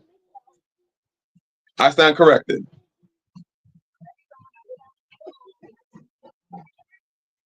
What are they basing adultery on? Sister, they base adultery on the idea that a man, we know that the adultery is the right. Brother John said, nor the heathen or Sister Newer, I'm gonna answer that. Nor the heathen or ignorant. So when I abstain from the appearance of evil, I'm not trying to abstain from those that are heathens or of the world or ignorant, because they're going to consider my whole lifestyle wicked. I make that statement. Well, see, Brother Daryl, honestly, we as men shouldn't be taking what we do in our house to the world anyways. I'm surprised at and I can agree with what you're saying. I'm only talking about it because these are a lot of the conversations that are the questions that I get. And when I read the Bible, I ask, why is it that men take their questions to the world? We read, hast thou faith? So if you have a belief, have it to yourself before Yah. Whatever it is you're doing as a man, if you know it's not against the law, keep that shit in the house. The marriage bed is undefiled. Does the book say that? Does the Bible say the marriage bed is undefiled in all? Since we want to talk about the renewed covenant, does the Bible not say the marriage bed is undefiled in all? In fact, let's go there.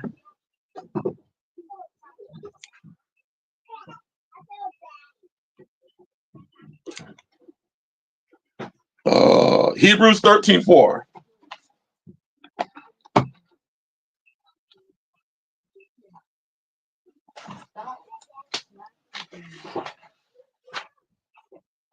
Hebrews 13:4. Marriage is honorable in all, and the bed undefiled. But whoremongers and adulterers Yah will judge. Whoremongers and adulterers Yah will judge.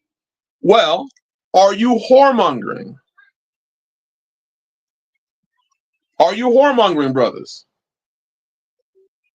And are you committing adultery, brothers? Is your wife whoremongering? Is she committing adultery?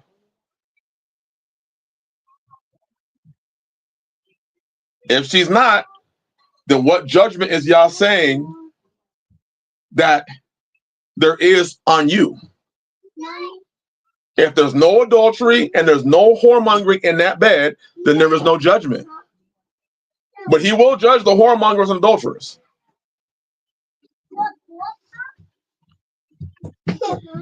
He will judge that. But since the New World, what they consider adultery, a lot of people that I encounter consider I'm in adultery because I can only have one wife. And they reference the idea that one man, one woman, like he's reading Corinthians. So they'll say one man and one woman is whoremongering or adultery. Or one man, multiple women is adultery. One man, multiple women is adultery. So I've been convicted, or I've been told I'm going to hell as a adulterer. And what I place my belief in is I place my belief in Yah. And whatever belief you have, you should have it to yourself and Yah. Our problem today is we live in a culture that talks about, and we feel, because social media and everything, we feel the need to share everything with everybody. We feel the need to share all of our lives with the whole world, which means we share our beliefs with everybody. What you do, brother, in your house ain't none of my business. What you do in your house, in your bed, is none of my business. What we have to do is we have to read the book and ask ourselves, do I see that it's against the law? If I do, I have my answer. If I don't, then now the question is up to me. Is it wise? Is it prudent? Is it expedient? Should I do it? Do I want to do it? There's a lot of questions you got to ask. But because we're so wrapped up in our church, there you go, Brother Angelo. What goes in my house stays in my house.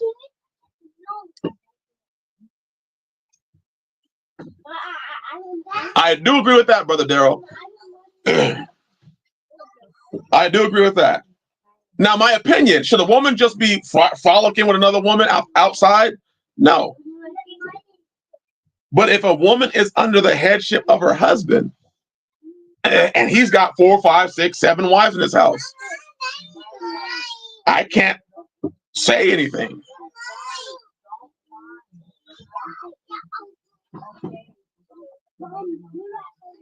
That's right. But this is in regards to, and that, Brother Aki, what you're saying is context, absolutely. But this is in regards to the man being married to both women, not random threesomes with random people. But Daryl, Palmetto said, so a woman that has produced children for her husband can't lay with her husband and another woman, another wife?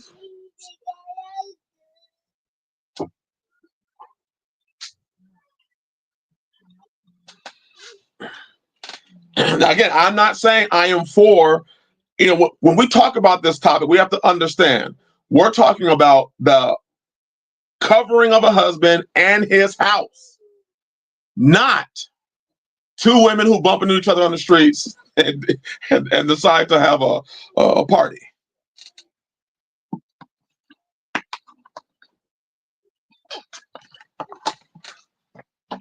That's why we're talking about this. That's why we talk about topics like I talked with a brother recently about the all things in common. We've talked about I've talked about moving out of the cities. Should I move out of the cities? Is it a sin if I live in a city? No. Like, we got people who live in the cities today. Here's a question I have. Living in a city can't be easy. It can't be easy.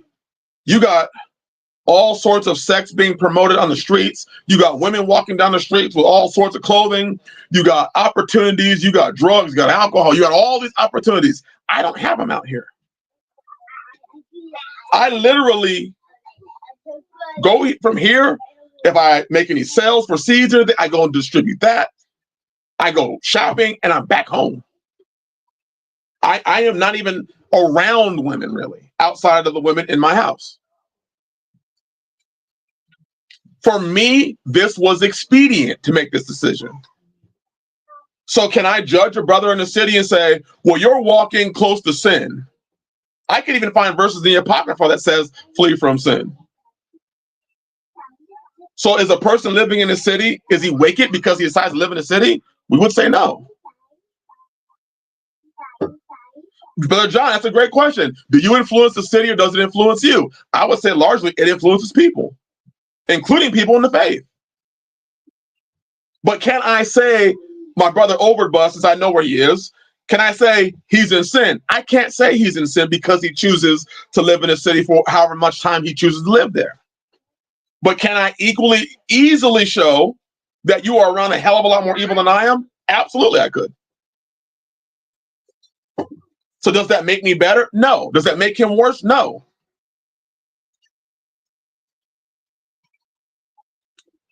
I just meant that a woman with another woman, like she's with, wait.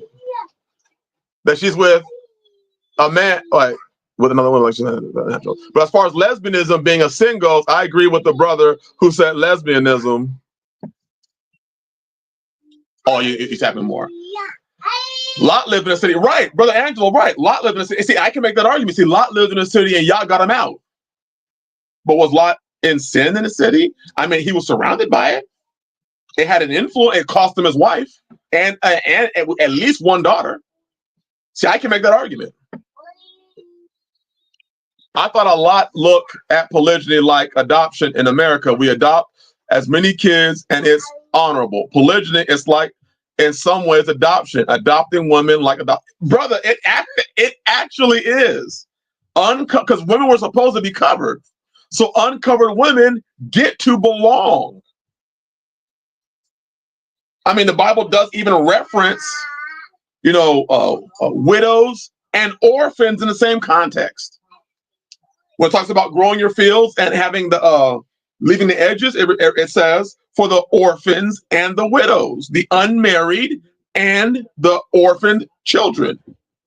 So it is like, but the only difference is that we get hand praises and hand claps for the children. If you say that in regards to women, it's like you're a whoremonger or you're a narcissist or whatever they use. Oh no! Oh, what did I just do? Oh no! My stream went away. Oh, there I am. Okay. Now how? I don't know what I did. Okay, I am sorry, y'all. My screen did something funky. Can y'all still see me?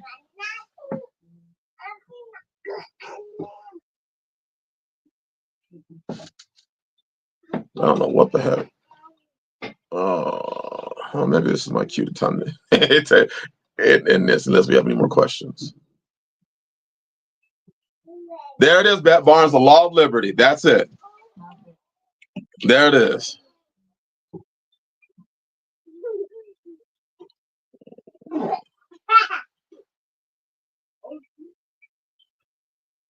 done. I mean, done for real. Isn't that kind of what it is?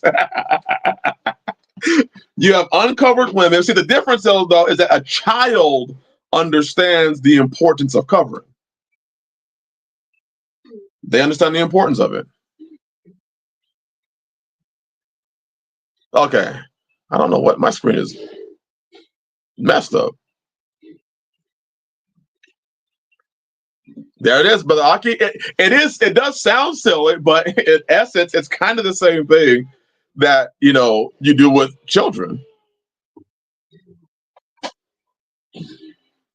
I have learned that you cannot discuss polygyny and not expect jealousy, envy, and false pretense to not be there. It comes with conversation. Absolutely. And Brother Darrell, we agree a lot more than we don't agree, but that's part of fellowship. I'm not here to try and say we all need to agree, but we do have to have these discussions, and we do have to, when I read the book and I see, check your heart. This is what I kind of look at. I look at these things. It's easy to say check your heart in regards to, loving your wife or something like that. But how many of us even do that? I think that we know when we all encounter those tough things in Torah, it all makes all of us here have those things in Torah that we're like, ugh, I will do it and I will love y'all and I will obey. But the first time you heard it, ugh, Ebony, you're right here. You come here real quick. When you first heard about polygyny, the first time you heard about polygyny, what did you think? Wait, Pat, wait. Be honest, and I want you to be completely honest. What is the first thing? Oh God. I didn't understand it. I thought I was asking, was it true? And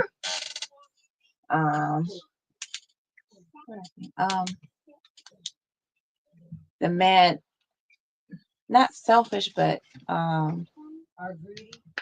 yes, they were greedy. It seemed like the man would be greedy, and something to that effect. Did you? Were you? Oh, so you hear that? Ebony thought that the man was greedy when she first heard about polygyny. Like he and Sharon? Or why he has to have, more than one wife. What does he need more than one wife for? There's the infamous question that I get asked all the time. What does a man need? Why does a man need more than one wife? I'm like, I don't know. Why you need more than one pair of shoes? Hold on. I thought you were listening to that. Don't condemn.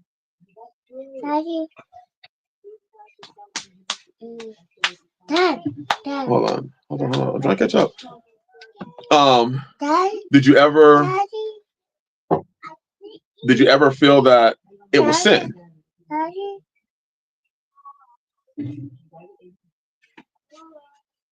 Brittany Silver, shalom. Welcome to the channel. It's the first time I've seen you. Welcome. I don't know if I thought it was sin. I didn't know if it was sin or not. I thought it was like they did it in the Old Testament. They don't. You were They don't do that. So you were a New Testament Christian. Yes, I didn't know anything about the Old Testament. I was taught in the Christian church that was, the Old Testament. You don't worry about that. Absolutely. So it sounds like when certain topics come up, so it was extremely uncomfortable for you. Yes. To even think about that. Yes, it was. Mark J said, so she can have someone available to braid her hair. Not right here. So it was completely uncomfortable. Yes. And here you are now.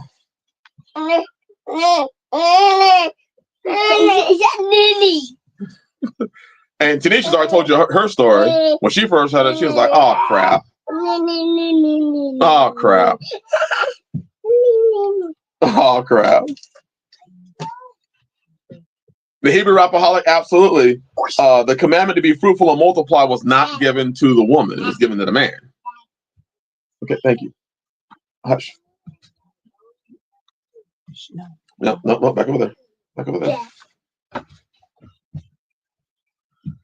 This book, this law, I really esteem it over what I think. And again, I'm just going to say, I am very careful in what I will say is sin. Because I have to be able to back it up. Because if I start saying things are sin that are not based on how I feel or what I presume, I am no different than the person that says that polygyny is a sin. Sister Cassie said, at first she was like, hell nah. Now I can't even talk him into it. Now, you see how the change comes? First she's like, hell no. Now she's like, I'm trying to get him to watch this thing. LaFrance Hart, Shabbat Shalom, my brother. I said to myself, I knew in the back of my mind it was right. Polygyny was right. The world was wrong. And then I ended up cutting off Christianity and drew to the book. Hallelujah. Brother Joey, it is an honor to have you here, my brother. It is an honor to have you here. Again, I am sorry, my brother. You will be in my prayers. And may y'all restore you, my brother. May y'all restore you. Um, bless you, bro. Hey, just keeping it real. Bless you. Bless you, bless you.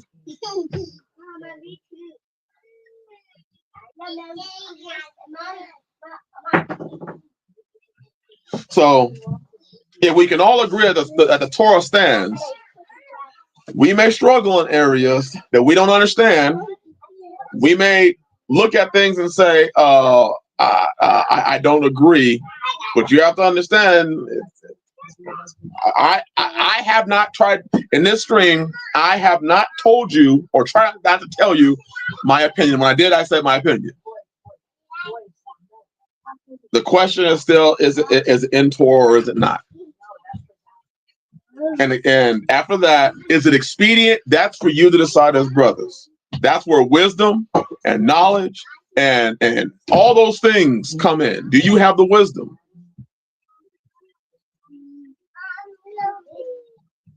Is it like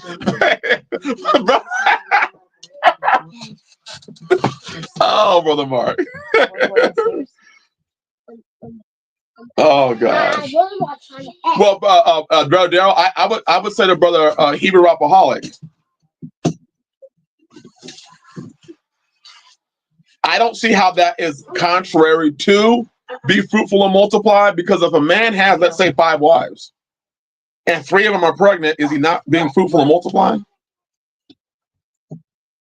I mean, we're not saying, we're not acting like their relationship is exclusively that.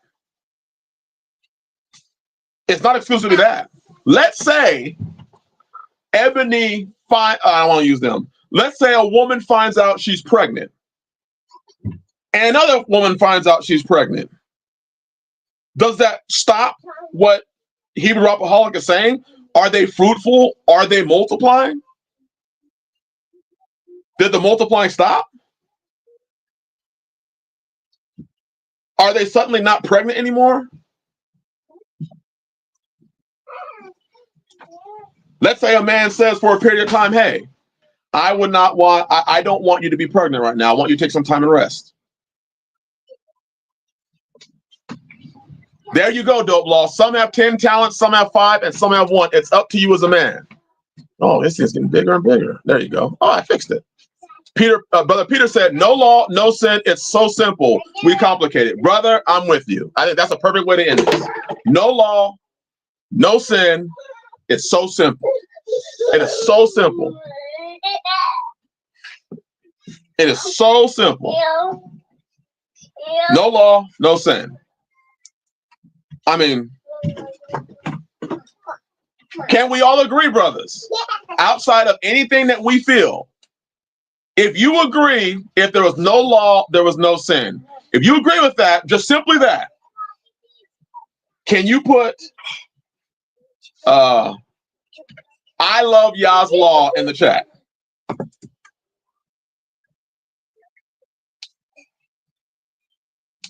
I think Brother Peter just slammed the door. He slammed the door shutting all of us. Because I love Yah. Wait, what, is that what I said? What I said? I already forgot. I have to wait till somebody says it.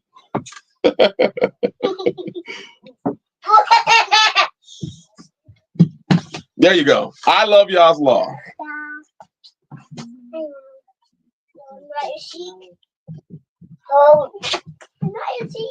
Oh, I love Yah's law.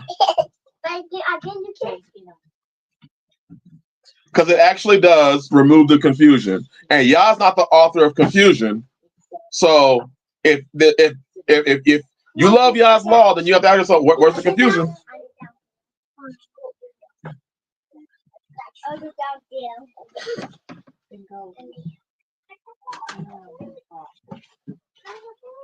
Oh, Bro, Daryl said, I think you're misunderstanding me. I'm talking about 2 women together with no man in a picture. I love y'all's law. I can understand. I'm going to say, based on my opinion, I agree with you, Brother Daryl. I agree with you. I get what he's saying. Here, Alcoholic, I think we're missing the point where he's saying there's no man in the picture.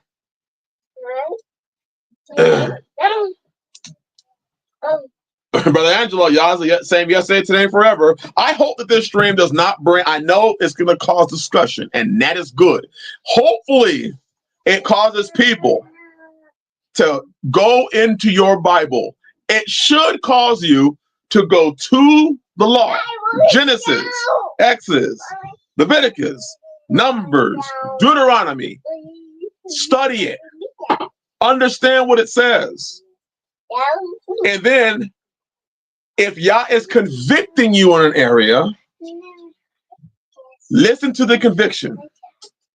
But understand that conviction is yours, brothers and sisters. It's yours. Brothers, heads of households, it's yours. Sisters that are uncovered, it's your conviction.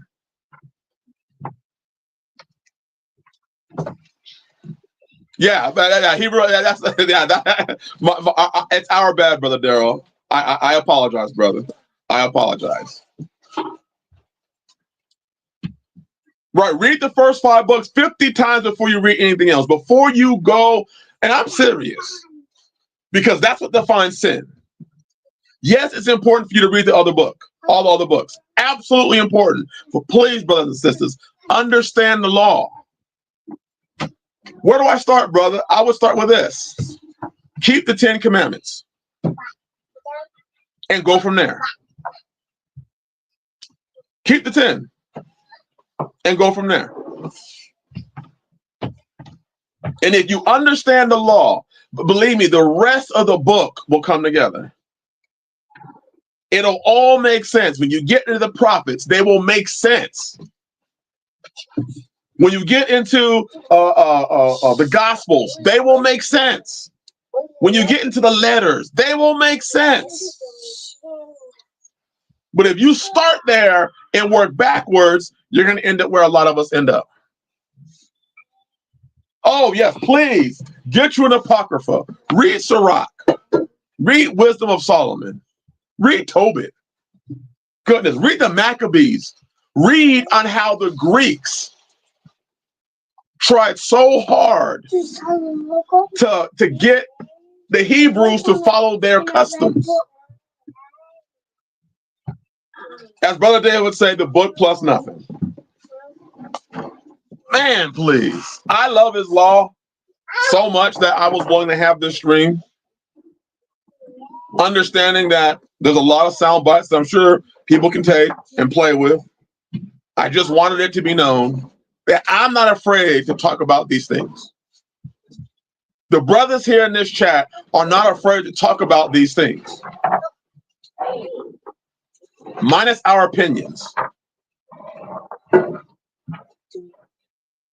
I hope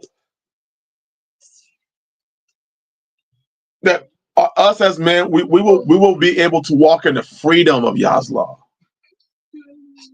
Right, Brother Angel said, we are brothers and sisters here. It's okay to disagree, but come together on a rest day. Yes, we can disagree.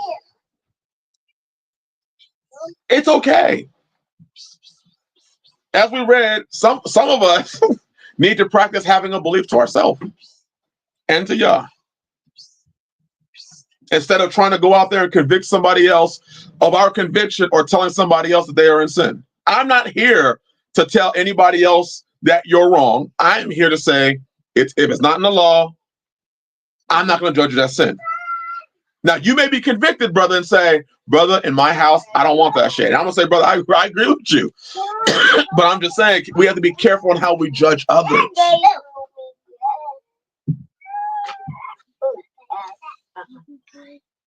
Yes, sir, Brother Bat. Hallelujah. Them crazy people would accuse Brother Chris of saying freak off our lives. They probably would. Not understanding that that is not what I said at all. I did not say that was all. That was right. De-Christianizing your mind is the hardest part of this walk. Understand that you've been lied to and fed a line of bullshit. Read and live the Torah. The best that you can, brothers. The best that you can. And the hell with the rest of the bullshit. Understand that a lot of us, most of us, brothers, we're not second, third, fourth, fifth, 10th, 20th generation in this thing. Most of us are first generation. We're setting the groundwork for our children and our children's children. Brother Alex, the great point, Brother Alex. Brother Alex, thank you. Let me put that up there. Good example. Weed, not a sin. I don't like it, so I don't smoke at my house, but I don't disrespect you if you smoke at yours. Easy day. I don't smoke, never smoked. Never smoked. But I'm not going to sit there and tell people that you're a sin and you're wicked and you're a dope head, as I've heard people accuse other people of. Nah, if you're not convicted by it, I am. That's for me. Hold on. That's for me. That's not for you. That's my conviction, brothers. That's mine. It's okay for me to have that conviction. And it's okay for you to say, hey, brother, I don't have that conviction. And guess what? I've had brothers here who were able to feel better. No issue with me. Even though I don't smoke. Even though nobody in my household smokes. Yeah, I don't like that.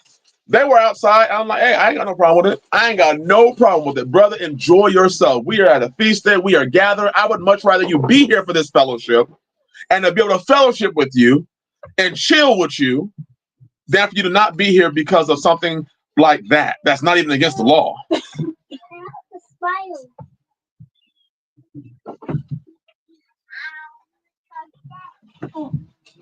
You see what I'm saying? I do not want us to not fellowship over a difference. I got brothers right now that keep lunar Sabbath who are in the chat. I got brothers right now that keep there's a sliver, then there's a whatever the other thing is called. I got people. I know brothers that keep sun up on Saturday to sun down on Saturday. They don't keep a 24-hour Shabbat. They keep a 12-hour Shabbat. I ain't tripping with them.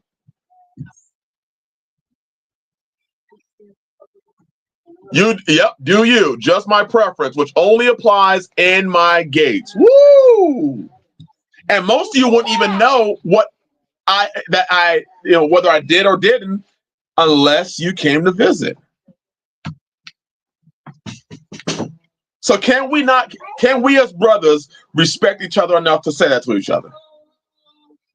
As I saw one of the brothers said, we may not agree. And it's not even a matter of agree. We agree in the Torah. Let me change that. We agree in the Torah. You just may not be convicted like I am, and I may not be convicted like you are, but we all agree. I can agree with you, brother. Smoking weed ain't a sin. I can agree with you. I just ain't gonna do it. Is that cool?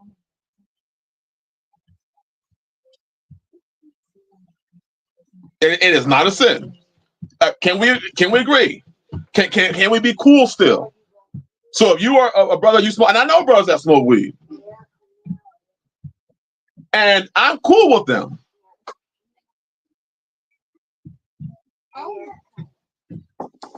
We have to stop acting like having. Never mind. I can go another. We've gone almost 5 hours. I'm done. Thank you, thank you, Dara. Thank you. Of course, none of us have the Torah totally figured out. We're all still learning. Yes, I think most of my friends do. I have a slew of friends that do. I have brothers that I know that do, whether it be medicinally or medically or recreationally. Either way, I have no judgment. None. I know people that drink strong drink, people that drink wine, people that say, hey, I don't drink strong drink because I'm convicted not to. And people say, hey, I don't drink alcohol at all. I know brothers that don't drink that don't eat sugar because they're convicted. I mean, sugar is one of the most addictive things out there. You know what I'm saying? Let's stop the unrighteous judgment. Please, let's stop the unrighteous judgment. Let's just stop it. And grow. And judge righteously. Bless y'all. I saw it has been almost 5 hours. Hallelujah. Hallelujah, bro. Yeah, you didn't. Both of y'all didn't come on. Come on. I'm about to say shalom. Come over here. Here's the last two. Well, no. The other two didn't come in. I think they've only seen what, 5? Yeah, these are I call them twins. I call them the twins. They are literally 36 hours apart in birth from 2 different sisters. 32 hours apart. 36 hours. Thank you, Ebony. If I did not ask your question, please feel free to email me, and if I have to talk about it in another stream, I will. I'm sure there's more questions. I will not say your name if you don't want your name said. I'll respect that. But I just want to all of us to grow together. Bless y'all. Ooh, say Shabbat Shalom. What's wrong? Wait. Before y'all end, y'all working on your commandments, right? Yes. All right. You want to try a little bit of it? Yes. Okay. And yeah. Yeah. Go. And yeah. Speak all you were saying. All you were saying. I'm Yahweh. The Elohim. The blessing. Of the blessing. I am. And Melchim. Mitzrayim. A house and saving. A house of slavery. Thou not. Make a tree. Making tree. Wait, skip. Thou shalt have no other gods. No God. No gods. No elbow for me. No else before me. Thou. Yeah. Y'all done? Yeah. Okay, well, I did pretty good. Yeah, Palmetto, I am so encouraged. They've been working on it. Their sisters have been teaching them. I'm so encouraged. Anyways, bless y'all. Oh, wait. I'm trying to end. There you are. Oh, gosh. Shabbat Shalom. That's it now.